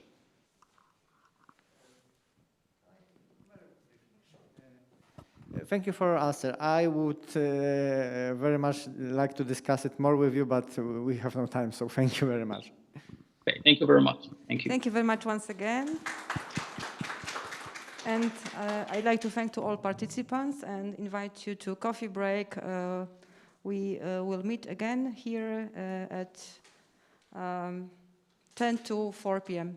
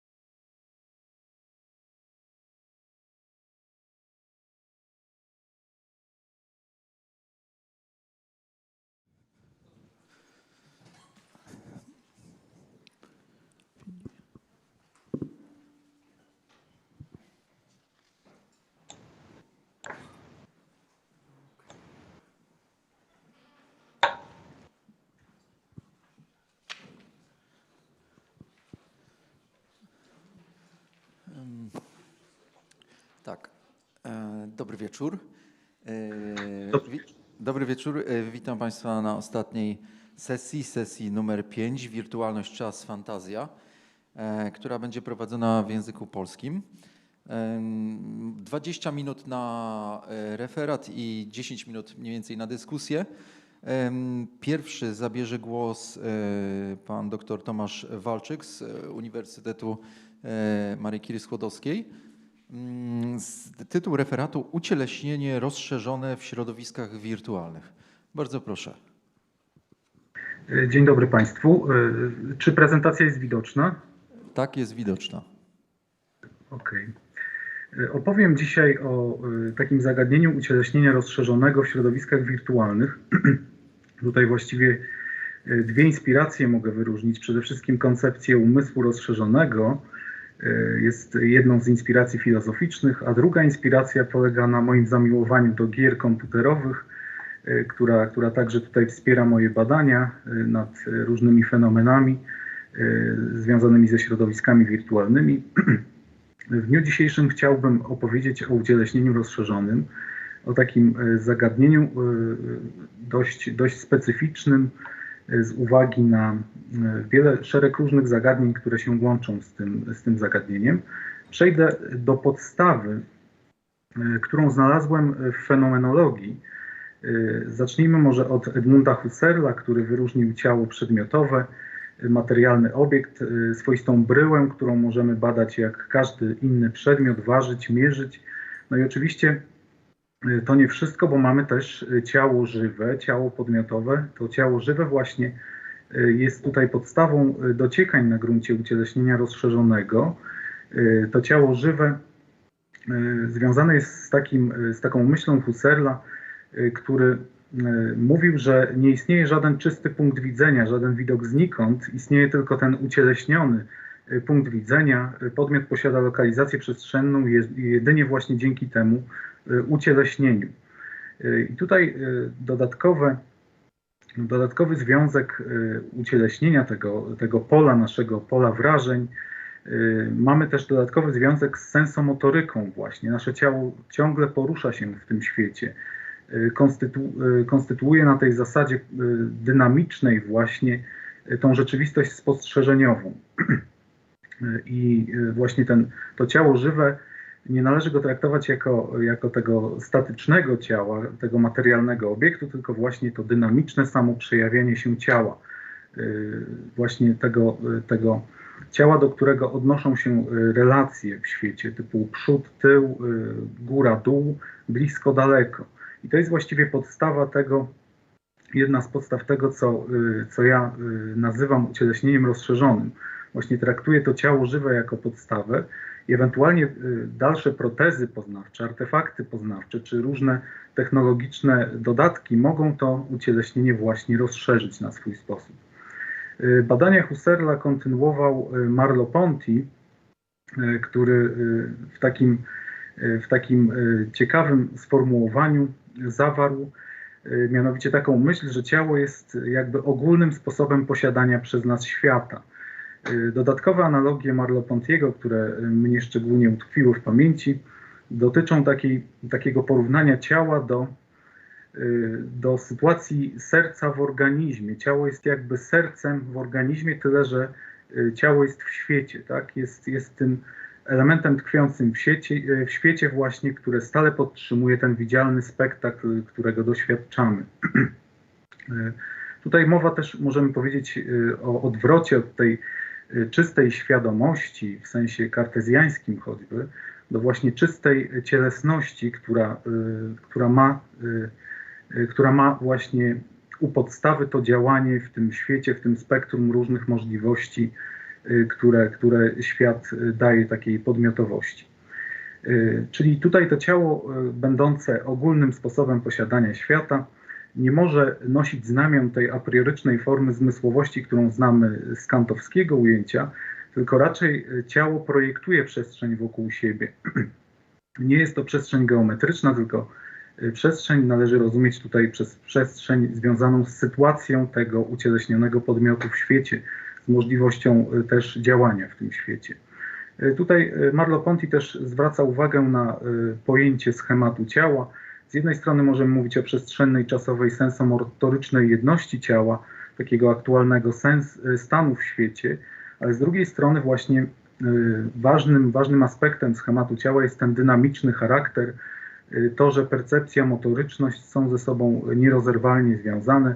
Każda modyfikacja naszej pozycji ciała wiąże się zwrotnie z tym, co percypujemy, i to, co percypowane, też zwrotnie wpływa na to, jaką pozycję ciała przyjmujemy.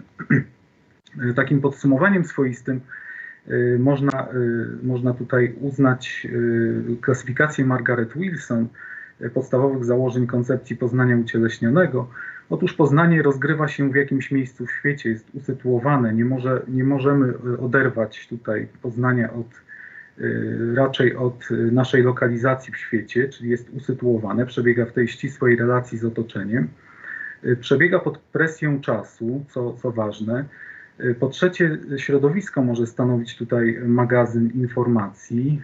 Możemy odwołać się do środowiska w naszych operacjach poznawczych, na przykład możemy użyć kartki papieru do wykonania obliczeń matematycznych i to środowisko jest właśnie takim integralnym elementem systemu poznawczego. Oczywiście poznanie jest określone przez działanie, do czego odnosiłem się już w przykładzie właśnie schematu ciała. No i nawet poznanie, które nie jest taką typową interakcją ciała ze środowiskiem, wciąż przebiega z udziałem ciała, gdyż oparte jest właśnie na mechanizmach, które wyewoluowały w celu interakcji ze środowiskiem, więc tego przetwarzania sensorycznego, kontroli motorycznej nie jesteśmy w stanie z naszego poznania jakby się pozbyć. Dalsze moje dociekania dotyczą takich aspektów ucieleśnienia i tutaj skorzystałem z klasyfikacji pojęć ucieleśnienia Toma Zimkego, który wyróżnił różne rodzaje ucieleśnienia, różne poziomy ucieleśnienia, sam przyznając, że pierwsze trzy, czyli sprzężenie strukturalne, ucieleśnienie historyczne, ucieleśnienie fizyczne, są zbyt mało restrykcyjne tutaj zdecydowanie, gdyż samo sprzężenie strukturalne, jakieś oddziaływania historyczne czy cecha fizyczności nie wystarcza do tego, zdaniem Zimkego właśnie, żeby mówić o takim ucieleśnieniu w ścisłym znaczeniu tego słowa. Podaje Zimke przykład skały i wiatru. Mamy tutaj różne oddziaływania historyczne, mamy cechę fizyczności, mamy sprzężenie strukturalne, no ale niestety jest to system niekognitywny, więc należy przenieść rozważania na poziom wyższy. Ucieleśnienie sensomotoryczne ma związek na przykład z budową zaawansowanego robota. Niekoniecznie musi być to ucieleśnienie żywego organizmu. No i ostatni poziom ucieleśnienia wiąże się z ucieleśnieniem właśnie w organizmie, w żywym organizmie. Tutaj do tego ucieleśnienia, do tego poziomu ucieleśnienia możemy włączyć w jego zakres właśnie to, co fenomenologowie rozumieli pod pojęciem ciała żywego. Właśnie jest to byt autonomiczny, na który składa się ta cecha ciała żywego. I w moich badaniach właśnie wnioskuję na koniec, że do ucieleśnienia rozszerzonego niezbędny jest ten warunek tego ciała żywego, które właśnie w oparciu o artefakty poznawcze, swego rodzaju rusztowania poznawcze, technologię możemy właśnie rozszerzać te możliwości ciała żywego. Co zresztą dobitnie będzie ukazane w późniejszym eksperymencie myślowym, który zademonstruję. Otóż, żeby mówić o ucieleśnieniu rozszerzonym, trzeba też wskazać, na czym to ucieleśnienie rozszerzone może przebiegać i na jakich polach, przede wszystkim w jakich wymiarach. No to jednym z tych wymiarów jest to, że rozszerzamy same środowiska naszego działania. I to, że rozszerzamy te środowiska naszego działania, wymaga pewnej klasyfikacji pojęć w obrębie właśnie tych środowisk wirtualnych. I tutaj posiłkowałem się klasyfikacją Catherine Wilson, która na polu teleepistemologii wyraziła takie intuicje dotyczące pewnego rodzaju doświadczeń. Wyróżniła doświadczenie telerobotyczne i telefikcyjne. Doświadczenie telerobotyczne dotyczy zdalnej percepcji, zdalnego oddziaływania na przedmiot realny, a doświadczenie telefikcyjne dotyczy interakcji z obiektem czysto wirtualnym. Więc tutaj możemy mieć dwa różne doświadczenia z uwagi na dwa różne obiekty, z którymi wchodzimy w interakcję. Może być to przedmiot realny, może być to przedmiot wirtualny. I tutaj analogicznie także pojęcia są w mocy oczywiście analogicznie pojęcia teleobecności i wirtualnej obecności. Teleobecność w skrócie definiuje się jako możliwość zdalnej obserwacji czy zdalnego oddziaływania na realny przedmiot z dystansu. Wirtualna obecność jest odpowiednikiem teleobecności, tyle że operujemy na wirtualnych przedmiotach.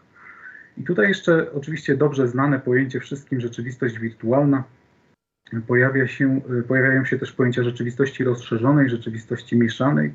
Rzeczywistość wirtualna odnosi się w tej klasyfikacji do sytuacji, kiedy substytuujemy sobie środowiskiem wirtualnym właśnie środowisko realne, kiedy odcinamy bodźce dochodzące do nas z rzeczywistości fizycznej, odcinamy sobie te bodźce na rzecz bodźców, które płyną do nas z rzeczywistości wirtualnej.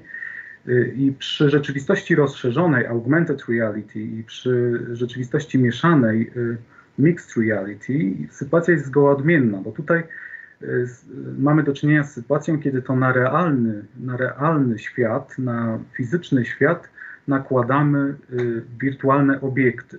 I tutaj często rozróżnia się właśnie rzeczywistość mieszaną i rozszerzoną pod kątem tego, iż mieszana jakby dotyczy większego stopnia interaktywności właśnie, większego stopnia modyfikacji tych wirtualnych obiektów, z którymi się stykamy. Może być to przykład nawigacji samochodowej, kiedy na przykład ta rzeczywistość prezentowana na ekranie rozszerza nam w pewien sposób wiedzę na temat świata fizycznego, w którym na przykład jedziemy samochodem i ta rzeczywistość rozszerzona nam wspiera właśnie nasz proces jazdy, czyli działania w świecie, krótko mówiąc. I pojawiają się oczywiście pojęcia, które często się pojawiają podczas naszych dyskusji, właśnie podczas konferencji. Pojawia się pojęcie interaktywności, pojęcie immersji. Pojęcie interaktywności wiąże się z taką możliwością przekształcania, modyfikowania, tworzenia wirtualnego środowiska za pomocą jakichś stosownych interfejsów. A immersja z kolei, tak krótko mówiąc, odnosi się do tego procesu zanurzenia naszej świadomości właśnie przy udziale technologii. Jest to swoista iluzja bycia zanurzonym w wirtualnym świecie. I tutaj oczywiście te cechy są stopniowalne jak najbardziej i poziom interaktywności może być zróżnicowany, może być zależny od tych elementów, które możemy modyfikować w tym świecie wirtualnym, a poziom immersji może zależeć na przykład od jakości interfejsu, z którego korzystamy w trakcie kontaktu ze środowiskiem wirtualnym. I możemy tutaj mówić o prostym ekranie komputera, możemy tutaj mówić o goglach rzeczywistości wirtualnej, możemy także mówić o dodatkowych wspomagaczach typu na przykład bieżnie, które angażują już ruchy naszego ciała i tutaj następuje jakby ta immersja w najwyższym stopniu, wydaje się, kiedy właśnie te ruchy naszego ciała są jakby przetwarzane i wcielane do ruchów naszej postaci w grze komputerowej. Chociaż oczywiście nie jest to tak często stosowany sposób właśnie kontaktów ze środowiskami wirtualnymi. I tutaj pojawiają się też moje takie propozycje terminologiczne w związku właśnie z poprzednimi klasyfikacjami. Tutaj doświadczenie telerobotyczne, telefikcyjne było pewną inspiracją, właśnie to podejście Catherine Wilson. Wyróżniłem wirtuale, które rozumiem jako pewne sfery wirtualne. I te wirtuale możemy klasyfikować, dzielić na wirtuale relacyjne. I tutaj mam na myśli taki wirtual, który jest środowiskiem generowanym oczywiście komputerowo, ale odsyłającym nas, podmioty percypujące, podmioty właśnie percypujące do świata realnego. Może być to obraz z kamery, na przykład kiedy sprawdzamy jaka pogoda jest w górach, na przykład poprzez jakąś transmisję za pomocą kamery. Możemy tu oczywiście zwiększać stopień interaktywności. W każdym razie najważniejszy jest ten ścisły związek z rzeczywistością fizyczną, a nie reprezentacją właśnie na ekranie. Z kolei wirtual substytucyjny to jest ten wirtual, który jest substytucją świata fizycznego. Tutaj ten obiekt generowany komputerowo, czy to środowisko generowane komputerowo odsyła właśnie do tego środowiska wirtualnego, odcinając bodźce ze świata fizycznego. No i mamy też wariant akumulacyjny, czyli wariant związany właśnie z rzeczywistością rozszerzoną lub mieszaną, gdzie właśnie to środowisko zespala się z wirtualnymi obiektami, środowisko fizyczne i właśnie odsyła nas do tego korelatu, tego związku, integralnego związku z rzeczywistością fizyczną i rzeczywistością wirtualną. I tutaj w kolejnej propozycji terminologicznej odniosę się do Edmunda Husserla po raz kolejny. Husserl wskazywał na takie 3 rodzaje odniesienia się do przedmiotu. Mianowicie były to sygnitywny sposób odniesienia się do przedmiotu, obrazowy i percepcyjny.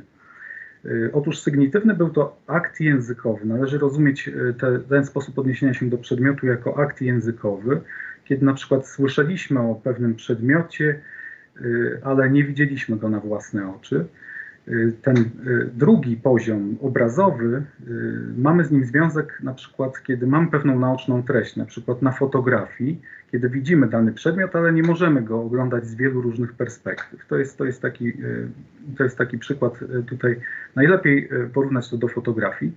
No i oczywiście mamy też związek tutaj do przedmiotu, tą relację do przedmiotu o charakterze percepcyjnym, która ma tutaj ten źródłowy charakter naoczny i tutaj Husserl twierdził, że nie widzimy tutaj w tym odniesieniu do przedmiotu już samych wizerunków rzeczy, a właśnie same rzeczy. Ja postanowiłem tutaj z racji nowych dokonań na polu technologii, z racji tego, że choćby dzisiaj możemy spotkać się podczas konferencji w formie zdalnej, wydaje mi się, że rozsądnym krokiem jest wyróżnienie tej relacji telepercepcyjnej, która byłaby czymś pomiędzy tym obrazowym odniesieniem do przedmiotu i percepcyjnym, bo zakładamy tutaj możliwość właśnie jak w teleobecności zdalnej interakcji z przedmiotami odległymi. Możemy tutaj te przedmioty teoretycznie, hipotetycznie oglądać z wielu różnych stron, podnosić, manipulować nimi, a zatem jest to coś więcej niż ta relacja czysto obrazowa.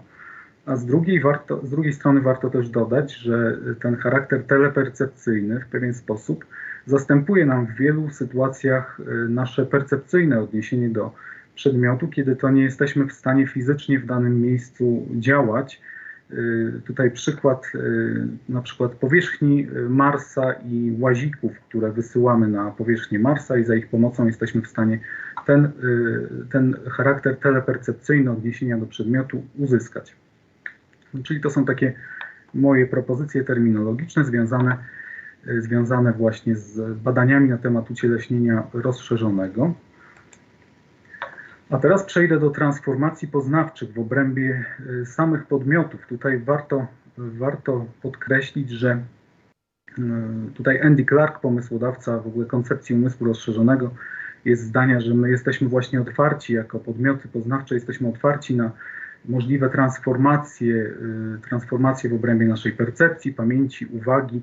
Więc tutaj jak najbardziej ta kwestia jest otwarta, jesteśmy jakby otwartymi platformami mogącymi nawiązywać ścisłe relacje z artefaktami poznawczymi. I tutaj takie przykłady transformacji w obrębie percepcji zmysłowej, no to jest klasyczny już przykład Merleau-Pontiego, laski niewidomego, która pomaga mu rozeznać się w środowisku. Pies przewodnik może być też takim przykładem. Bardziej zaawansowane badania, tutaj modyfikacje w obrębie schematu ciała, czego dowiedli Maravita i Riki, badania nad makakami japońskimi, które używały grabi i jakby przekształcały swoją przestrzeń peripersonalną, czyli tą przestrzeń bezpośredniego zasięgu, to narzędzie było jakby wpajane w obręb schematu ciała i to właśnie udowodniły badania Morawity i Ricci. No i oczywiście mamy także zaawansowane badania nad technologiami dotykowo-wzrokowej substytucji sensorycznej.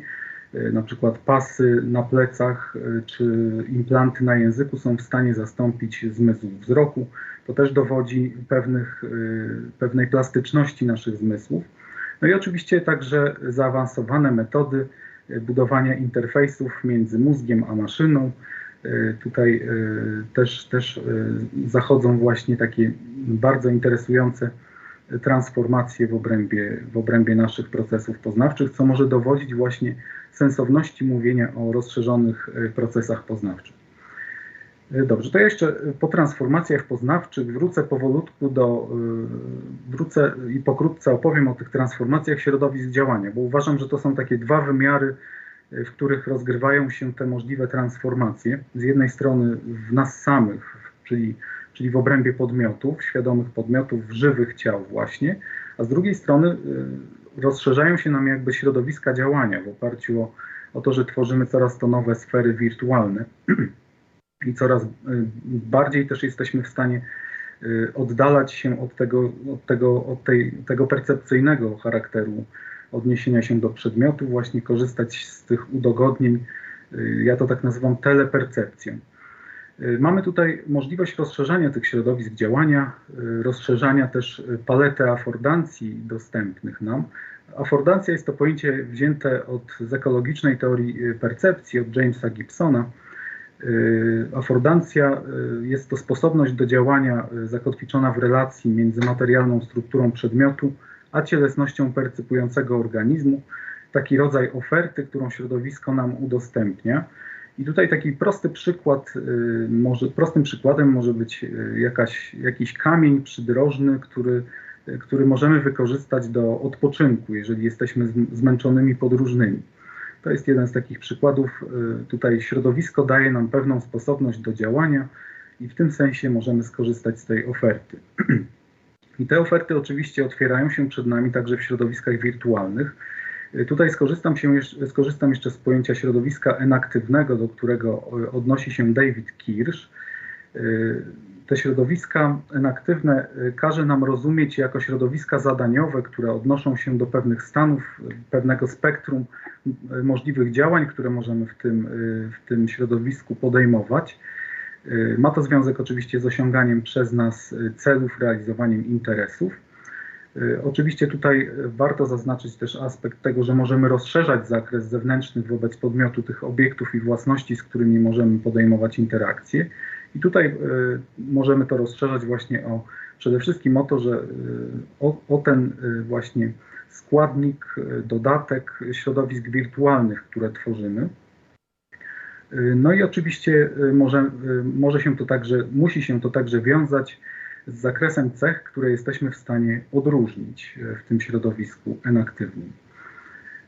Tutaj jeszcze cytat Kirscha. Dzięki odpowiedniemu podłączeniu sensomotorycznemu człowiek pomimo dzielącej go odległości czuje, jakby miał styczność z namacalnym, trwałym środowiskiem enaktywnym, w którym może działać, poruszać się i komunikować, tak jakby był tam fizycznie, faktycznie obecny.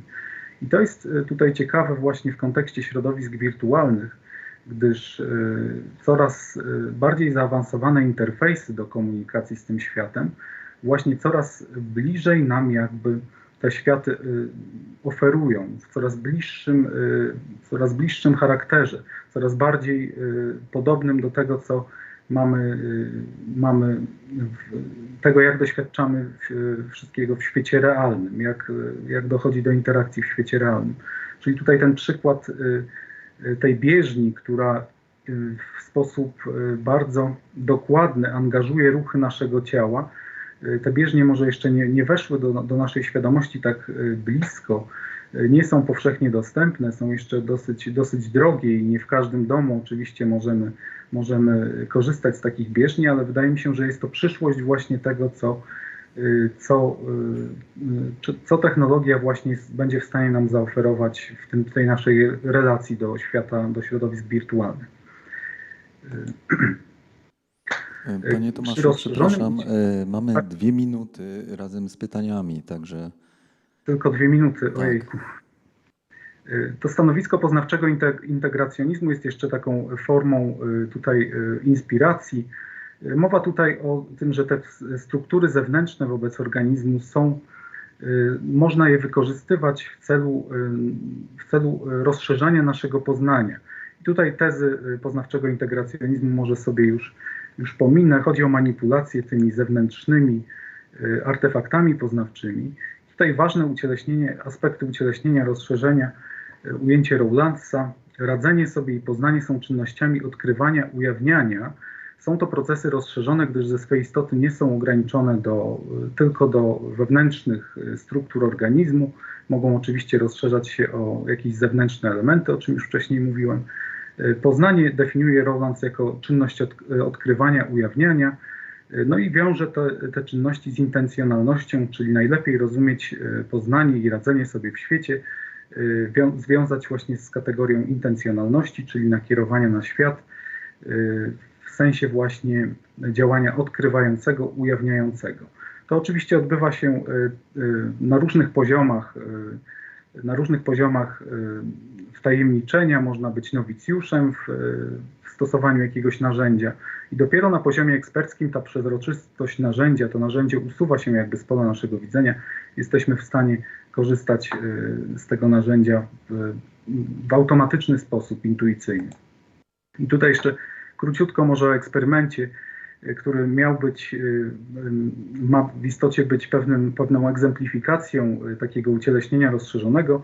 Wyobraźmy sobie obiekty X i Y, operatorzy wyposażeni w egzoszkielety, którzy mają możliwość korzystania z bazy danych, mają w wyposażeniu zdalnego robota, no i są po to w tej przestrzeni, na tej planecie, żeby zlokalizować szkodliwą substancję, lokalizację szkodliwej substancji. I chodzi mi o to w tym eksperymencie, że jeżeli założymy możliwość teleobecności, możliwości przełączania się pomiędzy ciałami robotycznymi także, no to wtedy możemy mówić o pewnym wariancie ucieleśnienia rozszerzonego, podmiotowości właściwie także, rozszerzonej, rozproszonej. Tutaj zakładam, że moglibyśmy tak skonstruować te nasze egzoszkielety, aby mogły być uśpione właśnie w tym sensie, że X mógłby operować ciałem Y, ciałem robotycznym, a Y ciałem X. W tym wypadku wydaje mi się, że możemy spokojnie mówić o takiej formie ucieleśnienia rozszerzonego. Oczywiście możemy modyfikować ten przykład, możemy tutaj, może pojawić się to środowisko wirtualne właśnie jako środowisko naszego działania. Tutaj niekoniecznie musi być to środowisko realne, które z dystansu percypujemy i w nim działamy. I oczywiście ma to związek z tą przestrzennością sytuacji, do której odnosił się Merleau-Ponty, co wyraziłem na wstępie mojego wywodu. Dziękuję Państwu bardzo za uwagę. Tutaj jeszcze bibliografia króciutko, z której korzystałem. Dziękujemy bardzo. Cóż, pan Tomasz wykorzystał właściwie cały czas, jaki był poświęcony na jego wystąpienie, więc może jeśli ktoś ma takie krótkie, szybkie pytanie, to tutaj skorzystamy, ale bardzo krótko. 4 sekundy. Czy odnoszą się badacze, którzy tą rozszerzonym poznaniem się zajmują, do smartfonów? Czy są jakieś badania jak gdyby dotyczące smartfonów i jak gdyby ich części tych systemów poznawczych wielkich? Tak, oczywiście. Tutaj pojawiają się pewne problemy na gruncie rozszerzonego poznania, bo co w takim razie należy do sfery naszych przekonań, na przykład skoro zawartość smartfona jest w przypadku podłączenia do sieci praktycznie nieograniczona. Oczywiście tu smartfony w koncepcji umysłu rozszerzonego Andy'ego Clarka i Davida Chalmersa pojawiają się. Tam właściwie to notatnik jako taka bazowy przykład pamięci rozszerzonej. Ja bardziej skupiłem się na kwestii rozszerzonej percepcji tutaj, żeby ujawnić właśnie jak w czasie rzeczywistym, w myśl eksternalizmu aktywnego, jak w czasie rzeczywistym te nasze próby poszerzania procesów poznawczych mogą się odbywać. I właśnie wydaje mi się, że przepraszam za to, za to, że tego czasu zabrakło.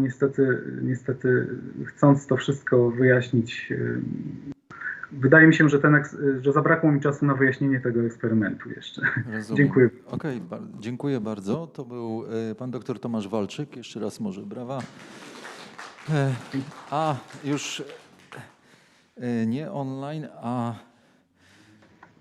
na żywo w rzeczywistości pośród nas pan dr Robert Grzywacz z Akademii Ignatianum, który przedstawi referat między wirtualnym a realnym doświadczeniem czasu, od czasu przeżywanego do psychologii perspektyw czasowych. Działa. Dziękuję bardzo. Szanowni Państwo, ten mój referat wymaga przede wszystkim jakiegoś uzasadnienia dokonanych wyborów. Po pierwsze, chciałem powiedzieć, że na pewno będę mówił tutaj o wirtualności w innym sensie niż praktycznie większość, jeśli nie wszystkie dotychczasowe wystąpienia. Po drugie, o ile wybór już podany, jakoś zaakcentowany w tytule, czyli kwestii czasu przeżywanego, od razu kieruje nas na znaną pracę Eugena Minkowskiego z 1933 roku i ten wybór zapewne nie dziwi, być może tylko ewentualnie z punktu widzenia jego aktualności.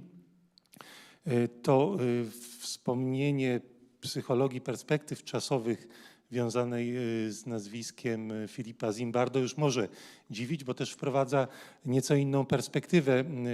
Tam mamy do czynienia z psychopatologią fenomenologiczną, tutaj mamy do czynienia właśnie z psychologią i o takim nastawieniu empirycznym związaną z też pewnym kwestionariuszem. Powiem tak, że ten wybór rzeczywiście Minkowskiego jest związany z tym, że to jest taki pierwszy moment, pierwsza faza tej refleksji na temat czasu przeżywanego. Natomiast właśnie wybór Zimbardo, on wiąże się dla mnie też z jakimiś takimi osobistymi rozstrzygnięciami. Ja pracuję w takim modelu fenomenologii hermeneutycznej, mocno inspirowanej perspektywą rickerowską, gdzie jakby wychodzimy od rozumienia, które charakteryzuje się swoistą naiwnością i tutaj w takiej perspektywie bym umieścił właśnie Minkowskiego w tym znaczeniu, że z jednej strony bazuje on na materiale klinicznym, którym są po prostu opowieści pacjentów, czy z jego bezpośredniej praktyki pod okiem Bloilera, czy też z kolei z jakichś zapisów właśnie tych relacji pacjentów. Z drugiej strony posługuje się też mocno, ta jego refleksja jest osadzona w konceptualizacji filozofii bergsonowskiej, co znowu może dzisiaj także rodzić takie pytania, więc bardziej tu traktuję właśnie tę pierwszą fazę w takim duchu spojrzenia, które może budzić jakieś podejrzenia. Potem w tym modelu rickerowskim pojawia się taki moment pewnego rodzaju obiektywizacji, pewnego rodzaju konfrontacji czy to z dyskursem naukowym, czy z innymi ujęciami, które mają charakter właśnie taki obiektywizujący. I tutaj w tych kategoriach bym umieścił Zimbardo i przede wszystkim to jego podejście eksperymentalne. Konkretny kwestionariusz, który bada właśnie dominację jednej z perspektyw czasowych. Stąd też jakby nie odwołuje się do takich być może bardziej naturalnych wyborów, którym byłaby na przykład koncepcja no, bardzo naturalnie przedłużająca te refleksje psychopatologii fenomenologicznej, jak na przykład ta Thomasa Fuchsa czy inne. Dla mnie te refleksje dotyczące perspektyw czasowych wpisują się także w takie moje osobiste badania związane z przedłużaniem, z taką próbą fenomenologicznego odczytania rickerowskiego podziału tożsamości osobowej na tę tożsamość typu idem i ipse. Jedną próbuję odnieść do takich doświadczeń, które związane są bardziej z nawykowym charakterem naszego sposobu bycia. To jest ta tożsamość typu idem. Tę tożsamość typu ipse wiąże bardziej z pewnym uważnościowym sposobem bycia. I wydaje mi się, że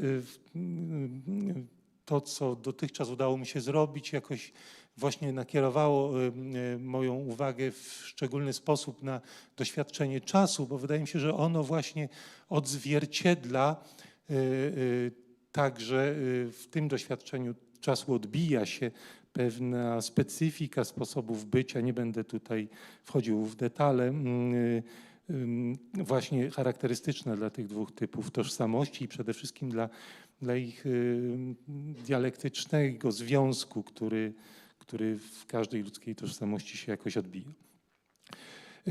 Po tych wstępnych ustaleniach będę właśnie próbował się odwoływać do Minkowskiego jako tego, który zwraca uwagę na tę perspektywę pierwszoosobową, a Zimbardo jako tego, który bada pewnego rodzaju obiektywizację doświadczenia czasu.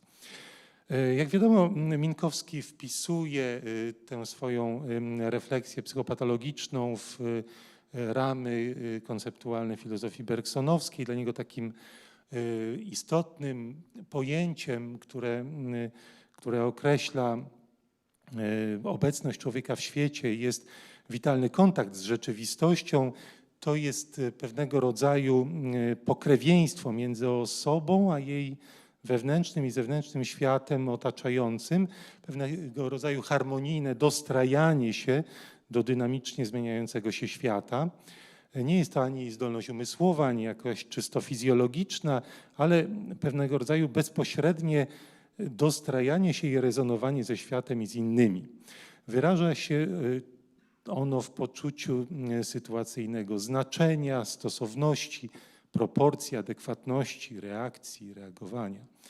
Ma charakter prerefleksyjnych, automatycznych granic, przeżywania tych granic na styku jednostki ze światem, z innymi.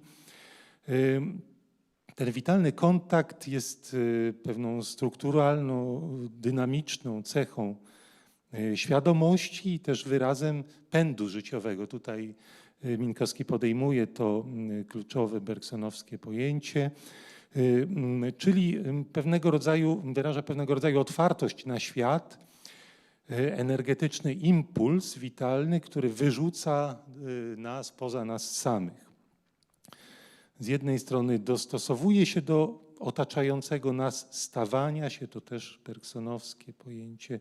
Z drugiej strony jest zakotwiczony w naszym wnętrzu. Ten kontakt witalny ze światem rozpościera się pomiędzy takimi dwiema skrajnościami. Z jednej strony może ten kontakt przybrać charakter bardziej schizoidalny, z drugiej strony wyraża się w syntonii. To są pewne skrajne możliwości. Według Minkowskiego właśnie zaburzenia na tym styku ze światem, tego zaburzenia élan vital, powiedzielibyśmy, są podstawową strukturalną cechą schizofrenii. Dla niego także właśnie w duchu tych założeń bergsonowskiej filozofii przyszłość dominuje nad przeszłością. Ja zmierza do realizacji osobistego pędu, w ten sposób przekracza się, materializuje ten pęd i ogranicza. W tej perspektywie takiej ludzkiej aktywności, aktywność właśnie nie przeciwstawia się pasywności, ale oczekiwaniu, pewnego rodzaju nadchodzeniu przyszłości, a nie dążeniu do przyszłości. Aktywność wyraża dążenie do przyszłości, natomiast oczekiwanie jest postawą, w której bardziej mamy do czynienia z nadchodzeniem przyszłości, przeżywaniem przyszłości jako nadchodzącej. Na właśnie ten, z kolei na tę binarność, powiedzmy, chociaż oczywiście tu nie chodzi o żaden taki racjonalny podział, nakłada się z kolei pewna dynamika pragnienia i nadziei, które wychodzą poza tę dynamikę aktywności i oczekiwania i w końcu działanie etyczne, które otwiera przyszłość. Minkowski przywołuje w Le Temps Vécu, przywołuje swoje wcześniejsze ustalenia z zakresu schizofrenii, ale znaczną część tego studium poświęca analizie depresji. Tę analizę otwiera pod koniec na doświadczenie przeżywania przestrzeni, a nie tylko czasu. W tym sensie nie jest tak bardzo ortodoksyjny, jeżeli chodzi, ma punkty rzeczywiście, w których odbiega od filozofii Bergsona, przede wszystkim tych takich głęboko metafizycznych poglądów.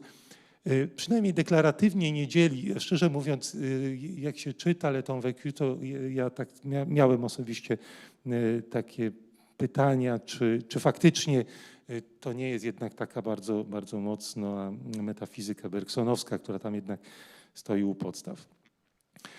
Pozostaje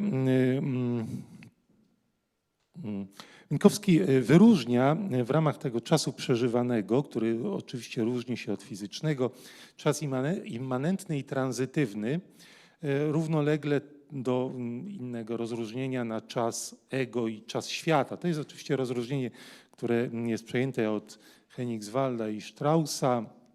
Minkowski dostrzega mocne korelacje pomiędzy fenomenami psychopatologicznymi a wkroczeniem jednego wymiaru czasowego w inny, zabarwianiem go swoistą tonalnością, jakością, aż po zupełne wyparcie któregoś z tych przeżyciowych wymiarów czasu. Różne możliwe modyfikacje doświadczeniowe stanowią efekt właśnie gry tych dwóch wymiarów czasu przeżywanego, czyli czasu immanentnego i tranzytywnego. Ten tranzytywny zbliża się bardziej do fizykalnego. W depresji wspomnienie przeszłości dominuje i niszczy immanentne przeżycie czasu teraźniejszego, które przyszłe plany zatrzymuje w pewnego rodzaju doświadczeniu przygnębienia. Jakość współbrzmienia owu czasów zależy oczywiście od stanu świadomości jednostki, od środowiska. Gdy czas immanentny spowalnia, dzieje się to wskutek zaburzenia czynnika biologicznego, który jest u podstaw tych symptomów mentalnych. Czas odczuwany jest wtedy jakby nieruchomy i niezmienny. Życie ze swej strony, z istoty nawet ukierunkowane na przyszłość, to jest jakby takie przełożenie czasowe tej dynamiki élan vital. Jest tutaj ulega wskutek tego spowolnienia czasu immanentnego, modyfikuje także właśnie doświadczenie przyszłości. Gdy to spowolnienie jest zbyt duże, jednostka traci zdolność do sprostania bieżącym wyzwaniom życia. Jakkolwiek życie z istoty kieruje się na przyszłość, to dzieje się to za sprawą przewidywań w bieżącej aktywności świadomości. Gdy przeszłe problemy zakłócają te aktualne przebiegi świadomości z czasem, wywołują uczucie zdeterminowania przez przeszłość. Przeszłość treściowo napiera na aktualne funkcje mentalne, tworząc symptomy patologiczne, ruminacje, jakieś liczenie, sprawdzanie, upewnianie się co do różnych spraw. W efekcie przeszłość zostaje pokawałkowana, pojawia się chaos, bezwład. W obszarze świadomości mogą pojawić się silne fenomeny obsesyjne, które utrudniają bądź uniemożliwiają człowiekowi poruszanie się po teraźniejszości, a także myślenie o przyszłości. Jednym z przykładów pojawiających się jest takie nieustanne zapisywanie spostrzeżeń dotyczących teraźniejszości, jakby pewna iluzja posuwania się naprzód. Ale właśnie Minkowski nazywa to takim doświadczeniem iluzorycznym.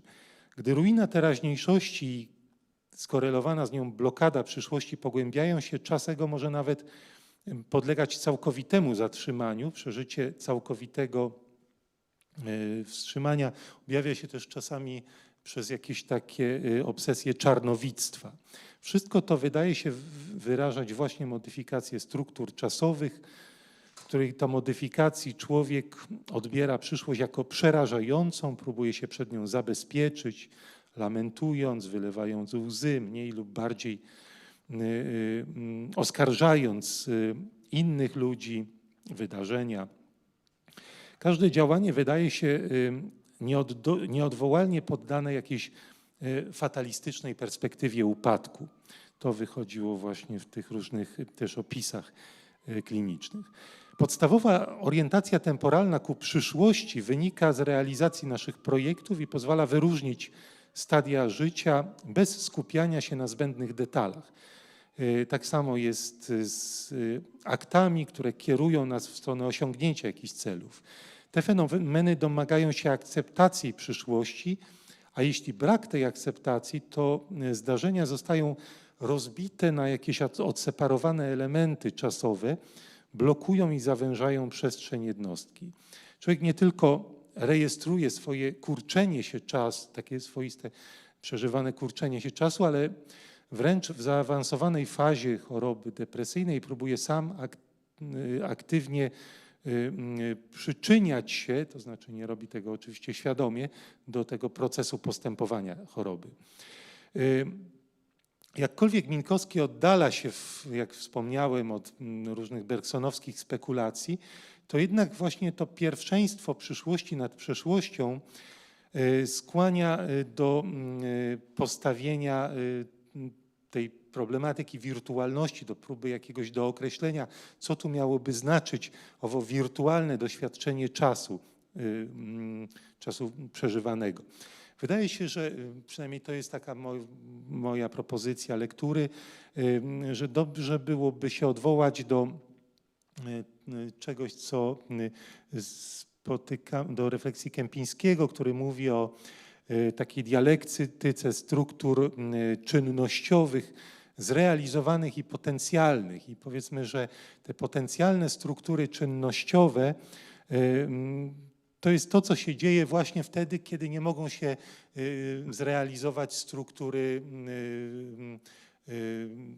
w świecie, kiedy różne formy zachowań nie mogą wyrazić się w kontakcie ze światem, a to właśnie jest doświadczeniem owego spowolnienia czasu wskutek tego zatrzymania, uwięzienia w przeszłości. Wirtualność można by wówczas więc związać z tymi strukturami potencjalnymi, no i ściśle z przeżywaniem przeszłości. Przechodzę już króciutko do Zimbardo, bo chciałbym pokazać taką rzecz, że pomimo tego, że de facto te perspektywy badawcze są różne, to jakoś chyba nasuwają troszkę podobne wnioski. To mi się wydaje dość ciekawe. Oczywiście odkrycie tej psychologii perspektyw czasowych u Zimbardo dojrzewało. W każdym razie istotnym takim aspektem jest tutaj wykrywalność za pomocą specjalnie opracowanego kwestionariusza w codziennym doświadczeniu właśnie owych perspektyw postrzegania czasu, które determinują ludzkie decyzje i działania. Zimbardo uważa, że nasze życie jest sprowadzalne w pewnym sensie do równania. To jest już zgoła inne podejście, w świetle którego suma wszystkich podjętych i niepodjętych przez nas działań składa się w rezultacie na nasze bieżące doświadczenie. Z efektów części naszych działań oczywiście jesteśmy dumni, innych żałujemy, kiedy mają niekorzystne konsekwencje. Podobnie ma się rzecz z działaniami niepodjętymi. Autor sądzi, że rdzeniem naszej matrycy decyzyjnej są w dużej mierze nieuświadamiane decyzje, które płyną z naszego subiektywnego, psychologicznego poczucia czasu, z tej dominującej perspektywy. Stanowi ona pochodną codziennego przepływu naszych osobistych doświadczeń, które automatycznie postrzegamy przez pryzmat właściwej nam perspektywy czasu. I właśnie ta dominująca perspektywa różnicuje nasze działania związane z oczekiwaniami, motywami podjęcia lub rezygnacji z nich. Ogólnie rzecz biorąc, można by powiedzieć, że osoby zorientowane na przeszłość będą podejmować decyzje oparte na negatywnych lub pozytywnych wspomnieniach z podobnych sytuacji. Te zorientowane na teraźniejszość będą podejmować spontaniczne działania oparte na dążeniu do przyjemności lub unikaniu przykrości, bez specjalnego zastanawiania się albo w minimalnym stopniu nad konsekwencjami. A te zorientowane na przyszłość podejmują decyzje oparte na racjonalnym oszacowaniu przyszłych konsekwencji. Dokonując dalszych rozróżnień w ramach 3 podstawowych wymiarów czasu, wyróżnia Zimbardo 6 takich głównych orientacji czy perspektyw czasowych. Przeszłą pozytywną, przeszłą negatywną, teraźniejszą hedonistyczną, teraźniejszą fatalistyczną, przyszłościową i przyszłościową transcendentalną. Tu także pojawiają się pewnego rodzaju założenia dotyczące powiązania cierpienia z zaburzeniem równowagi perspektyw czasowych i dominacją którejś z orientacji. Jak się okaże, nawet da się wskazać bardzo konkretnie. Ludzie zorientowani na pozytywną przeszłość koncentrują się na starych, dobrych czasach.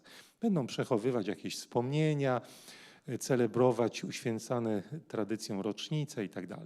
Ludzie zorientowani na negatywną przeszłość będą się koncentrować na wszystkim, co poszło nie tak w ich życiu. Nieważne, co zrobię, moje życie nigdy się nie zmieni. Takie hasło im przyświeca.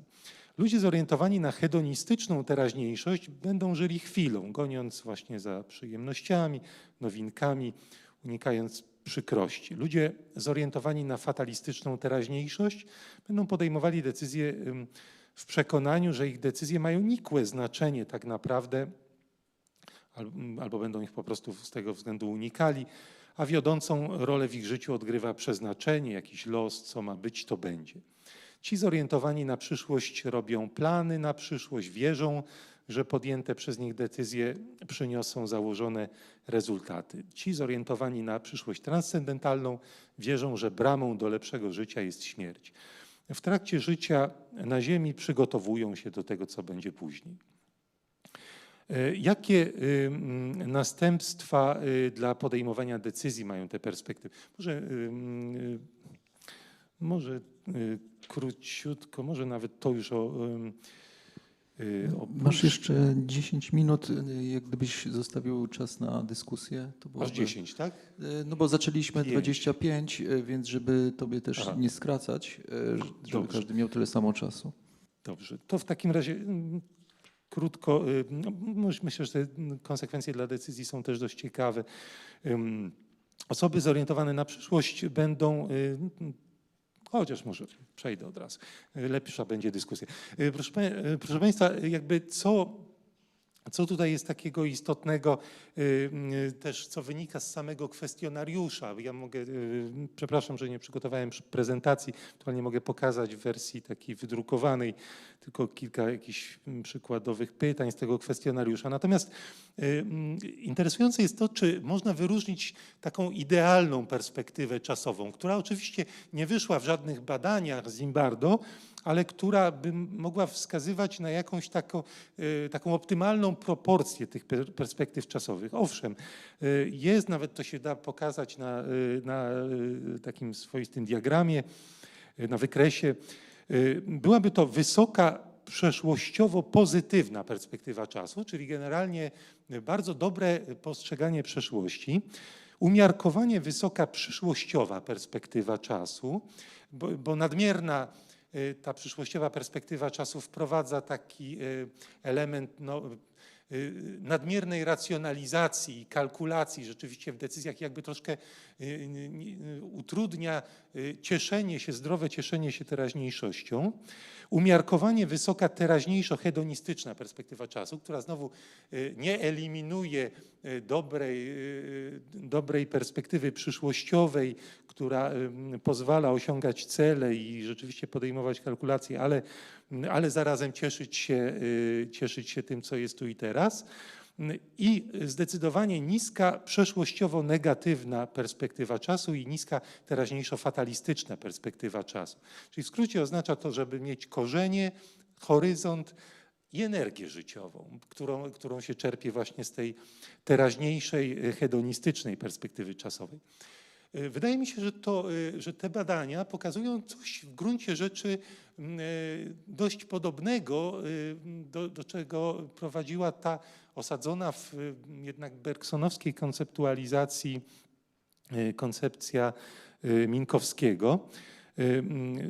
I gdyby chcieć z tej perspektywy zinterpretować to stanowisko Zimbardo, żeby mówić o jakimś wirtualnym doświadczeniu czasu, które nie byłoby uwikłane w jakieś silne założenia metafizyczne, jak to wydaje mi się ma jednak miejsce w perspektywie Minkowskiego, to można by znowu w podobnym kluczu zinterpretować, że właśnie zarówno ta przeszłościowo negatywna perspektywa czasu, jak i ta fatalistyczna, teraźniejszościowa perspektywa jakby powodują bardzo podobną reakcję do tych fenomenów, które do takiego przeżywania czasu, jak to ma miejsce właśnie w tych doświadczeniach związanych z depresją endogenną, które opisywał Minkowski.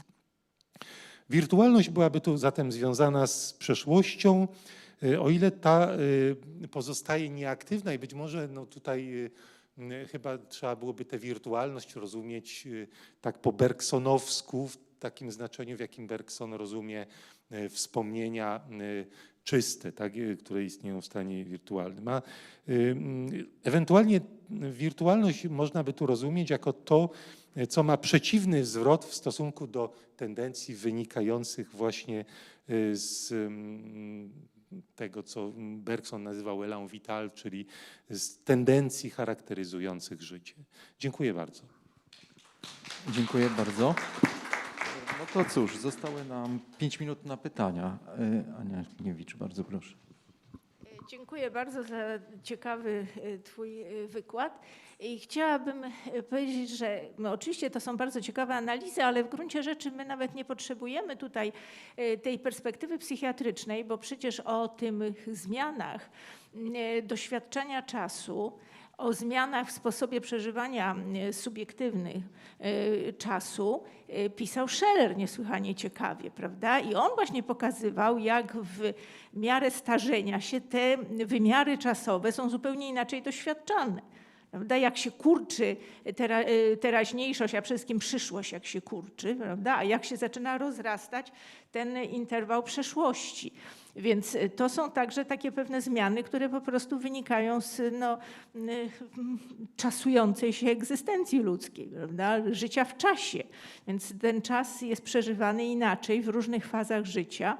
I to nie jest tylko doświadczenie depresyjne, że interwał przeszłości zaczyna jakby się spiętrzać i przesłaniać, a teraźniejszość właściwie zwęża, przyszłości praktycznie nie ma wcale, tylko to jest związane z sposobem doświadczania czasu w miarę trwania życia, prawda? I w miarę jak to życie zmierza ku swojemu kresowi. Także to wydaje mi się takim dosyć uniwersalnym spojrzeniem. Dziękuję. Robercie, tak? Może chciałbyś odpowiedzieć, bo tutaj tak, bo rzeczywiście w pewnym sensie to też krótko bym cię prosił, żeby drugie pytanie. Oczywiście, tylko chcę powiedzieć, że rzeczywiście w zasadzie takie zestawienie, ono też wyprowadziło poza te wnioski, poza refleksję czysto psychopatologii fenomenologicznej, właśnie na teren tak naprawdę dosyć uniwersalnego doświadczenia i w zasadzie ja przyznam, że troszkę też o to mi chodziło, żeby bardziej, chociaż przyznam, że to jest w ogóle bardzo wstępny materiał, także proszę wybaczyć, ale chciałem go raczej tylko poddać dyskusji, ewentualnym właśnie uwagom, tak, ale oczywiście, to całkowicie bardzo dziękuję za to. Robercie, ja chciałam się odnieść do tych 6 orientacji u Zimbarda, które wyróżniłeś w związku z przeżywaniem czasu. Popraw mnie, jeżeli źle zrozumiałam, ale wyniknęło mi z tego, co mówisz, że właściwie im człowiek starszy, wiekowo bardziej zaawansowany, tym ten czas, który jest przede mną do przeżywania, do planowania, do projektowania, coraz bardziej się skraca. W związku z tym im człowiek starszy, tym bardziej powinna dominować ta perspektywa, ta orientacja przeszłościowa, skupianie się na tym, co minęło. I w związku z tym wraz z takim analizowaniem przeszłości mógłby wzrastać odczynnik depresji. Im starsze osoby, tym bardziej depresyjnie przeżywające ten czas, bo mają go coraz mniej, więc mogą się skupić tylko na tym, co było.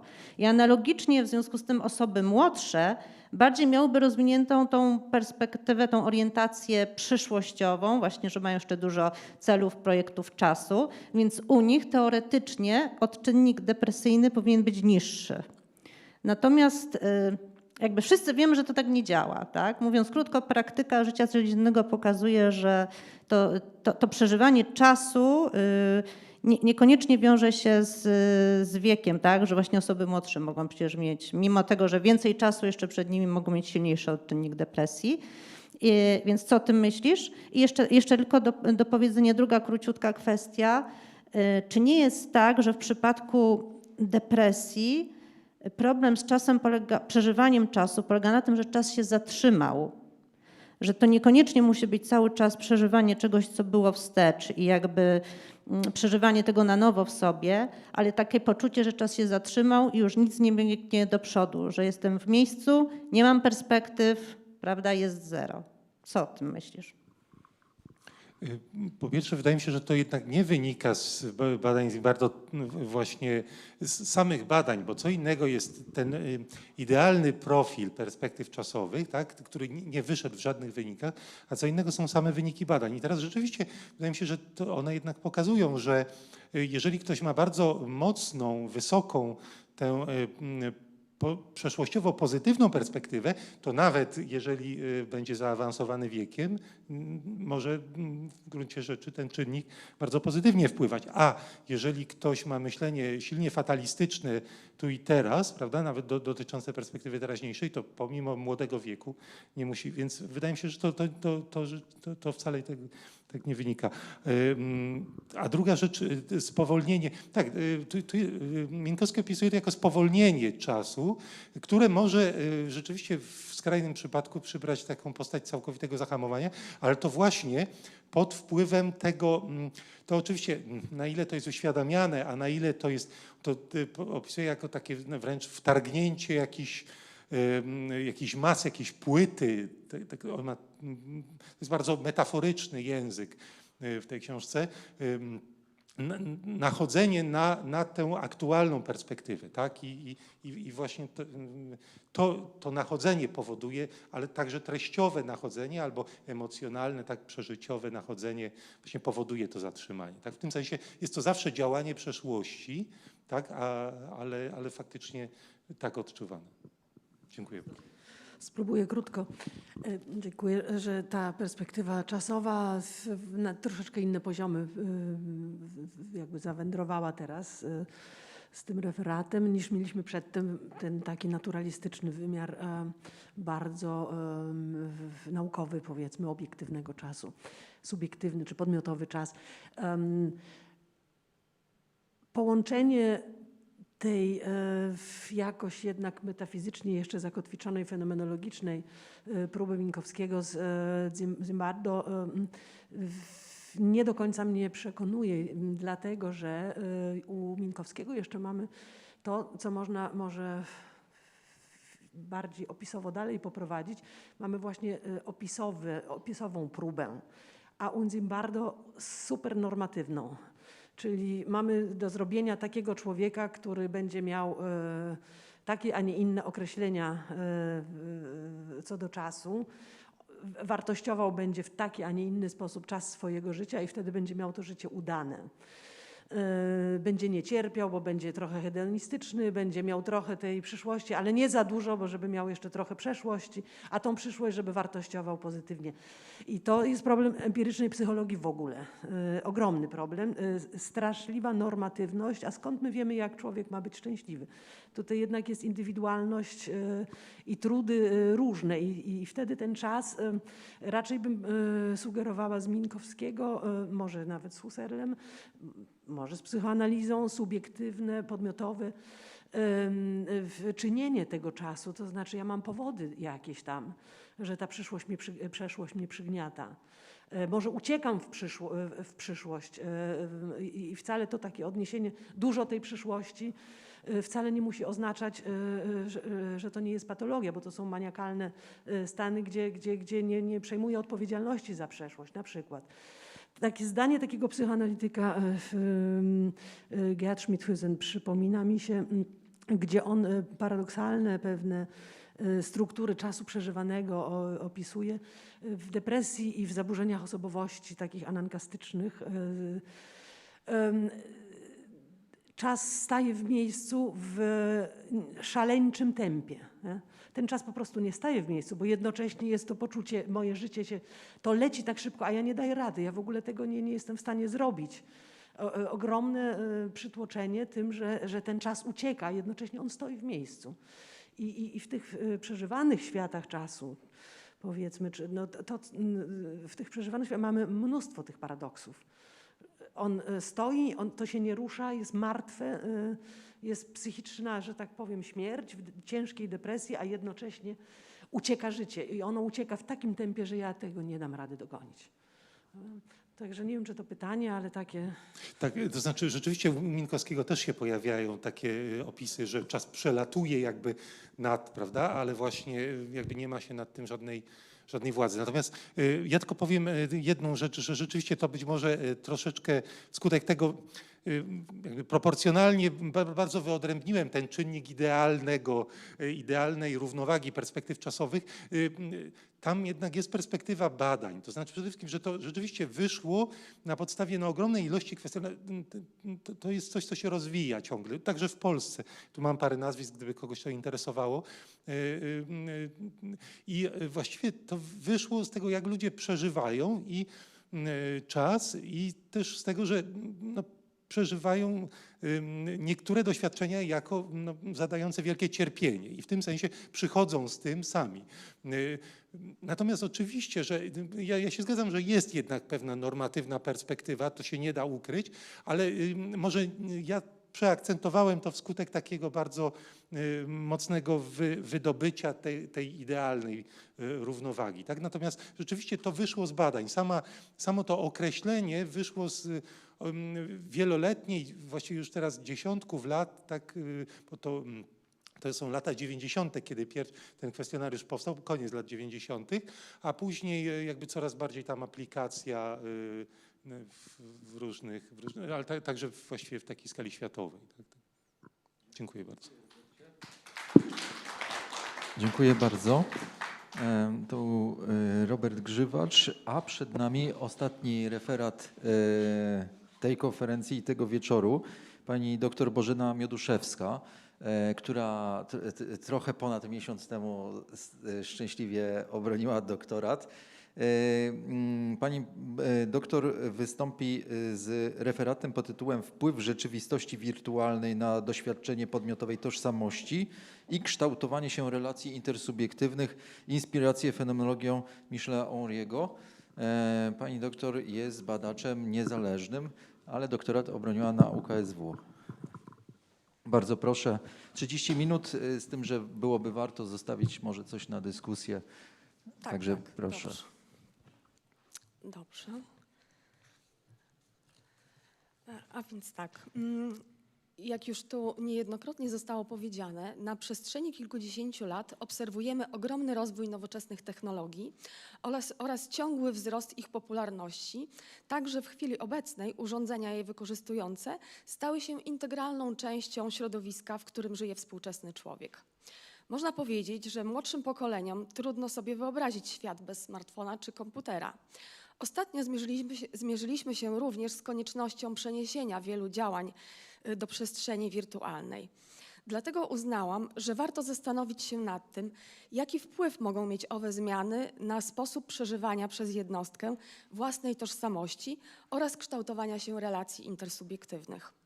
W moim wystąpieniu odniosę się do poglądów francuskiego fenomenologa Michela Henriego, żyjącego w latach 1922-2002.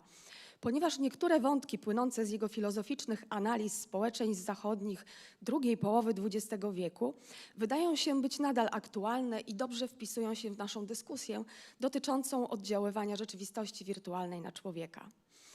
Przywołany autor wskazuje na pewne zagrożenia, jakie pojawiły się wraz z gwałtownym rozwojem nauki i techniki.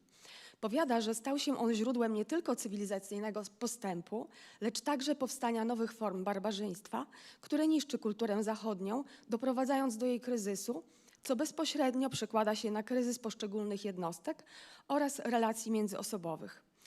Henri zauważa, że dzisiejszy człowiek coraz częściej doświadcza problemów z przeżywaniem własnej tożsamości, czemu towarzyszy poczucie zagrożenia i braku sensu własnej egzystencji.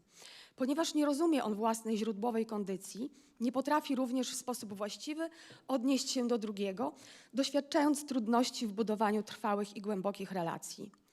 Na podstawie koncepcji tego autora omówię więc jedną z przyczyn tej sytuacji, która ma związek z rzeczywistością wirtualną, czy mówiąc językiem Henri'ego, techniczno-medialną. Lecz aby to dobrze zrozumieć, należy najpierw wyjaśnić, że Henri jest fenomenologiem, którego nie tyle interesuje jawienie się świata, co sposób objawiania się człowieka w jego źródłowym byciu sobą. Twierdzi, że tego bycia nie możemy odkryć za pośrednictwem intencjonalności, która prezentuje wszystko w poznawczym, podmiotowo-przedmiotowym dystansie. Chodzi o to, że prezentująca się treść jest czymś różnym od władzy, która ją udostępnia. Według Henri'ego nasze bycie jest nam dostępne bezpośrednio w doświadczaniu samego siebie, w relacji podmiotowo-podmiotowej, w której każdy z afektów jest dany w jego własnym doznaniu, a wszystkie one tworzą substancję naszego bycia. Dlatego jest on przekonany, że naszej tożsamości, czyli źródłowej rzeczywistości naszego bycia, tego, kim jesteśmy, nie możemy kreować w wyniku dowolnego wyboru, jak chciał na przykład Sartre, ale należy ją odkrywać na drodze rozumiejącego wsłuchania się w doświadczenie oraz powrót do namysłu nad ludzką źródłową kondycją. Dlaczego tak ważne jest to rozumiejące wsłuchanie się w doświadczenie i co to właściwie oznacza? Henri jest przekonany, że istoty człowieka nie można zredukować do świadomości, gdyż w ten sposób dokonujemy okrojenia ludzkiej rzeczywistości, która jest nierozerwalnie związana z ciałem. Według niego ciało i świadomość to nie są dwa różne komponenty, ale stanowią jedność. Określa on człowieka żywą, doznającą cielesnością. Co więcej, wyróżnia obok władzy będącej pochodną logicznego wnioskowania, wiedzy będącej pochodną logicznego wnioskowania, wiedzę cielesną, która objawia się pierwotnie w przestrzeni doświadczania, a nie myślenia. W ciele, a dokładniej w naszym żywym, doznaniowym ciele, tkwi pewna inteligibilność, różna od dyskursywnej, rozumowej. Ciało rozpoznaje pewne rzeczy wcześniej niż świadomość i niezależnie od niej.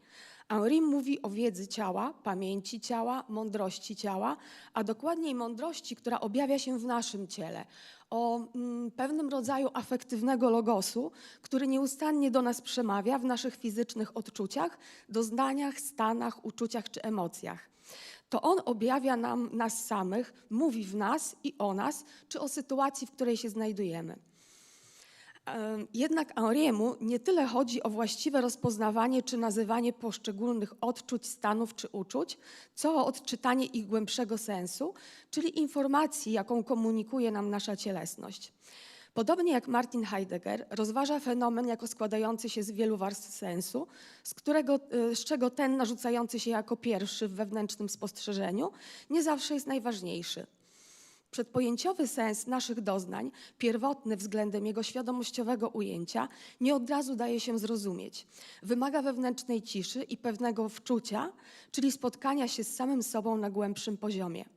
Dlatego, kiedy nie potrafimy się uwolnić od gadaniny świata, jak mawiał Heidegger, ale i od natłoku naszych myśli, pozostaje on niezauważalny, nie rozpoznajemy go. Wydaje się nawet, że współczesny człowiek już właściwie nie zdaje sobie sprawy z jego istnienia. Niemniej nieustannie go doświadcza. Jest to prawdziwe źródło samoświadomości i samowiedzy. Henri powiada, że można przeżywać swoją tożsamość na dwa sposoby. Jeden, który jest relacją z samym sobą, podstawą której jest rozumiejący wgląd w samego siebie, oraz drugi będący relacją do siebie, która wydarza się w naszej świadomości i ma charakter podmiotowo-przedmiotowy. Innymi słowy, jest odniesieniem podmiotu do własnego przedstawienia, inaczej wyobrażenia na własny temat. Henri jest przekonany, że dzisiejszy człowiek przeżywa egzystencjalną dezorientację, czyli nie wie, kim jest, ani jak ma żyć, by być człowiekiem prawdziwie spełnionym i szczęśliwym, ponieważ nie potrafi się wsłuchać w siebie. Afektywny logos jest zagłuszany wielością obrazów, zdarzeń, informacji czy technicznych nowinek, które absorbują jego uwagę. W konsekwencji coraz więcej wie o otaczającym go świecie niż o samym sobie. Nie rozumie już, na czym polega immanentna relacja z samym sobą, co niektórzy filozofowie czy psycholodzy określają jako samoobecność czy uważność. Nie potrafi jej świadomie przeżywać, w związku z tym często nawet nie wie, co czuje, a tym bardziej, jaki jest tego sens. Dlatego rozmija się ze swoim prawdziwym ja i, jakby to powiedział Heidegger, nie potrafi żyć autentycznie. Bolesna niepewność własnej tożsamości sprawia, że próbuje wypełnić ją treścią, której poszukuje na zewnątrz, budując tak zwane zastępcze bycie sobą, składające się z wyobrażeń na własny temat, które kształtuje kultura masowa za pośrednictwem różnorodnych mediów. Obserwując proponowane style mody, wzorce zachowań, stara się do nich dostosować, być jak inni, co jeszcze bardziej oddala go od samego siebie, choć może mu wydawać się inaczej. W konsekwencji żyje w sposób schematyczny, anonimowy, często bezosobowy, na wzór heideggerowskiego się. Z drugiej strony można przypuszczać, że nie dopuszczając do siebie źródłowej wiedzy o sobie samym, paradoksalnie czyni to z obawy przed cierpieniem. Być może nie chce wiedzieć, co odczuwa, ponieważ może to być dla niego niewygodne, powodować pewne pytania, na które trzeba będzie odpowiedzieć, bądź uznać własną słabość. Boi się zmierzyć ze swoją ograniczonością, przyjąć siebie takiego, jakim jest. Słowem, obawia się skonfrontować z prawdą o sobie, bo ma już o sobie jakieś wyobrażenie. Zatem wybiera wszelkie sposoby ucieczki w zewnętrzność, które okazują się pułapką, gdyż utrwalają destrukcyjny sposób funkcjonowania, pogrążając jednostkę w egoizmie i lękach. Jednak wypierana i stłumiona afektywna energia, kumulowana w żywej cielesności, nie zanika, lecz intensyfikuje się, z czasem coraz bardziej daje o sobie znać na poziomie psychosomatycznym. Omawiany autor uważa, że objawem barbarzyństwa naszych czasów jest tak zwany zredukowany styl życia, w którym jest ono realizowany w prymitywnej formie egzystencji technicznej i medialnej, kiedy podmiot żyje w pewnym rodzaju fascynacji światem techniczno-medialnym, oferującym mu nawet nie tylko zastępcze bycie sobą, ale również zastępcze przeżywanie, polegające na sztucznym generowaniu doznań. Podczas gdy jego własne źródłowe bycie sobą jest już mu prawie obce, emocje sportowe, erotyka, przemoc, podglądanie życia innych staje się jego jedyną rzeczywistością. Jak powiada Henri, świat mediów dostarcza mu nie tylko swoich obrazów, lecz także określa jego nadzieje, fantazje, pragnienia, wyimaginowane satysfakcje, które stają się jego jedynymi możliwymi satysfakcjami. Rozważania Henriego zdają się dobrze uzupełniać analizy współczesnej polskiej badaczki Aleksandry Przegalińskiej. Podaje ona przykład awatara, istoty wirtualnej imitującej człowieka, której cyfrowy sposób prezentacji stwarza ryzyko znacznego się z nią utożsamienia i potraktowania jej, jakby była przedłużeniem własnego ciała. Fascynacja tego typu działaniami podejmowanymi w przestrzeni wirtualnej, zdaniem autorki, rodzi niebezpieczeństwo zaburzeń własnej tożsamości podmiotu, a także deformacji w postrzeganiu rzeczywistości intersubiektywnej, co ostatecznie może doprowadzić do społecznego wyobcowania, a w konsekwencji również do poczucia osamotnienia. Jednak nie potrafimy żyć bez innych, bowiem ludzka rzeczywistość odsłania się jako rzeczywistość osób. Relacja z drugim wpisana jest w ludzki sposób bytowania. Człowiek rodzi się będąc w relacji oraz doświadcza silnej potrzeby tworzenia międzyosobowych, bliskich więzi, do tego stopnia, że bez nich trudno wyobrazić sobie jego prawidłowy rozwój. Oczywiście nie ma co do tego wątpliwości, że w sytuacji, gdy bezpośrednie spotkanie z drugim człowiekiem jest z jakichś powodów niemożliwe, technika staje się pomocna w nawiązywaniu i podtrzymywaniu znajomości. Niemniej, jak twierdzi Henri, kontakty międzyludzkie za pośrednictwem urządzeń elektronicznych często cechuje powierzchowność i wyobcowanie. I można się oczywiście spierać, czy ma on rację, ale z drugiej strony retorycznym wydaje się być pytanie, czy spotkania w sieci są wystarczające, by potrzeba tworzenia głębokich więzi mogła być w pełni zaspokojona. Henri jest przekonany, że relacja z drugim wykracza poza kategorię intencjonalnej świadomości, która ujmuje ją teoretycznie, nadając jej charakter opisowy. Wskazuje na to, co niewidzialne, co wymyka się obiektywnemu poznaniu. Powiada, że właściwie istotą spotkania jest wzajemność afektywnych odniesień i oddziaływań, z których w pełni nie zdajemy sobie sprawy. Podkreśla także, że przyjęcie określonej perspektywy w odniesieniu do drugiego ma decydujące znaczenie w kształtowaniu się naszej postawy względem niego. Należy zawsze zdawać sobie sprawę, że to, co jawi się świadomości, nie wyczerpuje istoty jego bytu. Natomiast kiedy ujmuję go wyłącznie w dystansie poznawczym, wtedy go uprzedmiotawiam. Według Henriego przestrzeń techniczno-medialna sprzyja ryzyku sprowadzenia spotkania z drugim do relacji podmiotowo-przedmiotowej, co w tym wypadku oznacza redukcję rzeczywistości osoby do tego, co dane empirycznie na ekranie komputera czy innego nośnika. Pojawiający się na nim wizerunek może zostać potraktowany jako element rzeczywistości materialnej, pozbawiony swego podmiotowego podłoża. Okrojenie sfery intersubiektywnej do świata przedstawień prowadzi natomiast do nasilenia się postaw egoistycznych i egocentrycznych. W sytuacji, gdy już przyzwyczailiśmy się do tego, że urządzenia techniczne stopniowo zastępują żywą komunikację, czy nie należy obawiać się, że w przypadku nieumiejętności budowania satysfakcjonujących więzi z innymi, w podmiocie może narodzić się pragnienie jej substytucji z wirtualną reprezentacją człowieka? Przywołana tu już Joanna Przegalińska, opisując działanie bota, który pozoruje kontakt z realną osobą, nawiązuje do teorii wczucia Edyty Stein. Powiada, że imitujący komunikację intersubiektywną dialog z chatbotem może wydawać się na tyle rzeczywisty, iż nawet wywołuje w podmiocie wrażenie wyczuwania jego przeżyć. Dzieje się tak, ponieważ akty poznawcze odbiorcy, zamiast prowadzić do uświadomienia sobie własnej projekcji cech ludzkich na wirtualny obiekt, nastawione są na relację z osobą. Niemniej wydaje się, że przywiązanie się do tego typu praktyk, choć może przynieść chwilowe zadowolenie, stwarza niebezpieczeństwo stopniowego wycofania się jednostki ze świata osobowych więzi, zamykając ją w kręgu własnych wyobrażeń. Ten problem porusza również Henri. Opisuje on symulatory techniczne używane do szkolenia pilotów, skonstruowane w ten sposób, żeby nie można było odróżnić rzeczywistości wirtualnej od realnej. Jednak o ile na potrzeby efektywności szkolenia zastosowanie tego typu technologii jest wskazane, o tyle w życiu społecznym niesie ona pewne niebezpieczeństwa. Przede wszystkim pokusę symulacji życia, w wyniku której następuje rodzaj odwrócenia ontologicznego, w którym człowiek zostaje zastąpiony przez technikę, żywe, transcendentalne ja zostaje zredukowane do martwego obiektu, symulatora, który niczego nie czuje, którego fikcyjne życie jednak wpływa na doznaniowość użytkownika. W ten sposób, powiada Henri, niszczona jest ludzka afektywność, redukowana do prymitywnych, powierzchownych form, jak przeżywanie siły w postaci przemocy czy miłości ograniczonej do erotyzmu i pornografii. Henri powiada, że ludzie korzystający z tego typu niewrażliwych urządzeń sami stają się niewrażliwi, ostatecznie przekonując samych siebie, że oni również nie są niczym więcej niż tylko biologiczną maszyną.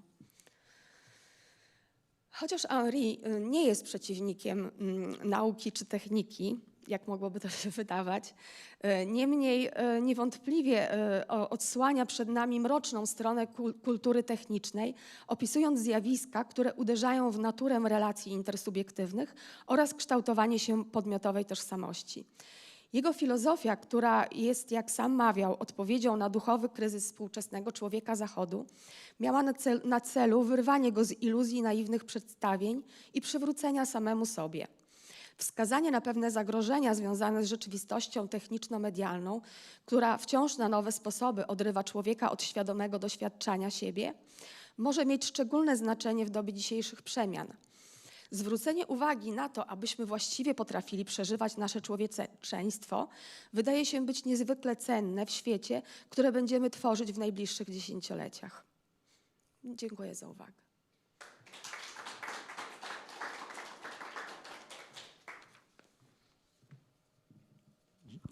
Dziękuję bardzo. Przede wszystkim za niesłychaną dyscyplinę czasową. Mamy 10 minut na pytania. Wobec tego bardzo proszę.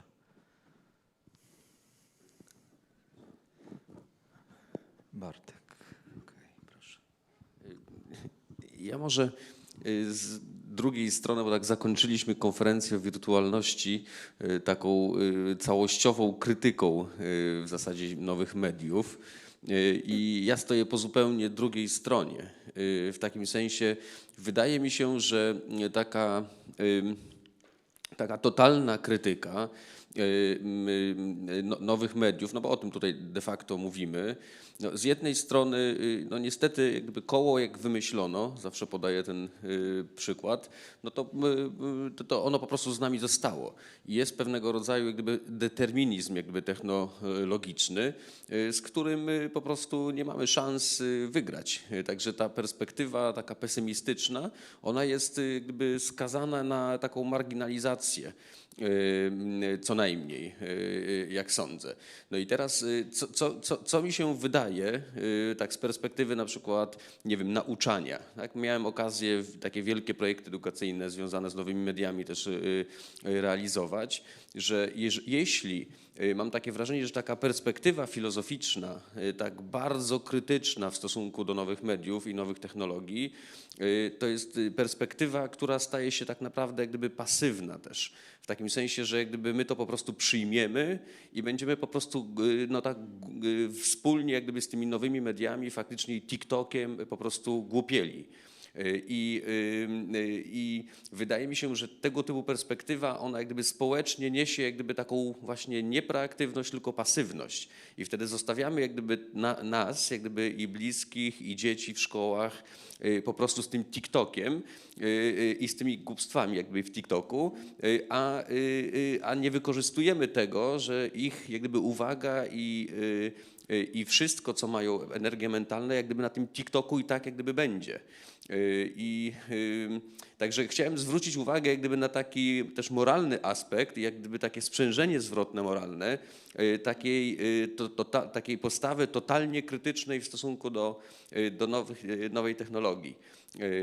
Wydaje mi się ona właśnie taka, niesie taki niezgodne ze swoją intencją chyba, niezgodne ze swoją intencją konsekwencje społeczne. Także z tej perspektywy trochę przyatakuję.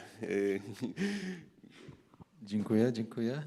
Tak, może od razu odpowiedź. Tak, proszę. Dziękuję bardzo za to pytanie, bo rzeczywiście można było, rozumiem, że można było tak to odebrać. Niemniej tutaj ani moją intencją, a myślę, że również i nie tego autora, nie chodzi o to właściwie, żeby skrytykować totalnie i myślę, że on totalnie właściwie nie krytykuje, tylko on pokazuje, zwraca uwagę na pewne zagrożenia, kiedy my zaczynamy żyć w tym, co zewnętrzne, a sami gubimy gdzieś siebie, prawda?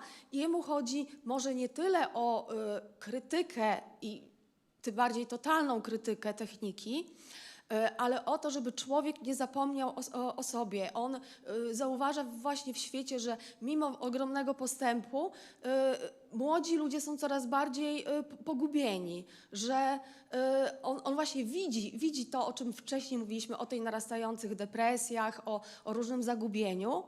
I on właściwie gdzieś zajmuje się tą częścią społeczeństwa. On też opisuje, że dzisiaj jest problem z dojrzewaniem młodego człowieka, że on albo dojrzewa zbyt późno, albo wcale nie dojrzewa, że zaczyna wchodzić w świat od zabawek jakichś prostych, tak? Później przechodzi do zabawek elektronicznych, natomiast nie potrafi budować więzi z drugim człowiekiem, ponieważ on sam nawet nie wie, kim on jest, co on czuje, co on przeżywa. I wydaje mi się, że nie tyle chodzi tak bardzo o krytykę techniki, co bardziej o to, żeby o ten powrót do takiego źródłowego doświadczenia siebie, o to zauważenie siebie, żeby człowiek miał też taki namysł, kim on jest, do czego on zmierza, dlaczego potrzebny jest mu drugi człowiek, wydaje mi się, że może przez krytykę, ale akcent jest położony jednak na tą część. Ale rozumiem, że pan jest właśnie od świata techniki i ja osobiście tego nie krytykuję. Myślę, że autor też nie, bo zgłębiałam jego dzieła dość szczegółowo. Natomiast pokazuje to w aspekcie właśnie tego bycia sobą. I tutaj, bo nie tylko chodzi mu o wirtualną przestrzeń, tylko w ogóle, żeby człowiek nie tylko był człowiekiem zewnętrznym, nie szukał siebie na zewnątrz, tylko siebie zapytał, tak? Czego ja potrzebuję? Dziękuję. Tak? Dziękuję bardzo. Rzeczywiście udało nam się wczorajszy dzień kończyć taką pesymistyczną diagnozą kultury i dzisiaj musimy też powalczyć, żebyśmy stąd wyszli jednak zbudowani i myślę, że... No właśnie, to może jednak wrócimy do tych czasowych perspektyw. Ja bym chciała zwrócić uwagę na pewną korelację tej jednak bardzo, jakby to rzec, troszeczkę bardzo wypełnionej lękiem, a nawet zarzutem jakby wizji, że tak strasznie się tej techniki musimy bać. Bo rzeczywiście potrzebna jest ostrożność zapewne i zrozumienie tego, co tam się dzieje, ale za tym gdzieś, albo właśnie w korelacji i o tym pani mówiła, jest zrozumienie podmiotu. I ta jego Eigentlichkeit heideggerowska, czyli to taka autentyczność gdzieś, którą gdzieś tam tracimy. I żeby wrócić ale kto to jest to siebie, że tak powiem? Myślę o Nagrodzie Nobla, pokojowej Nagrodzie Nobla z tego roku. Dostała to chyba Maria Ressa się chyba nazywała z Filipin. Taka, a nie, to chyba nie pokojowa, tylko w każdym razie jakiś Nobel humanistyczny. I ona swoje wystąpienie przy tej... Nie, to nie pokojowa, tylko literacka. We Frankfurcie było to wystąpienie i ona rozpoczęła je takim zdaniem: ja jestem, bo ty jesteś. Nie ma nas po prostu w jakiejś autentyczności bez innych. Od samego początku w ogóle jest to nie do pomyślenia do samego końca. Jesteśmy, nie ma tej autentyczności ja sam. I ja mogę tam wrócić do jakiegoś takiego źródła. Dla mnie to jest, jeśli chodzi o Heideggera, spuściznę, taka najgorsza rzecz, którą powiedział. Różne rzeczy złe powiedział, ale ta jest najgorsza. To takie lekceważenie zwykłego człowieka, który jest pod wpływem innych, który nie potrafi się obronić przed tam jakimiś oczekiwaniami w stosunku do niego, przed modami i tak dalej. My po prostu tacy jesteśmy, tak jest człowiek. Jesteśmy, bo inni są i tylko w tej sieci jak gdyby. I to nawet jest pewna... A teraz mamy sieci nowe, inne sieci, mamy inne media, w których to się realizuje, w których to się robi inaczej widoczne. Oczywiście nie tak, żeby to dziko gdzieś tam szło, bo po to jest też nasza konferencja, żeby to zrozumieć, co tam się dzieje. Natomiast chyba nie musimy się tak strasznie tego bać, bo to są szanse. Także nawet mniej krytyki techniki, zrozumienie, ale przede wszystkim refleksja, myślę, nad tym, czego my tam chcemy bronić tak naprawdę. To moje pytanie, czy to warto tej takiej autentyczności, tego ja? Tak, dziękuję za pytanie. Oczywiście tak, oczywiście nie, to też tak jak tu powiedziałam, tak, człowiek rodzi się w relacji, człowiek żyje w relacjach, więc to bez relacji jest nie do pomyślenia, jakby jego samodzielne, autonomiczne, autentyczne, on jest autentyczny w relacjach, tak? Natomiast może tu nie wybrzmiało w tym, bo nie sposób zawrzeć całej myśli w tak krótkim wystąpieniu. Natomiast ja bym powiedziała jeszcze tak, to jest troszeczkę tak jak z nożem. Możemy tym nożem kroić chleb, a możemy zabić, prawda? I on tak się tutaj, ja tutaj, można powiedzieć, wkładam łyżkę dziegciu do garnca miodu. Tak mogę powiedzieć. Może i celowo tak nawet tak zrobiłam, ponieważ chciałam też zwrócić uwagę na tą stronę tego tak zwanego w cudzysłowie noża, no, która może być gdzieś taka dla człowieczeństwa niebezpieczna, że gdzieś się oderwiemy od tego człowieczeństwa, od tego, właśnie od bliskich więzi, nie będziemy umieli ich budować, natomiast będziemy żyli gdzieś w wirtualnej rzeczywistości, będziemy gdzieś czerpać, szukać gdzieś tych przeżyć na zewnątrz, a w zasadzie nie będziemy wiedzieli, kim ja jestem, czego ja potrzebuję, tylko będę ciągle szukać, a może tego, a może tamtego, bo świat mówi to, bo ktoś podaje tamto i w zasadzie ciągle żyję gdzieś na zewnątrz i próbuję siebie znaleźć na zewnątrz. Natomiast Henri mówi o tym, właśnie o tym międzyosobowych więziach, ale kiedy ja doświadczam obecności drugiego człowieka, kiedy ja ją przeżywam, kiedy ja poniekąd kontempluję takie bycie razem, bycie my. On zwraca uwagę, żebyśmy nie zapomnieli o tym, gdzieś w tym pędzie natłoku obrazów, informacji, życia szybkiego i tutaj tak bym go broniła, bo ja go tak osobiście rozumiem. Natomiast celowo nie chciałam tutaj w superlatywach mówić o tej rzeczywistości, bo tak jak mówię, może troszeczkę chciałam tak łyżeczkę miodu, łyżeczkę dziegciu włożyć do tego miodu. Tak, dziękuję. No jeszcze jedno pytanie. Mamy czas, gdyby ktoś odczuwał taką potrzebę. Bardzo proszę.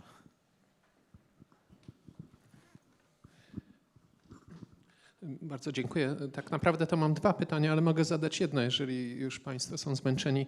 Znaczy chodzi mi o Levinasa, to zestawienie Henriego z Levinasem, bo Levinas, mimo że jest nastawiony na spotkanie, to jednak jest taki pewien rodzaj obrony jakby techniki. W pewnym sensie chodzi mi o taki artykuł Heidegger, Gagarin i my, gdzie właściwie jest jakby taka próba no jednak obrony tej technicznej możliwości, przy czym no, oczywiście chodzi o to, że gdzieś tam to spotkanie również jest ważne, czy wezwanie przez innego. Czy tutaj jakby ciekaw jestem, jak pani się do tego odnosi, no chociaż to oczywiście już jest inny autor, a ewentualnie propos samego Henriego, to gdyby mogła pani powiedzieć coś o tym, w jaki sposób Henri czyta Marksa, bo ja o tym słyszałem, ale tego nie miałem w ręku. Znaczy chodzi, bo o tyle to jest ciekawe, że no, jak rozumiem, chcę wykorzystać ten Marksa, przypuszczam, ale właśnie tego nie wiem, do jakiejś krytyki no, tej techniki, ale z drugiej strony to jest taki autor, który no, też w końcu tam jest jakby ten rozwój sił wytwórczych, no, to czy jakby takie pójście ku światu mimo wszystko, czy to przynajmniej jedno z dwóch pytań, jakby można było wybrać, może albo dwa nawet, zależy od... Może pokrótce odpowiem na dwa. Jeżeli chodzi o Levinasa, to jest troszeczkę mimo wszystko inna filozofia, bo tam chodziło o tą technikę u Levinasa, tak, że Levinas,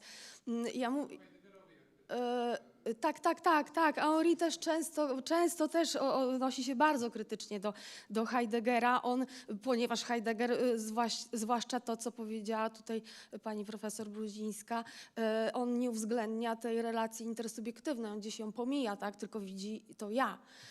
Natomiast Henri zupełnie nie, on mówi o wspólnocie osób, dla niego jest bardzo ważna wspólnota osób.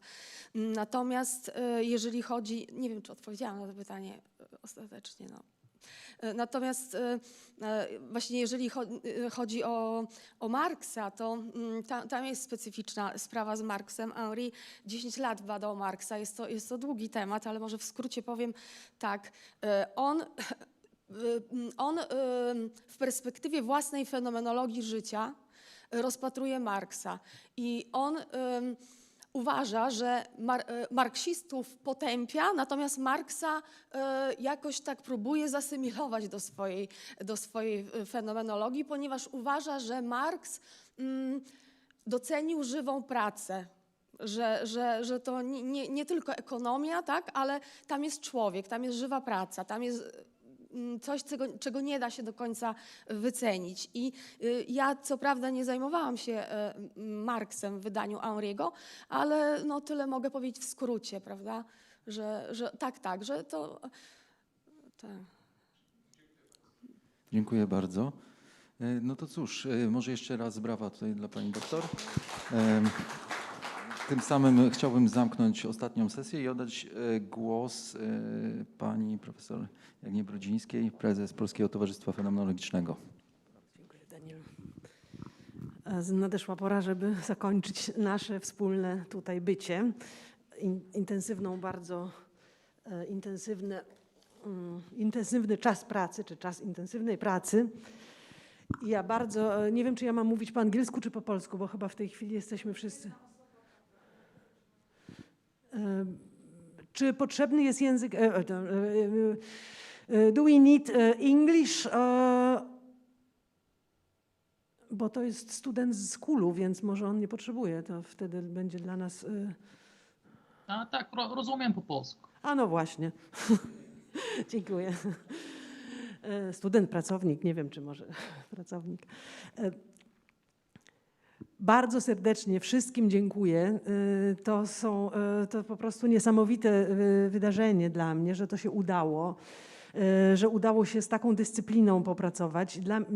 Nie chcę tutaj jako organizatorka jakby wydarzenia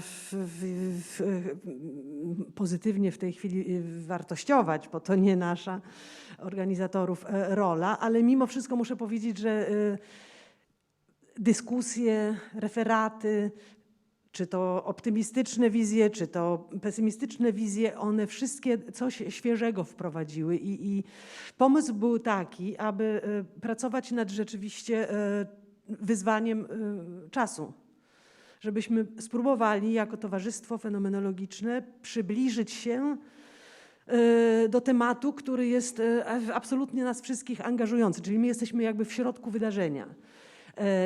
Nie zrobiliśmy konferencji kolejnej, gdzie deklinowalibyśmy jakieś tam metodyczne czy inne koncepcje, które już bardziej lub mniej znamy, na pewno to też można zrobić, tylko rzeczywiście w środku jakby tego, co się w naszym czasie życia też dzieje, eksperymentalnie, z taką świeżością. Ja jestem bardzo, bardzo wdzięczna za tą wykonaną pracę, za te próby autentycznego jakby podejścia, opracowania, przemyślenia, podania do dyskusji z przypadkami, z przykładami. Znaczy bardzo samodzielne, świeże tematy. Rzadko tyle notuję na konferencjach. Często się męczę siedząc po prostu.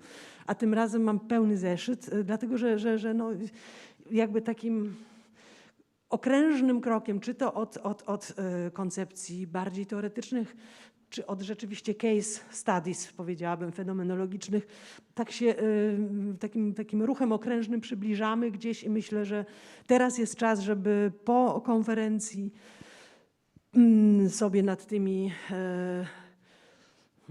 papierami, że tak powiem, posiedzieć, dopracować, podosyłać. Będziemy o tym informować i będziemy robić publikacje. Także mam nadzieję, że z tego zostanie coś też dla szerszego grona, aczkolwiek grono było też niesamowicie takie różnorodne, bogate i szerokie. Także to też jakby dla nas bardzo fantastyczna rzecz. Dziękujemy sponsorom,